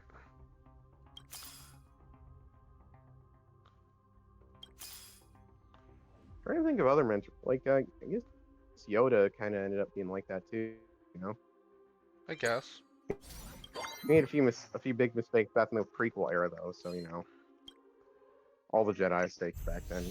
Yeah, a lot of the Jedi made mistakes in the prequel era. Literally the entire Jedi. Big mistake, and that ended up backfiring when, he had to own a weakness with, in the darkness and Ben, which is really Well, I mean, that's one thing, like, that does get overblown because it's very much for Luke, like, he had, like, a single, like, moment of weakness that was, when we see the same scene there from Ben's standpoint, it's one of those things that's like, yeah, from that standpoint, I can get it. Because he saw, like, the exact I'm not wrong saying moment. It's like, Luke is terrible. He had... Yeah, that's the thing. It's like a tragedy, because, like... Yes. I don't know if he thinks that's the moment, and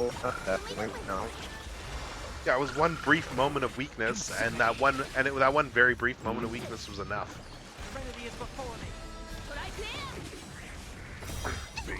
Whole tragedy. Yes. Like, Luke's not a bad person, Ben wasn't a bad person yet at the time, and he certainly ended up becoming one. Kind of struggling against it for a while. Yeah. God. Like his backstory on screen to kind of show that, yeah, he actually was a good person who struggled against being a bad person, and finally just going, well, the whole universe wants me to be evil, so... Yep. Pretty much how it went. I think it's kind of a neat contrast to Anakin, who was trying to be a good person, but wasn't exactly good. Well, depends on, like, there were points where he was certain, but he didn't have it as a kid, did he?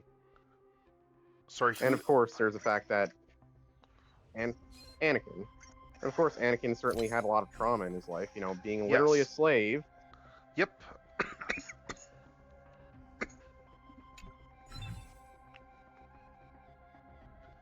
And, like, the children and the women of the Tuskens were, especially after, like, recent stuff is like, hey, the Tuskens aren't, like, just barbarians. They, well, I mean, they never were. It's just they were... tortured and killed. Yeah. And also, they were also probably the original inhabitants of Tatooine who weren't... Oh, probably. I mean, like, it's like Dune. I think they probably owe more to, like, the Fremen in Dune. Who? I don't know much about Dune except it has big worms and stuff. Yeah, oh, well, like, the Fremen are, like, the one human culture on Dune that's, like, they're the I guess they would probably be more so, like, the original settlers of the planet or whatever. They were the people that were there first before, like, the Empire got there, sort of thing. Yeah. And they're, like, nomads and all that sort of stuff there, and there's a lot of... And, they basically just learned how to survive the deserts and ride the sandworms and all that sort of stuff. Also, the other thing about Anakin is that, like, his rant where he says he hates them, it's like he's trying to convince himself what he did was right, and he knows that, yeah, he took it overboard, and that's, like, pretty humanizing that he's, like, trying to convince himself that they had it coming, but he's not able to. I mean, what was an interesting character in Legends there with that in mind is when they brought in that one Jedi there, Sharad Het, if you remember that character. No. He was a character who... When he first showed up, people assumed he was a Tusken Raider because he was because, like, when the character showed up, like, he was dressed as a Tusken and all that stuff. So there's the whole thing of, oh, like, how's this gonna go with Anakin and all that stuff. as we later learned, he wasn't actually a Tuscan. He was someone who was like he was raised by the Tuscan Raiders, but like so he was like very much like inserted into their culture, but like he wasn't a Tuscan Raider himself. I think he should have been a Tuscan because, like, Yeah. it would have Well, it was a shown that case they of. can be force sensitive. Oh yeah. But I mean, like the whole point, the whole thing with the story there was like it was awkward around Anakin there, like when he was Right? working with him in that story. Yeah, but there's like nothing saying the Tuscans can't be force sensitive. They're still sentient. Oh yeah, I know. Anyway, I know. Anyway, this is the part where I bring up that he was actually the he would years and years later be revealed to be he was like the Sith Lord villain in like the story that was set like in the far future, in like 100 years later sort of thing. Oh. Yeah, he went. So He it's turned to the gonna be dark side at some. Yeah, he turned to the dark side at some point post Order 66. Man. And it was a whole plot twist when it was like, oh my god, this guy's still around and he's a Sith now. Because he wore he wore a mask like most Sith do. And his apprentice was why. Kind of the original. Sorry? Was this one of the good Legends continuity comics or one of the bad ones? I think this was comics and novels. This is like closer to the end of Legends there. Like this is like the 100 years after the fact, like timeline that they were doing. So like like this is well past like when all the it's like all the OG characters were long dead sort of thing. Yeah. The whole thing with the original Legends continuity is that like there's some really good stuff and there's also some really shitty stuff, which is just like the modern continuity, but I will say they're really bad. Yep. Even compared to the prequel. Yeah, you're not wrong. Legends has definitely a lot of like weird, good and bad. Like the Yuzhan Vong have not aged. The Yuz and Vong were very much a post 9/11 story.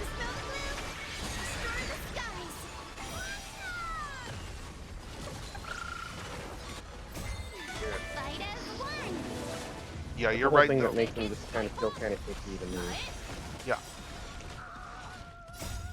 I don't think the fundamental concept behind them was bad, but I think that the way that they were used was kind of like horrendous. Yeah. They were just the terrorists. Well, it was essentially the whole like evil alien other sort of thing there. Yeah. Well, that and I think the worst part about that era was how that era then had a whole bunch of had a whole strain of Imperial apologism in the fandom. I think one of the good things about the Disney era of Star Wars is that, yeah, there is no Imperial apology. They basically just kind of dedicated to showing, yeah, the Empire was actually fucking... Yeah, they doubled down on the fact that the Empire is actually evil, guys. And that is to their credit.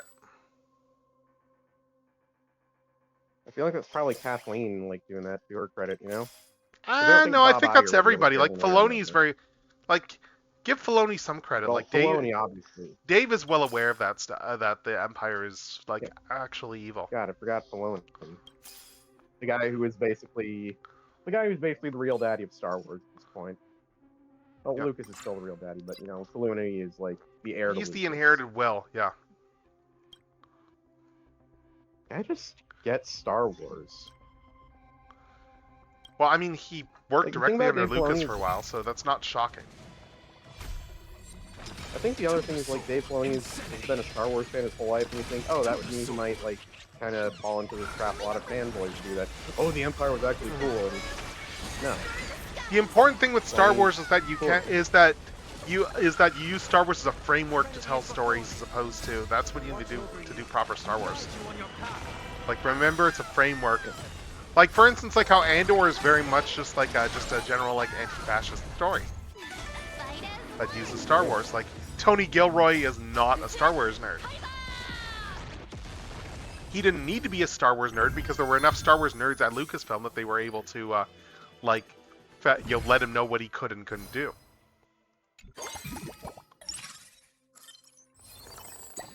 I think the interesting thing about Andor is that it's a series where, like, the Empire are the villains, but we don't see Vader, and I think that's, like, one of the best decisions they made, because You put Vader in, you're gonna end up having some Imperial apology because he is a tragic villain, and No, Vader's also fucking badass. Also, I think one thing that they've actually done in the Disney stuff that's been a very good move overall is just doubling down on one of the things they've doubled down on is the fact that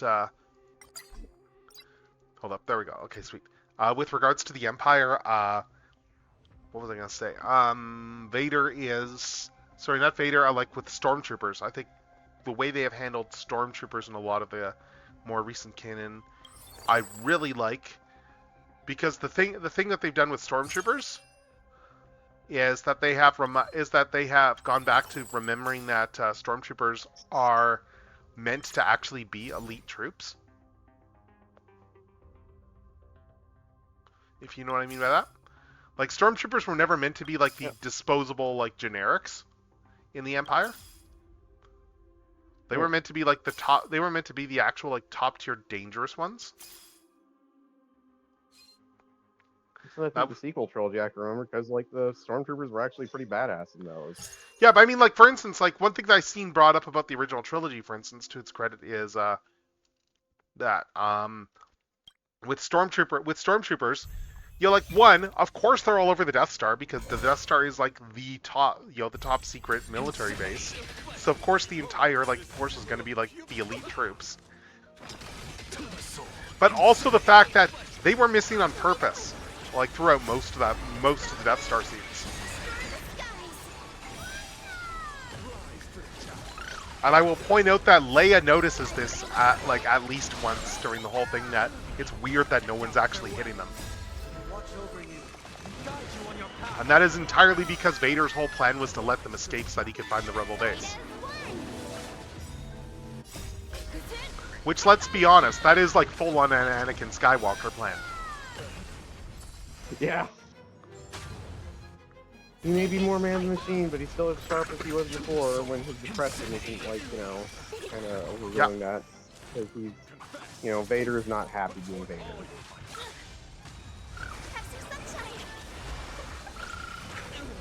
And I think that's part of the reason he's such a powerful Dark Lord of the Sith, because, you know, he's powered by his own self-loathing. Yeah. Oh yeah, he is completely Dark run side. by his own self-loathing. Yes. Well, there's only one person who hates almost as much as himself. I think we all know who that is. Palpatine or Obi-Wan? Or is that a yes? Steve. Sorry?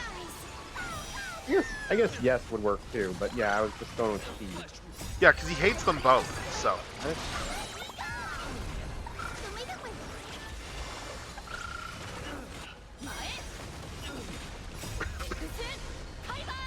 Yeah.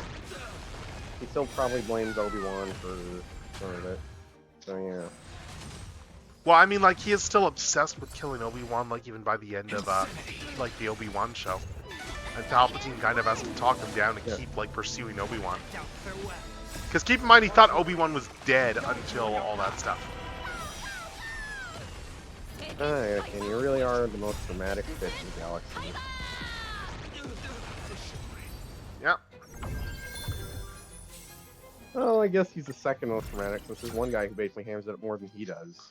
There was also the element that he knew Obi-Wan didn't know he was alive, too. So he was, like, full on, like, Obi-Wan was not ready for suddenly, like, Vader shows up. Obi-Wan didn't know Vader was Anakin? No, he didn't know that. I mean, he did once they were in the same room together, but he didn't know that, he didn't know that Vader was alive. He thought Anakin was dead. Yeah, they probably remember? thought Vader. Like, they thought Anakin died on Mustafar. Yeah, and he's been a hermit all these years, so he's gonna have no reason to think that he's alive. Hello there. I still think one of the biggest losses from the old Legends universe is the Clone Wars, like the Clone Wars 2003 version of Grievous, where he is an unstoppable killing machine unless he goes up against Samuel L. motherfucking Jackson. Unless Also, he goes just up his whole against who? backstory Sorry? where, like, Samuel L. motherfucking Jackson. You know, Mace Windu, Samuel L. Right? Jackson. Yeah. I know what you mean.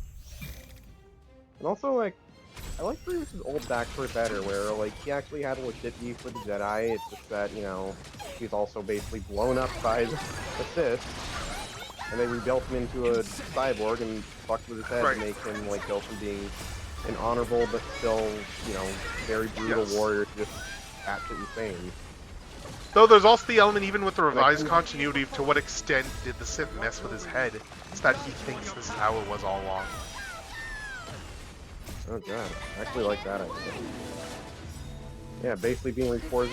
I think that if I was working on Star Wars, I'd kind of write it so that there's like a bit of the old, like, before the Sith messed with his head, Grievous is still like one of... I think Grievous is probably one of the more fascinating examples of like what the development history does to a character in terms of how much he changed from his original conception. Yeah, his original conception was basically just, his original conception is what Jendi gave us. Yeah. And Lucas is just like, I just want to make him into a mustache twirling villain. Well, what it was is one day Lucas had a cold. Oh. Because the Grievous's coughing sounds are George Lucas samples. Yeah, did you not know that? Yeah. Like, Lucas had a cold and had a cough, and that's what gave him the idea. Ooh, let's see, what do we got here? I thought it was just that George decided to make him into a Dick Dastardly type mustache twirling villain at some point. But I mean, it also makes sense when you consider the Clone Wars are taking heavy inspiration from like the serials that he would watch back in the day. Yeah. I just think it would have been cooler to have Grievous be like, yeah, he's like a bad guy, but he's got a sense of honor, and right. He'll give you a warrior's death. It's not gonna be a pretty death, but he wants you to go down fighting, So yeah. He could take that trophy of your lightsaber and not feel like he cheated you out of it or whatever. Right.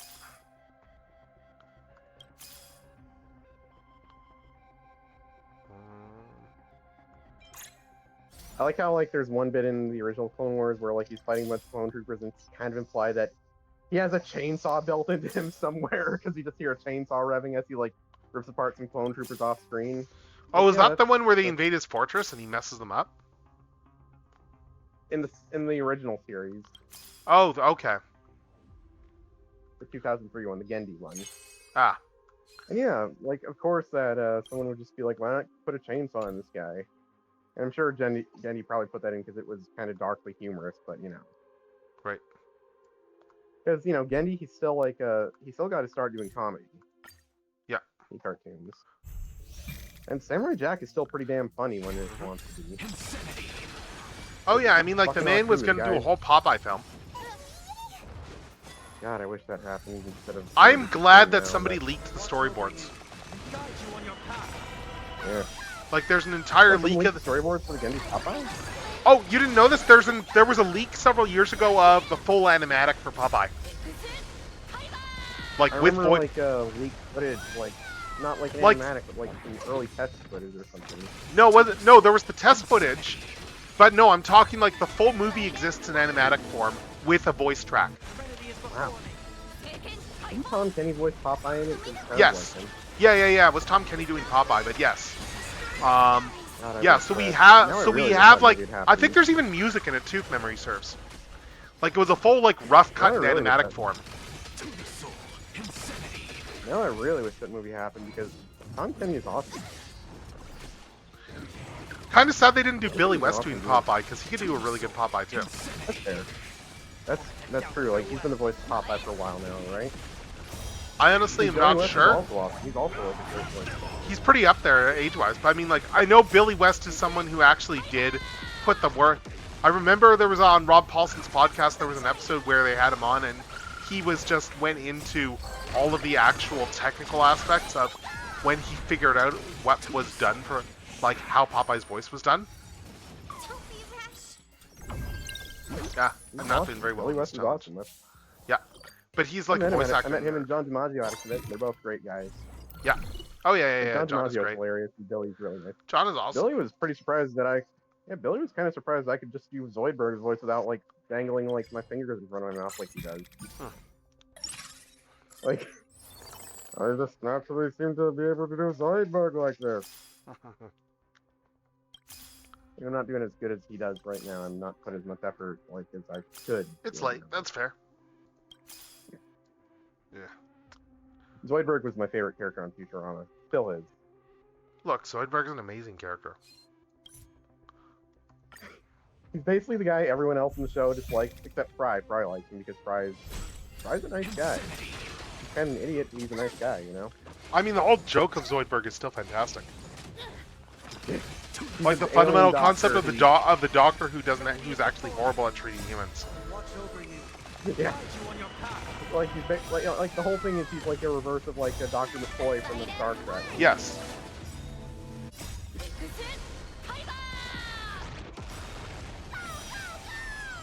Oh yeah, you know, something that I never would bring up around Billy West, like, because he doesn't like talking about it, you know, looking on Ren and Stimpy, because, yeah, no wonder he doesn't like talking about it. John K was fucking terrible. Yeah. Pretty much everyone else involved in the show, really. Mm-hmm. Apparently for a while, Billy West, like, his site said, his official site said, there are two kinds of people, human beings and Ren and Stimpy fans. He did not have fond memories of working on that show, and again, understandable reasons. Like, even putting aside John K being a predator, like, you know, he's also a fucking asshole to everyone else that he worked with. Right. That's why I'm like, I mean, yeah, Bob Camp is really the reason Ren is good. It's interesting. Bob You're Camp making was me one you're who making me basically- think as well right now of I remember seeing like an interview with Dan Harmon several years ago, and Harmon was remarking on, you know, I'm surprised I still have a career considering all of the crap I've done in my day. Yeah. Like, he was like, the fact I still have a career is kind of insane because it's like just how many bridges he's burned over the course of his career. Yeah. But he is also someone who has actually, like, to Harmon's credit, he is a person who has actually, like, acknowledged the fact that he has done, like, a lot of, like, terrible, stupid stuff. And at least one of those bridges weren't for a pretty good reason.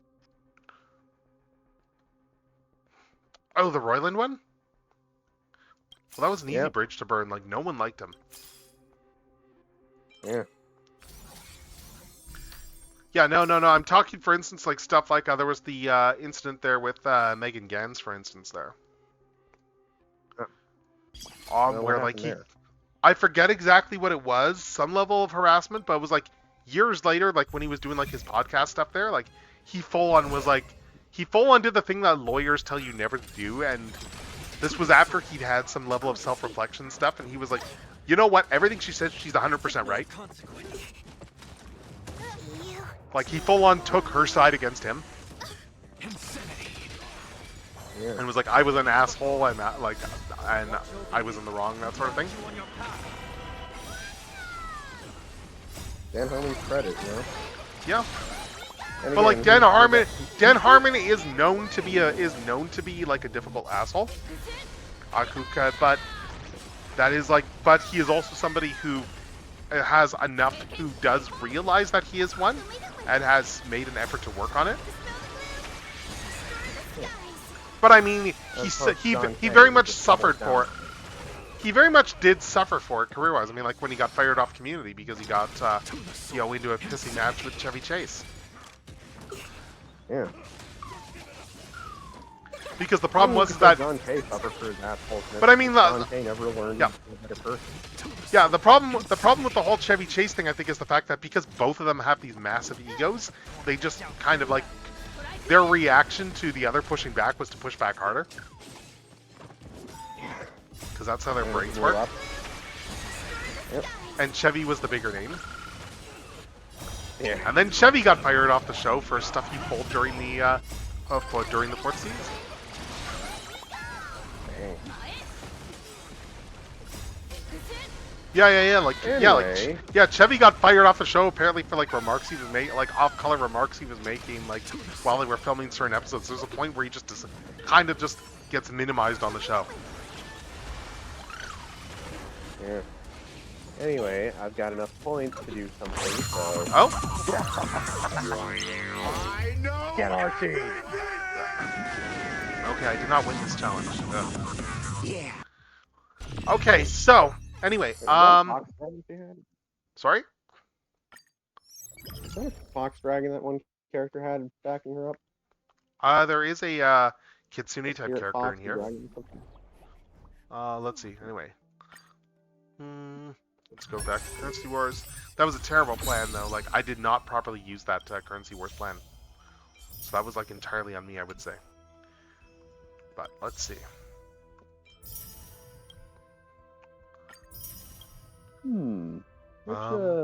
Which Archie Sonic fact should we bring up to I am just trying to inflict think. psychic damage on our audience of probably just me?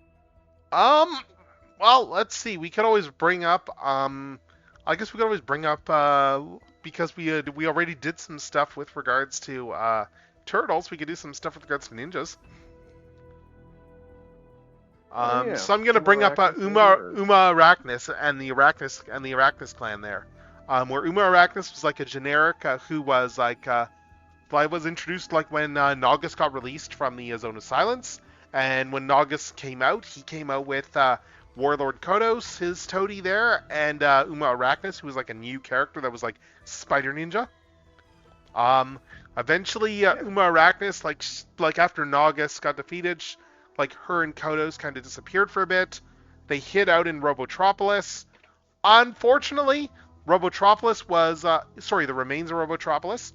Unfortunately, those remains were also nuclear fallout, so they both got radiation poisoning and died.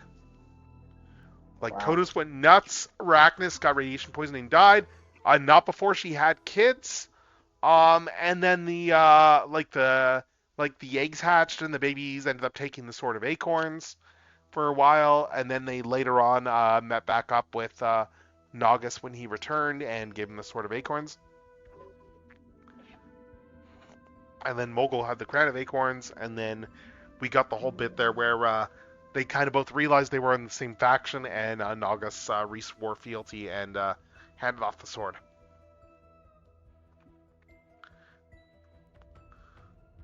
Was it like Ian who decided that Mogul was actually the founder of the Order of Ixis, or yeah, that was an Ian move, yes. It was one of those two. I knew it. It was too good an idea to be like a Pender's idea. So I was like, it was either Ian or Ballers. It was either Ian or Carl. No, that was Ian. Yes, that whole Darkest Storm story was like one of Ian's first major stories. I think I'm actually gonna stop calling like Carl Ballers as Ballers, and he feels kind of. I'm just gonna call him Carl. Out of respect, like it's like. I don't know. I don't see a problem with calling like. I think it just has to do with like how people are referred to in the fandom, because Ian was like very active in the fandom. Yeah. Oh, I respect Carl Carl about as much as I respect Ian. Like, I think they're both pretty cool guys. So, while Penders, I'm just like Penders. Interesting. I guess I may as well run another ad there. I don't know how much later we're going to be going, but I probably going to do a little more stuff in Star Rail. So let's run an ad, and then we'll be right back in a few minutes. We'll run this now, and I'll claim all these rewards.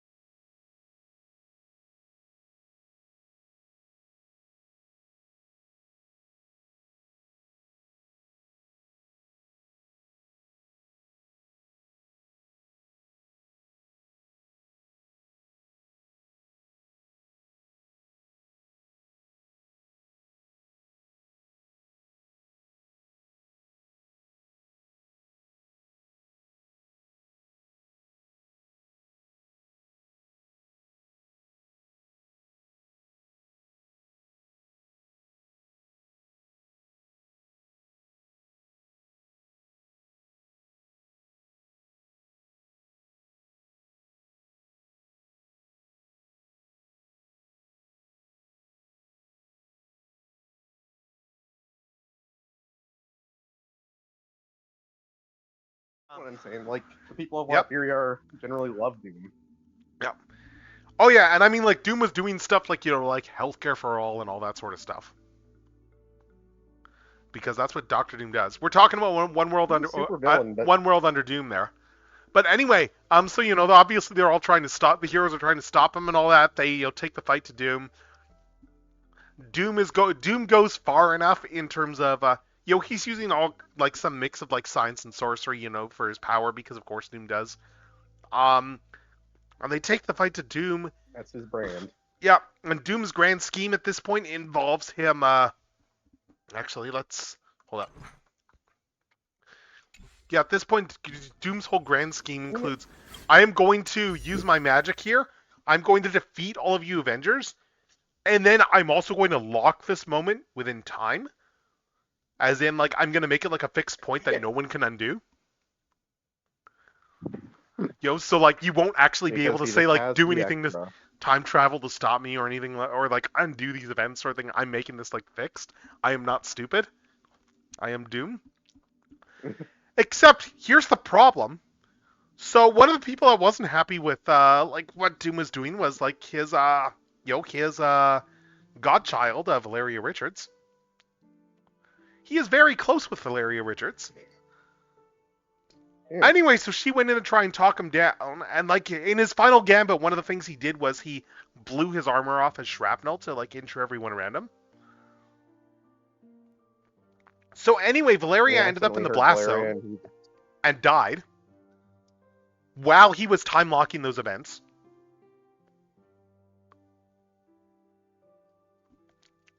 And then they bring up the fact that Doom genuinely does care about Valeria. She's probably like the one person that he does genuinely care for. Yeah. And that is like something that's been built up over decades in the comics. He full on like sacrificed himself, like went to the living tribunal to sacrifice himself and undo everything in order to bring her back. That's Doom for you. Yes, like he full on like sacrificed his own life like to bring back to undo the rules and bring back Valeria. Like I said, compared to other Marvel supervillains and even real life supervillains, Doom is actually a pretty okay guy. Yeah. All things considered. Let's do some more Let's do Currency Wars again. I want to try and get the level higher. Actually, one thing I like to bring up is how many weeks is it until the next patch? I people forget. Should imagine locking like Red Skull in the same room with Magneto and Doctor Doom and see who kills Red Skull first. Well, we've already seen Magneto in the same room as Red Skull. We know how that goes. That was Act of Vengeance back in the late 80s. And Red Skull died, I assume? No, what happened was, once Magneto found out that, yes, this was the same guy from the Second World War, he essentially, turned on Skull, threw him in an underground bunker with just, a bunch of barrels of water, and just left him to rot. Gotta love Magneto. Yeah, and it's it's not clear whether or not he would have actually released it. It was very much like I'm going to make you suffer, and I'm going to make you live a hell. All right, I want to do another round of Currency Wars here. So understandable, considering A, Red Skull is Red Skull, and B, the guy, making Red Skull suffer is a good thing. Yeah, absolutely. And Magneto is literally he's of 2 or 3 groups that Red Skull wants dead. Mm-hmm. It's like Red Skull hates Jews. He hates mutants. I'm pretty sure he also hates isn't Magneto part Romanite? I know Doctor Doom is. Magneto, he is not himself, no. But he fell in love with a Romanite woman, and that's yes. Scarlet Witch and Quicksilver's mom, right? Yes. That is correct. Yeah.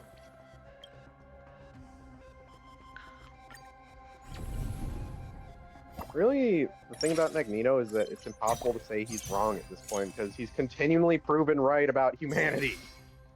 Yeah, there's a reason the meme is Magneto is right.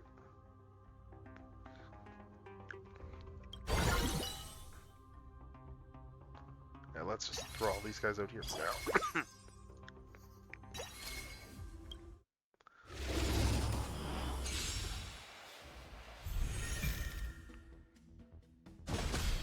Yeah, Magneto was right as a meme for a reason.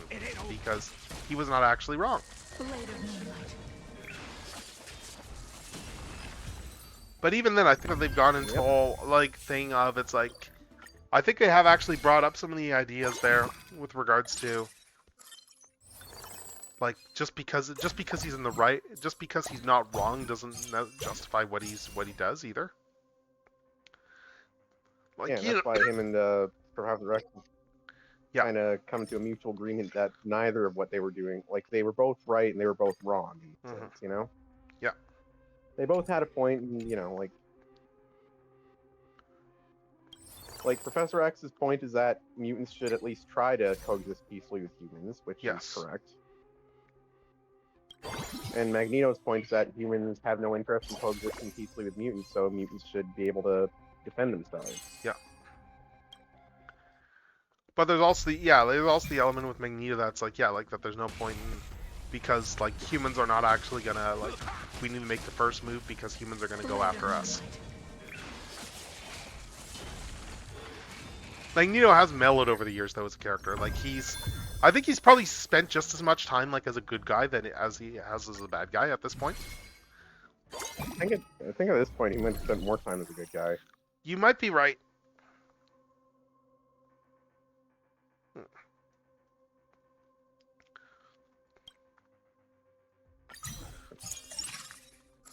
Yeah, I think you may be correct there.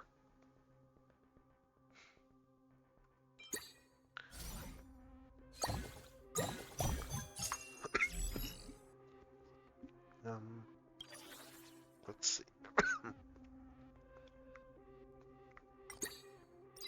What else do I need for upgrade items? I need pistols, star, and let's do that. And what do we got in the store?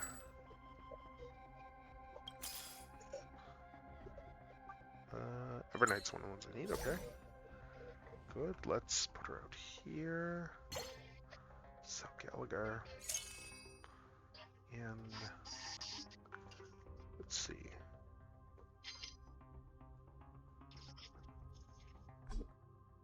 Casting a gay guy as Magneto in the movies was a really smart move, you know, Ian McKellen. Oh yeah, what about Sir Ian? Casting a gay guy as Magneto is actually a really smart move because, you know, group that's been targeted for persecution for centuries. Still, you know. I guess. And there's a reason, like, a lot of gay comic fans I've been coming to the X-Men. Oh yeah. Like, I mean, Bryan Singer got that out of them too.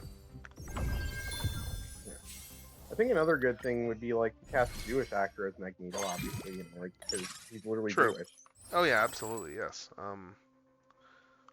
Let's see what else we got here.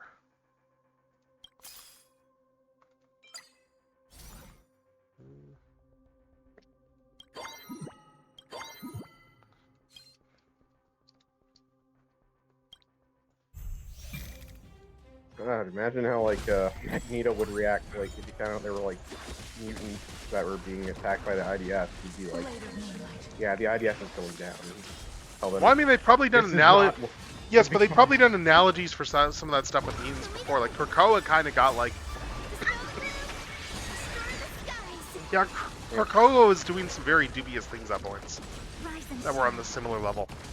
Yeah. Like, Beast was full on a war criminal for like a decade in comics. Why not have a meal before like, Beast became like a fully irredeemable person. Go through a villain arc.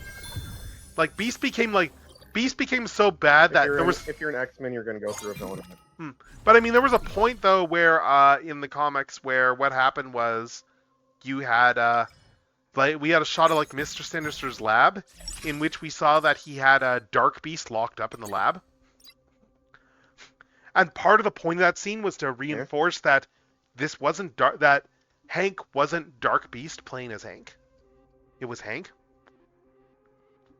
It was just Hank, and he's just gone full. And Sinister makes an offhand remark of it's like, yo, you really can't call yourself Dark Beast anymore either, considering like how bad like your regular counterpart has gotten.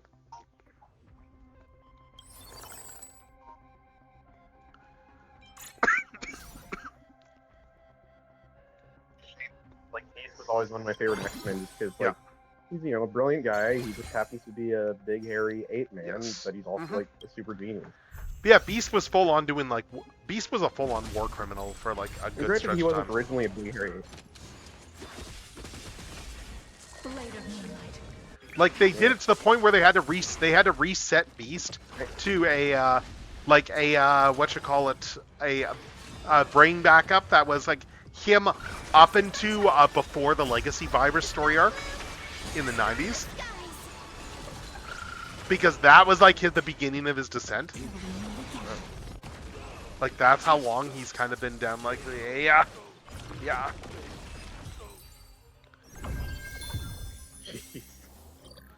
Yep. I remember in the X-Men cartoon being the guy who just casually quotes literature while he was beating down like villains. I love that about him. I'm just looking this up again here. Yeah. Yeah, he was doing like a lot of horrible stuff there. Right, like there was the whole point where when he was cloning Wolverine, making like Wolverine clones to use as assassins.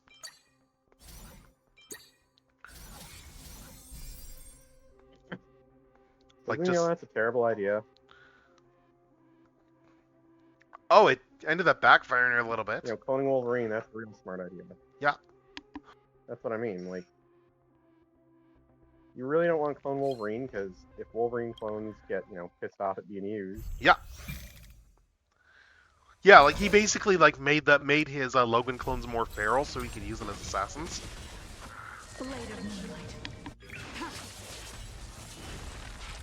Real smart move there, Hank. Yep.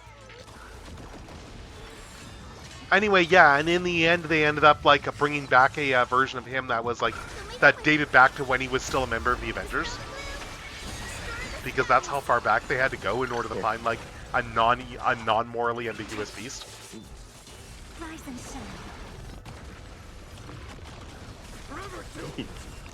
And then the old beast died, and then the new one took his place, and so yeah. Since you're already here, why not have a meal before you leave? Comics are weird like that. Yeah.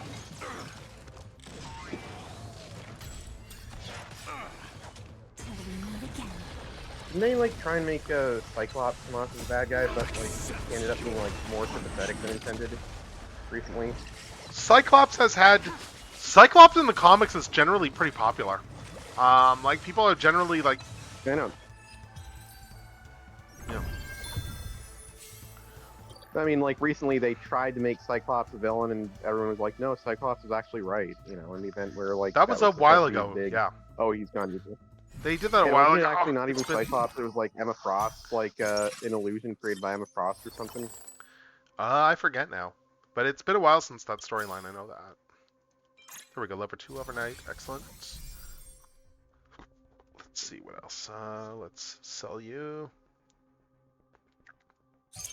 And what else are we going for? Cyclops, the man who can fire punches from his eyes. Because remember, his optic blasts are not like heat energy; it's like just kinetic energy. So he's basically. Oh, I know. The only reason that the heat energy thing goes on, let's be honest, I think a lot of people know that partly because of Gail Simone and her trolling online. Yeah. Yeah. Let's see here. I'm just looking to see where Magneto's at right now. Let's see.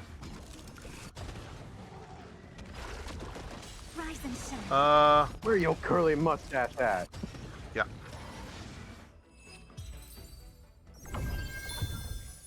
Wonder if they're ever going to try to retcon. Oh, Deadpool is actually a mutant.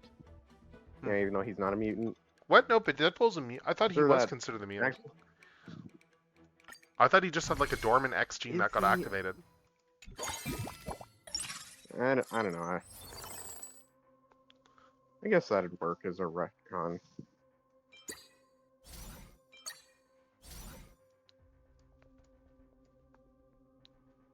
As far as clumsy retcons go, that one's not too clumsy, I guess. Right.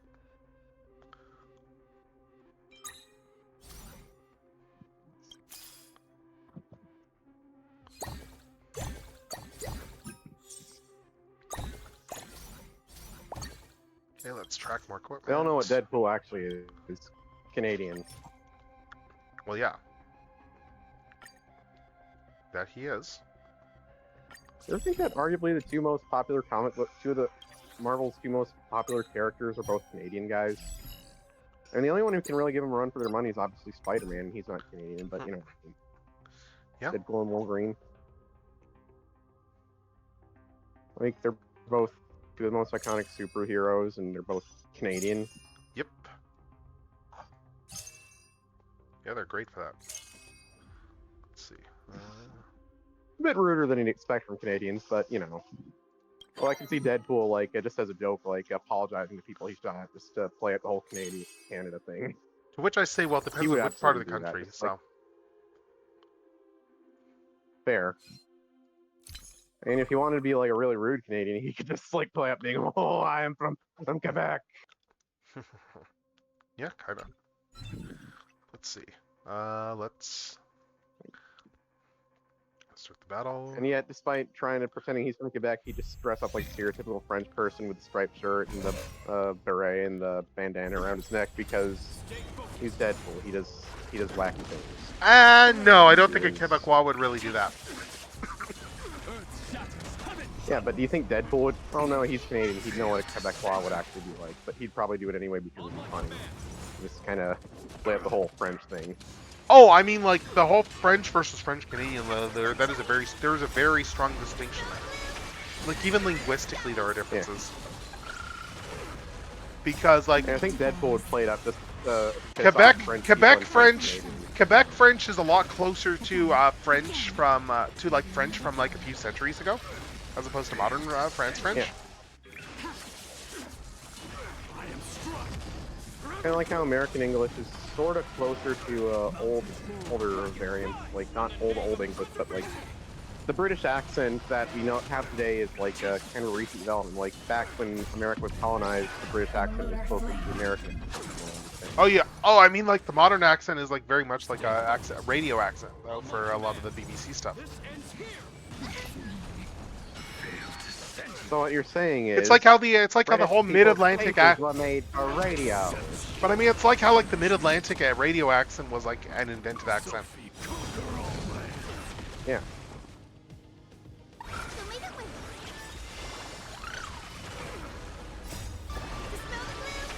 I just had to add this face was made for radio bit. Yep. Yes, I know it's been a while since someone with style treated sinners to a broadcast. Treated hell to an elegant broadcast. Sinners rejoice.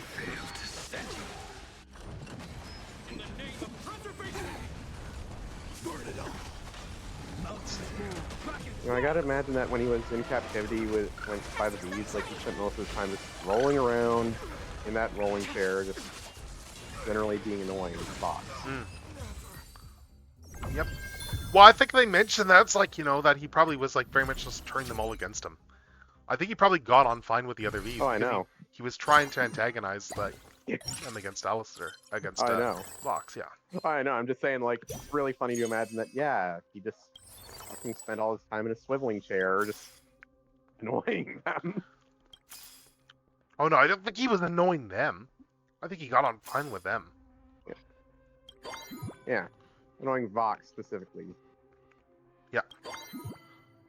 You gotta wonder if, like, maybe at this point, maybe just hearing the sound of a swiveling chair's wheels squeaking will make Vox's eyes twitch, because it's like, oh, great. Maybe. Blade of moonlight. Earth shatters, heaven trembles.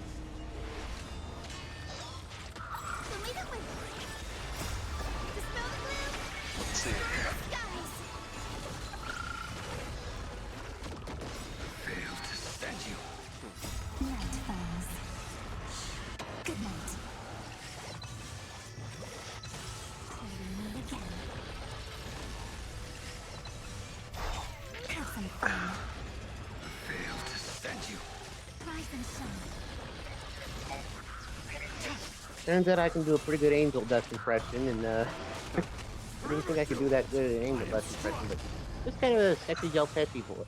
I mean, not Joe Pesci, but like kind of a sexy version of Steve Buscemi. Gay, sexy Steve Buscemi. That is not an image that I can imagine. Yeah. Well, what if he was a spider? That's. Since I'm pretty sure that like Michael Kovac and like Blake Roman, both their voices for Angel Dust are just Steve Buscemi impressions.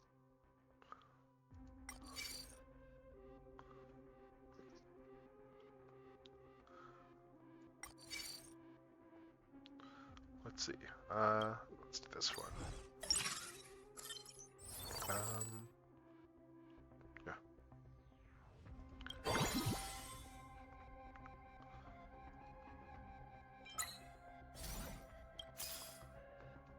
Let's see. Ocha and Blade. Cool. Exactly what I needed. Good. And let's start tracking equipment now. Apparently, I actually have enough points to do this again. But instead of doing an Archsonic pack, I'm going to do a Transformers pack. Oh, no, I don't. It's just a glitch. It says when I don't, actually. I mean, like, there's also the gacha thing still exists, too, but... Yeah. No, I mean, like, it says I have 632, I know, but I don't, because I spent that. I'm just like... Let's see. What else? It's a glitch on my end. It's probably not something we can do anything about. Alright, anyway, let's keep going with this battle.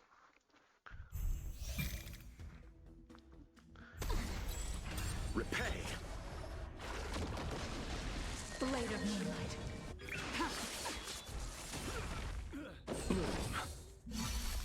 Earth shatters, heaven trembles. Capture sunshine!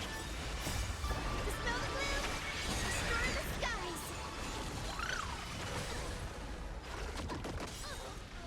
Fail to stand you. Keith David is like the oldest voice actor working on the Hoyoversing right now. Like, He's probably is, yeah. You know? I mean, Richard Horvitz is getting up there, but like I don't think he's quite that old. I think John Waters might be older. You know, he voiced like the eel guy in one episode of Hell of a Boss. Oh, John Waters? The eel guy. Oh yeah. I think he's like he's almost 80 now. I think, isn't he? Yeah. Apparently, like, he was someone Viv really wanted to get on the show because she's always been a fan of his work, which is unsurprising given all the swearing and stuff. I am completely unshocked. The man is an icon in the whole community. I'm entirely unshocked by this. And like the funny thing is, like the eel guy is like a human form is literally just John Waters. Yeah, it's just John Waters. Yes. Just like his character on The Simpsons is just John Waters, like in the episode Homer's Phobia. Yeah. No, it's a good episode. John Waters, except one of my favorites. Kind of like one of the few things where John Waters, like, he wasn't like playing like a super. Like, it was one of the few things he didn't. It wasn't like super edgy because like it's The Simpsons. Well, also that was kind of the point of the episode. Yeah, he was just a normal dude. And Homer was being unreasonable and homophobic. Yep. Hence, you know, Homer's phobia. Yeah.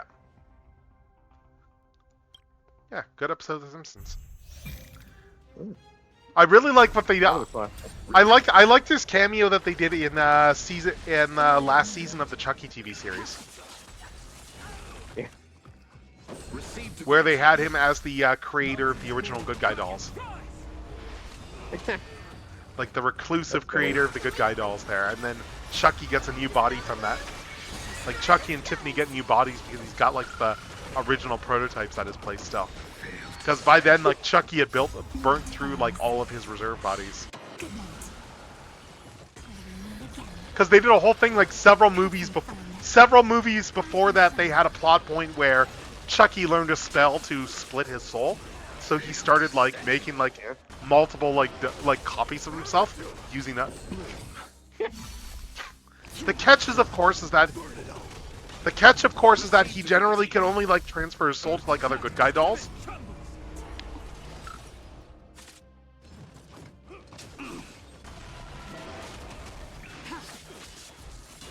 Yeah. I think the funniest bit in Chucky continuity is that, like, I think it was like the 5th movie there where they did that when they were in the in that campier 90s phase, when Tiffany actually switched bodies with Jennifer Tilly, the actress. Yeah. Who I will note, like voices Tiffany. Yeah. And then when they caught back up with her years late, ooh, nice. When they caught back up with her years later in the actual Chucky show, like she was still living as Jennifer Tilly. And they brought up the idea that, like, for instance, that she basically kept like the old Jennifer Tilly like in the Chucky doll there as her captive, and was coasting off of horrible spending habits. But it was the doll that was that had been working on Family Guy all this time, just remotely. Wait, Jennifer Tilly is on Family Guy? Yeah, she's Bonnie. Who's Bonnie? Joe's wife. Oh, Joe's wife. Like, yeah. The yeah. Guy, right? Yeah, we in the wheelchair, yes. Yeah, so she's been there since like early on. Yeah, they made it a plot. They made that a whole like story point there.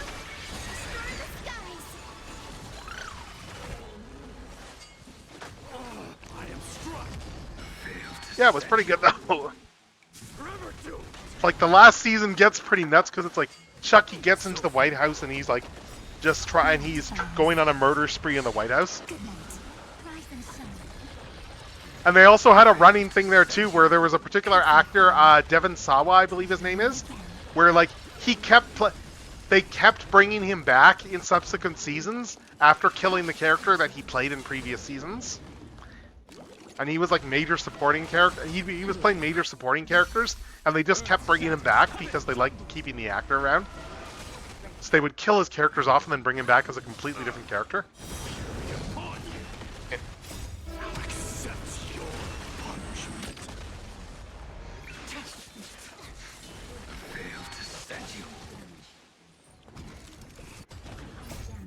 Did you ever fight Freddy Krueger or anything like that?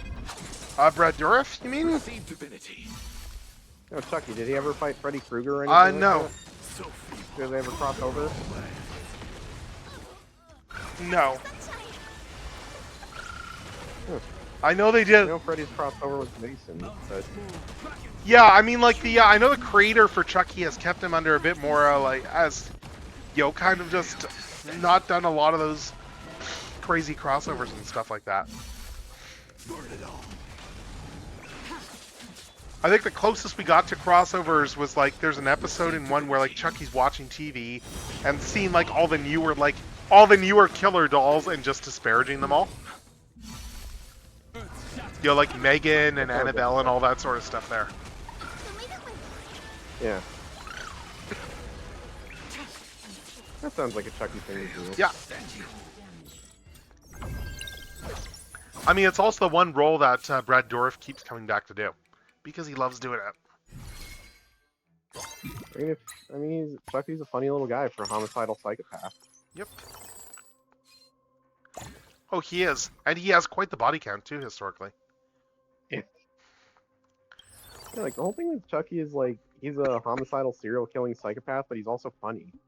Yep. Like, they're horror comedies. Oh, yeah. Well, some of them are more horror than horror comedy. But some of the movies, but... Yeah. But, like, they also, like, make a point to lean into the fact that Chucky is somebody who, what was actually fun at the end of every season of the show, they would do, like, a fourth wall break scene where it was, like, Chucky talking to the audience, doing a recap on all the kills that he got in that season. So that was kind of a fun thing, and they would just do a recap and just do a montage of all the kills he got in. But, yeah, fun character though. Surprisingly involved lore, but in terms of just because of all the movies and because they keep calling back to them and bringing in characters from old movies. Also, I assume he's hard to keep dead because he's a ghost that keeps the best dolls. Oh, I mean, like, yeah, he's transferred himself out of... Well, the third season of the show deals with the fact that he's dying. So like they've got like a visibly aging doll. And he's like wearing makeup to cover it.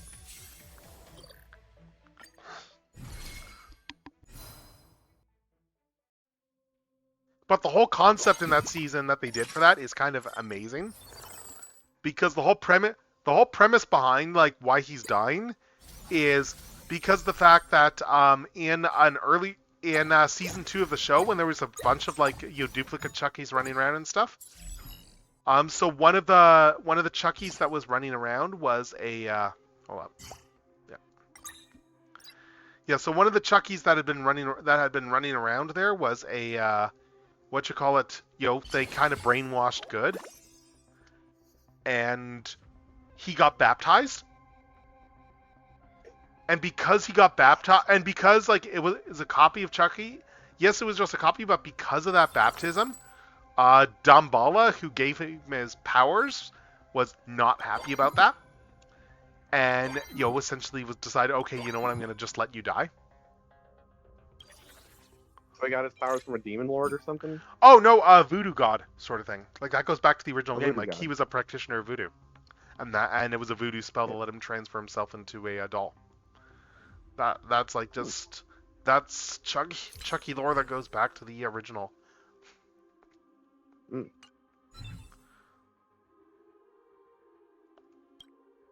Alastor versus Chucky.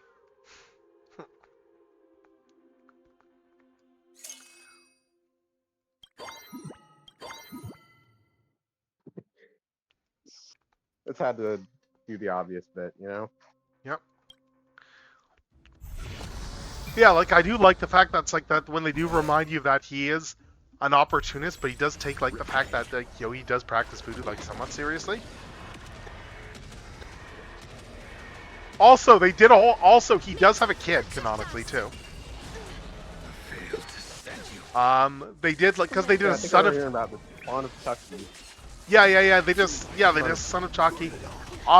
His kid is also a non-binary, and was like kind of like a dual personality.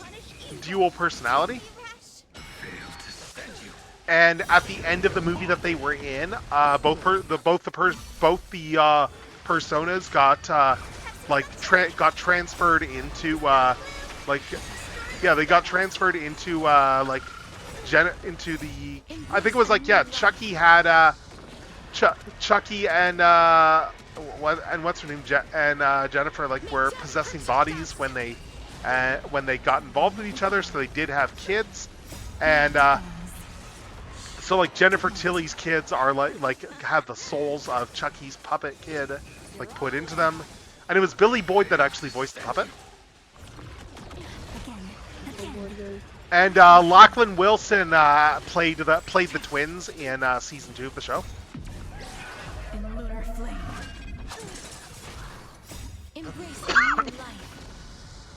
But it was great. Like in season 1 of the show, there's a whole bit where the kids, where the one kid that Chucky's with there is accusing him of being homophobic or whatever there, and Chucky is just disgusted. He's like, yeah, no, I've got I've got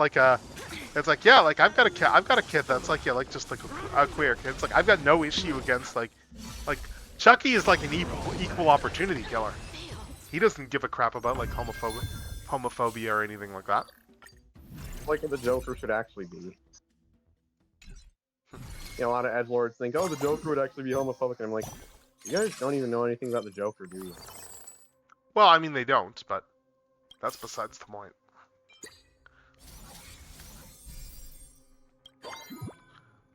The guy's gayer for Batman than he's straighter for Harley Quinn. Yep.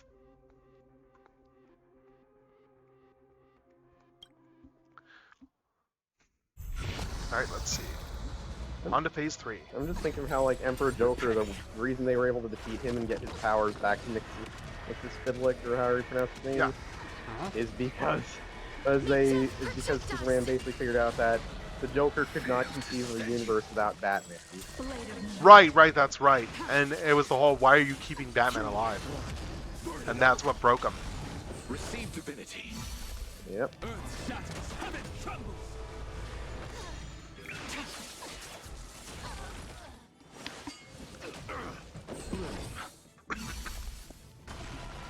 Let's see. Pepsi Sunshine! Dispel the gloom! Destroy the skies!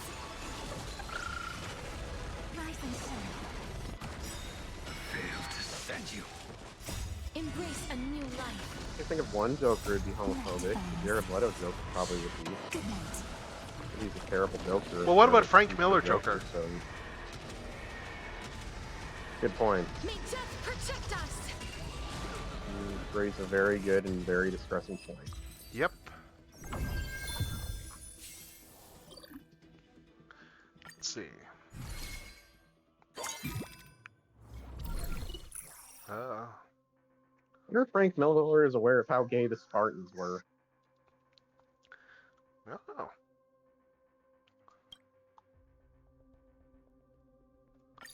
Good question.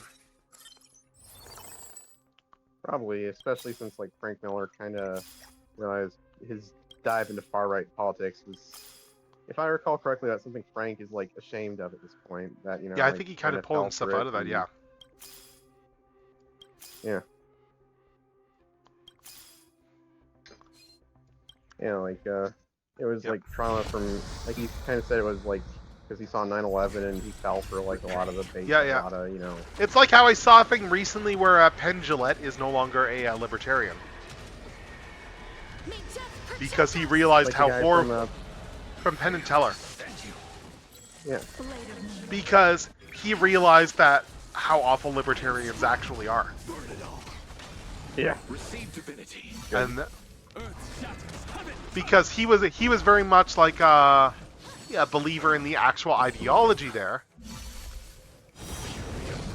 I'm just trying to see there. Yeah, there was a bit there. Yeah, because he distanced himself like around because of all the COVID stuff that was going on. Yeah. Okay, I'm looking And at the this guy's here. a guy In an who, like, interview, always he said- stated, "A lot of the illusions that I held dear, rugged individualism, individual freedoms, are coming back to bite us in the ass." And he was like, "It seems like getting rid of the gatekeepers gave us Trump as president, and in the same breath, in the same wind, gave us not wearing masks, and maybe gave us a huge unpleasant amount of overt racism."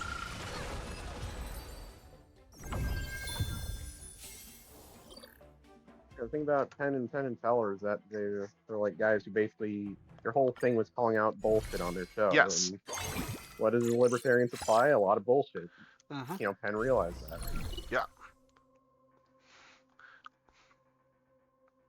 Is Wario a libertarian? Sorry, I was thinking of the drill tweet. Most heated threat, discussion, debate.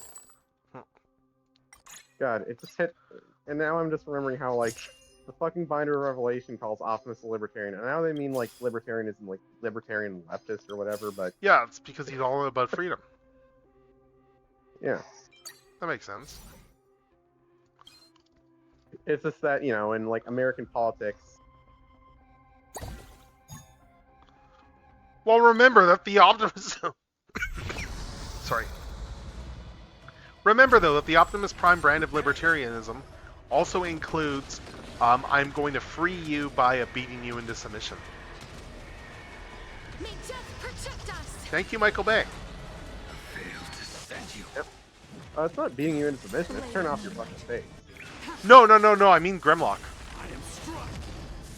Oh, Grimlock, yeah. Where he beat him into freedom. Yeah. Well, I'm pretty sure Michael Bay is a libertarian. Okay. Just for a couple of he's either one. Yeah. He's kind of evasive about it, but it's obvious I from bet. like his movies that, you know, Failed to send you. he's hella sus. Yeah. Embrace a new life. Night falls. Good night. I hate Michael Bay.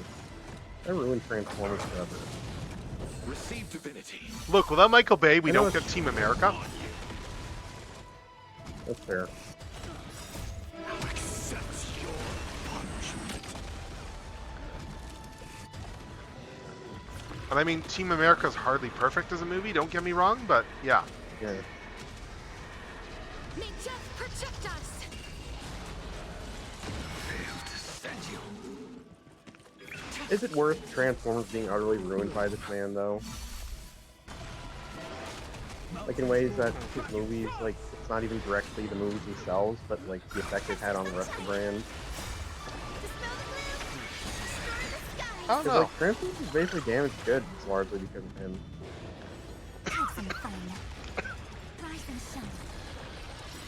Well, I think that I don't know. You say damaged goods. I look at the fact that there were pluses. He did bring a lot of people into the brand with his films. Regardless of like the quality of the films themselves, a lot of people came in because of those movies. And I think there Then were like by the 5th movie, they yeah, that's a different story. But I think there were very valid reasons for having him be the one doing those movies to begin with. At the time, there were definitely some valid reasons. yeah, because he was popular. I still think Yes, it he was was. a poison pill Well, that eventually did more damage. yes, but I mean the thing that people forget though, when with regards to the he's popular, is the important thing with that is that he was a very mainstream director. So getting him gave them a lot of cachet from the standpoint of, oh, this isn't just like a silly dumb toy movie. They got Michael Bay to direct it. Like like Michael Bay was part of the marketing for the movie because it was a look. We're actually treating this somewhat seriously.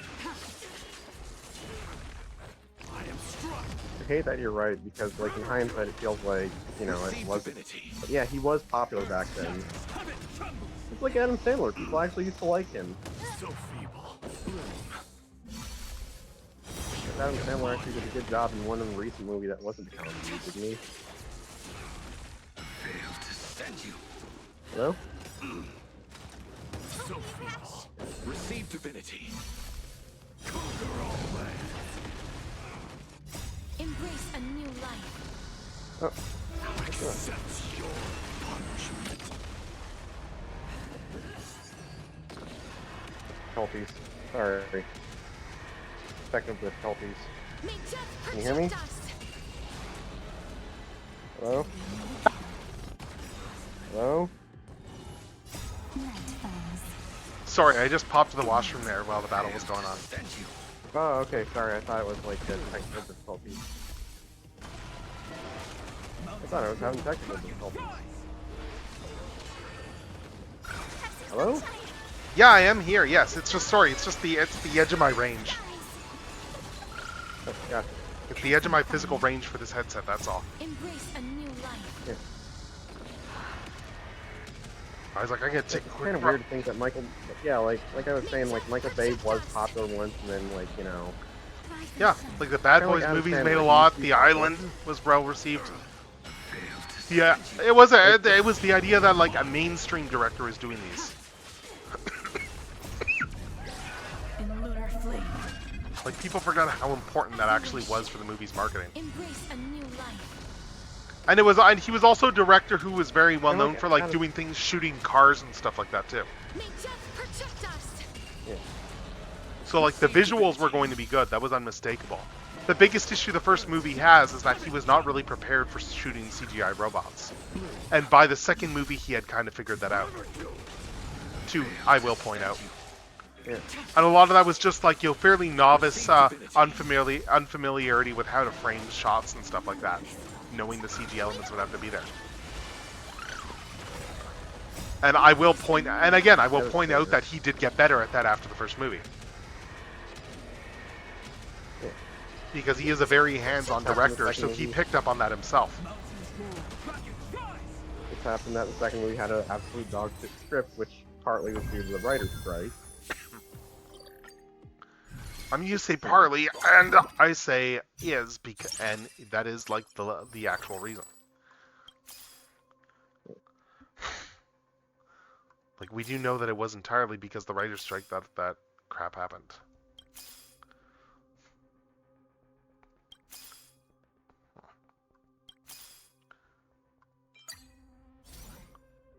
Let's see. Ultimately, think the initial popularity of the Bayverse was like a double-edged sword because eventually people were going to get tired of that shit, and they did, and you know. Yeah. Well, I mean, I think the real movie that was the issue was Revenge of the Fallen. I would argue. Oh yeah. Because the Maybe following problem A's the extension. problem is that Revenge of the Fallen made money despite all of the script issues. Yep. They just didn't feel like they had to bother after that. Yeah. I mean, And they honestly, sort by of the end tried of with it, it stuff. felt like he was very much he was just straight up doing it for the money. By the end.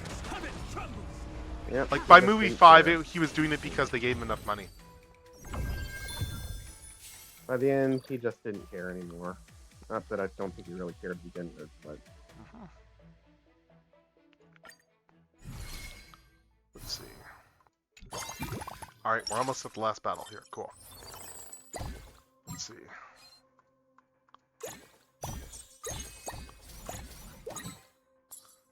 What do we got? What's this one here? Okay.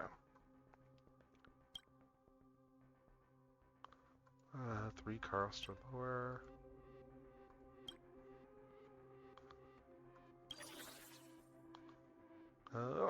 It's like the 1-2 punch of like aligned and Bay versus both collapsing in short order was like the thing that damaged Transformers irreparably.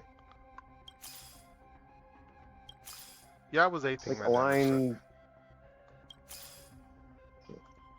like, you know, Hasbro put so much money into a line that they thought it was going to succeed, and it was kind of doomed to start with because A, the binder of Revelation was really stupid and badly written and was really dumb. Yep. To the point that the Prime writers just didn't want anything to do with it because they knew it was stupid. Of course, the Prime crew weren't very good writers themselves, so whatever.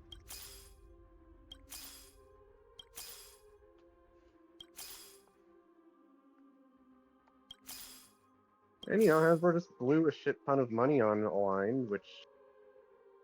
And also buying a whole fucking panel. Because... And then just banking it all on Transformers Prime being a hit, you know.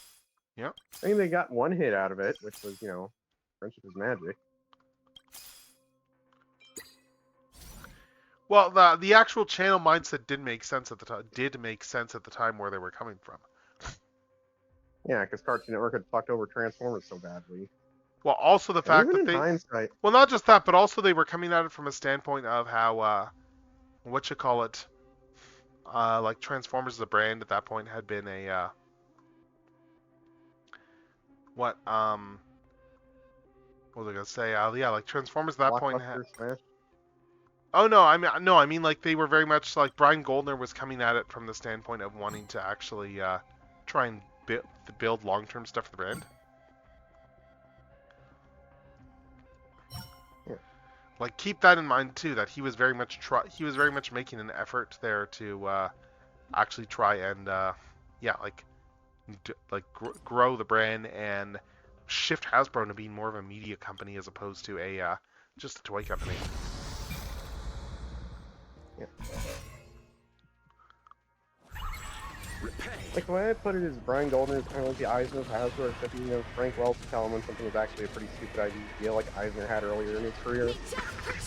And Frank Wells to tell Eisner when one of his big gambits was actually a dumb idea. I mean, Eisner had a lot of good ideas. He also had some that did not work out very well. Yeah. Like that's what I mean. Like Goldner had some really good ideas. That the really bad ideas were ones that he didn't have a Frank Wells to talk about. Just like how when Eisner didn't have Frank Wells around anymore, no one was able to really tell him when something was a really bad idea. Yeah, that is an important again, thing to to have. Eisner's credit, after like being kicked out of Disney, Eisner seemed to really humbled out, you know. I mean, Eisner gave us BoJack Horseman. That's what I mean. Conversely, Jeffrey The guy Katzenberg basically, kind of just you know, like, kind of became out, kind of was just awful. Oh, I know. That's what I mean. Katzenberg just kind of, yeah, he sucks. I mean, you know what the Disney villain is actually based, the animator is actually based on Katzenberg after Katzenberg left Disney? Yeah, Hades. Yeah. Like, which Disney villain are based on his Mammoth? Yeah, Hades, you brought this up before. Embrace a new life. Yeah.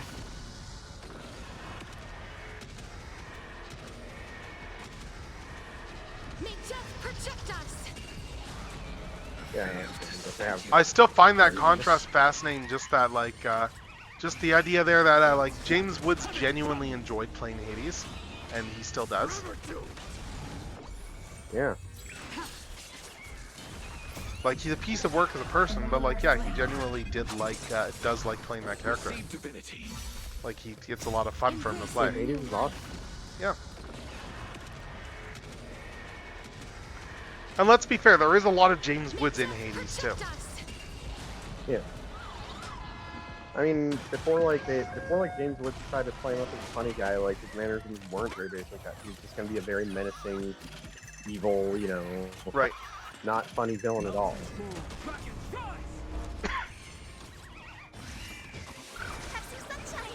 Disney probably decided to roll with, like, making it funny because they just kind of had been having a lot of villains who weren't very funny at all and were just plain evil, you know, Scar. Yeah. Or Governor Radcliffe. Like, as lame as Governor Radcliffe is, you gotta remember he's also, like, a turbo racist in the universe. True. And a colonizer. Yeah. And of course, you know, literally the movie before Hercules, we had literally the worst person, you know, the most evil Disney villain ever. Yep. The guy who basically... Oh, the guy who ensured Tony Jay's immortality. Yep. And right after Hercules, you had Sean Yu, who was a warmongering mass murderer. You know, mass murdering warlord. You know, Mulan. Oh, right. Less memorable villain, mind you. I'd say Sean Yu was pretty memorable just because he was pretty intense. I think Clayton from Tarzan was pretty unmemorable, even though, like, Brian Blessed was voiced. Clayton was pretty cool, but I think was a pretty okay villain, but I think they had a more entertaining, like, evil poacher villain earlier in the 90s. I think, well, the thing is, too, is Clayton is not played up as a straight-up villain until, like, the end of the second act. That's fair. I do think he's actually... And then, of course, but we can't forget Atlantis the Lost Empire. Yeah. And now the villains are the U.S. military. Honestly, Clayton and Rourke are actually better than a lot of modern villains. Like, yeah, Rourke is a great villain. And the thing, too, is I love how Rourke is very much I'm sorry, he is very much has the attitude of, yeah, like, you actually thought that this is why we were here? We're mercenaries. What the hell were you expecting? Yeah. Like, you were straight up deluding yourself this whole time by thinking that this is what this team was about, because we all knew what it was really about. You're the only person who didn't know, and that's your own fault. I think, like, the last Disney twist villain that really worked was, I guess Han from Frozen was alright, but I think the last one that really, really worked was, you know where I'm going with this, Turbo. You know, King Candy? Well, it's Alan Tudyk. The thing is, like... And, like, the other thing is with King Candy, you know he's sus. Like, you know that there's something off about him. Like, yes. You're just... But you don't really know the extent to which until the very end of the film, yeah. Yeah, like, it's the same reason Jetsis and Lucine are such great, like, two great twist villains in Pokemon. Like, you know something's off with both of them. You're just waiting for the other two to drop, and boy, does it drop with both of them. And Lysander kind of does that too, but it's also, like, he was a villain that was kind of sloppily written in the original Action Wide, but, you know, I think it was because they revised it a lot, you know. I'll say Volo from Legends Arceus is a really good example of a twist villain that you don't expect. Okay. You know. Although, again, people kind of exaggerate how evil he is and say, he's worse than Gessis. I'm like, he literally had his brain fried, but Giratina fucked with that guy's head good. That guy is not like, that guy is basically an example of what happens when you're protagonist of a Lovecraftian horror story. Yeah. You tend to either go, like, you either die or you go batshit insane if you're the protagonist of a Lovecraftian horror story, and that's... Yep. That's Volo. Let's see. He just happened to be the protagonist of a Lovecraftian horror story, and you're the one tasked with, you know, keeping him from being, like, useful enough for, you know, the one that broke him, for the Lovecraftian abomination that broke him because it wanted a grudge match with God.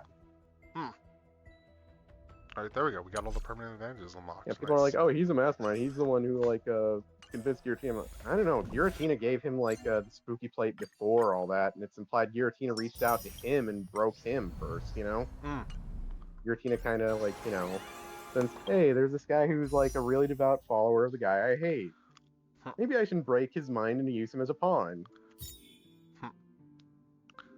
And if Giratina can come back from that and become, more or less chaotic good, Volo can come back, and Legends ZA kind of implies that with, like, Right. like, there's a bit in a museum where, like, you see, like, some stuff from Legends Arceus, and, like, Volo's outfit from after he's revealed as a villain is there, and it's implied he left there, he had kind of, like, a wistful expression, like he's remembering back before his mind was totally broken, and he started, he kind of got being brainwashed into hating you back when he genuinely considered you and the people there at Jubilife Village friends before Giratina was like, okay, you're having too many doubts. You're just gonna go batshit insane now.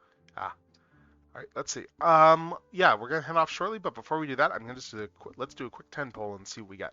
Because why not? Let's pull on this banner. Let's see what we got. Yeah, just gonna be a 4-star. Sorry? The thing is that Volo, like, even if he managed to get Arceus to show up, he didn't have any plan to actually control or capture it, He was probably gonna say, like, hey Arceus, are you as tired of how corrupt and rotten the world is as I am? And then that would just be when Giratina's like, alright, you're no longer useful, I don't need you anymore, bye-bye. Right. Meanwhile, in Black and White's post-game, you're given the Adamant, Briseus, and Lustrous Orbs by the Shadow Triad, and it's implied Getsis had something planned with them, and this is a guy who genuinely does not see legendary Pokemon as deities. He literally just says, a Pokemon is just a Pokemon when, talking about a literal legendary. If he got to summon Arceus or the Creation Trio, he would not, like, just think, oh, hey, I could ask him to do something. He'd have some sort of machine made to enslave and capture them, maybe even drain them of their power. Right. For his use. Like he did with, he literally did that with Kyurem in Black 2 and White 2, remember? I mean, I don't, because I've not played those games, but I'll take your word for it. Basically, the thing is, Getsis is like the guy who, he doesn't fuck around. The only time he fucks around is when, like, he knows, when he thinks he's got it in the bag and he just wants to rub it in the face of the people he's manipulated and screwed over, how, like, much they were just useful to him, because he's that kind of psychopath. Okay. Anywho, let's see. I'm going to, that's pretty much everything for now. I am going to go, let's go to stream schedule there as we prepare to wrap up. Because, we're going to be back Thursday for, I'm not sure if it's going to be arting, if it's going to be co-working. I'm not quite sure what I'm doing, but I've got things I'm going to want to be working on. So might be some off-stream stuff, might be some on-stream stuff. We'll have to see. Like, I still need to start shooting all my advent calendar videos. So there's that aspect. Maybe I'll be doing some editing for those. We'll see. But, let's find someone to raid out to. And I see Astra's still going. Let's see if remember, reality is an illusion. Bye. I'm just looking to see who we want to go in here. What's Astra up to? Playing this Squeak Ross, Home Squeak Home. I'm just looking to see what people are doing right now. Let's raid into Icy. From last night from Ramsey's club there. And they are playing Digimon Storytime Stranger. So that'll be a good thing to raid into to end the night. So let's raid out there. Let's get ready to raid out. Thank you everyone who came by. I hope all of you have yourselves a fantastic night, and thank you everyone who came in and stuck around from all the various raids. Have yourself a great evening. I will see people on Thursday for whatever it is we end up doing, and until next time, this is going to be Techno signing off. Have yourselves a fantastic night. Yeah, have a fantastic night. I'm just getting the stream open so I can see what I'm raiding into. So, yeah. So let's raid this thing.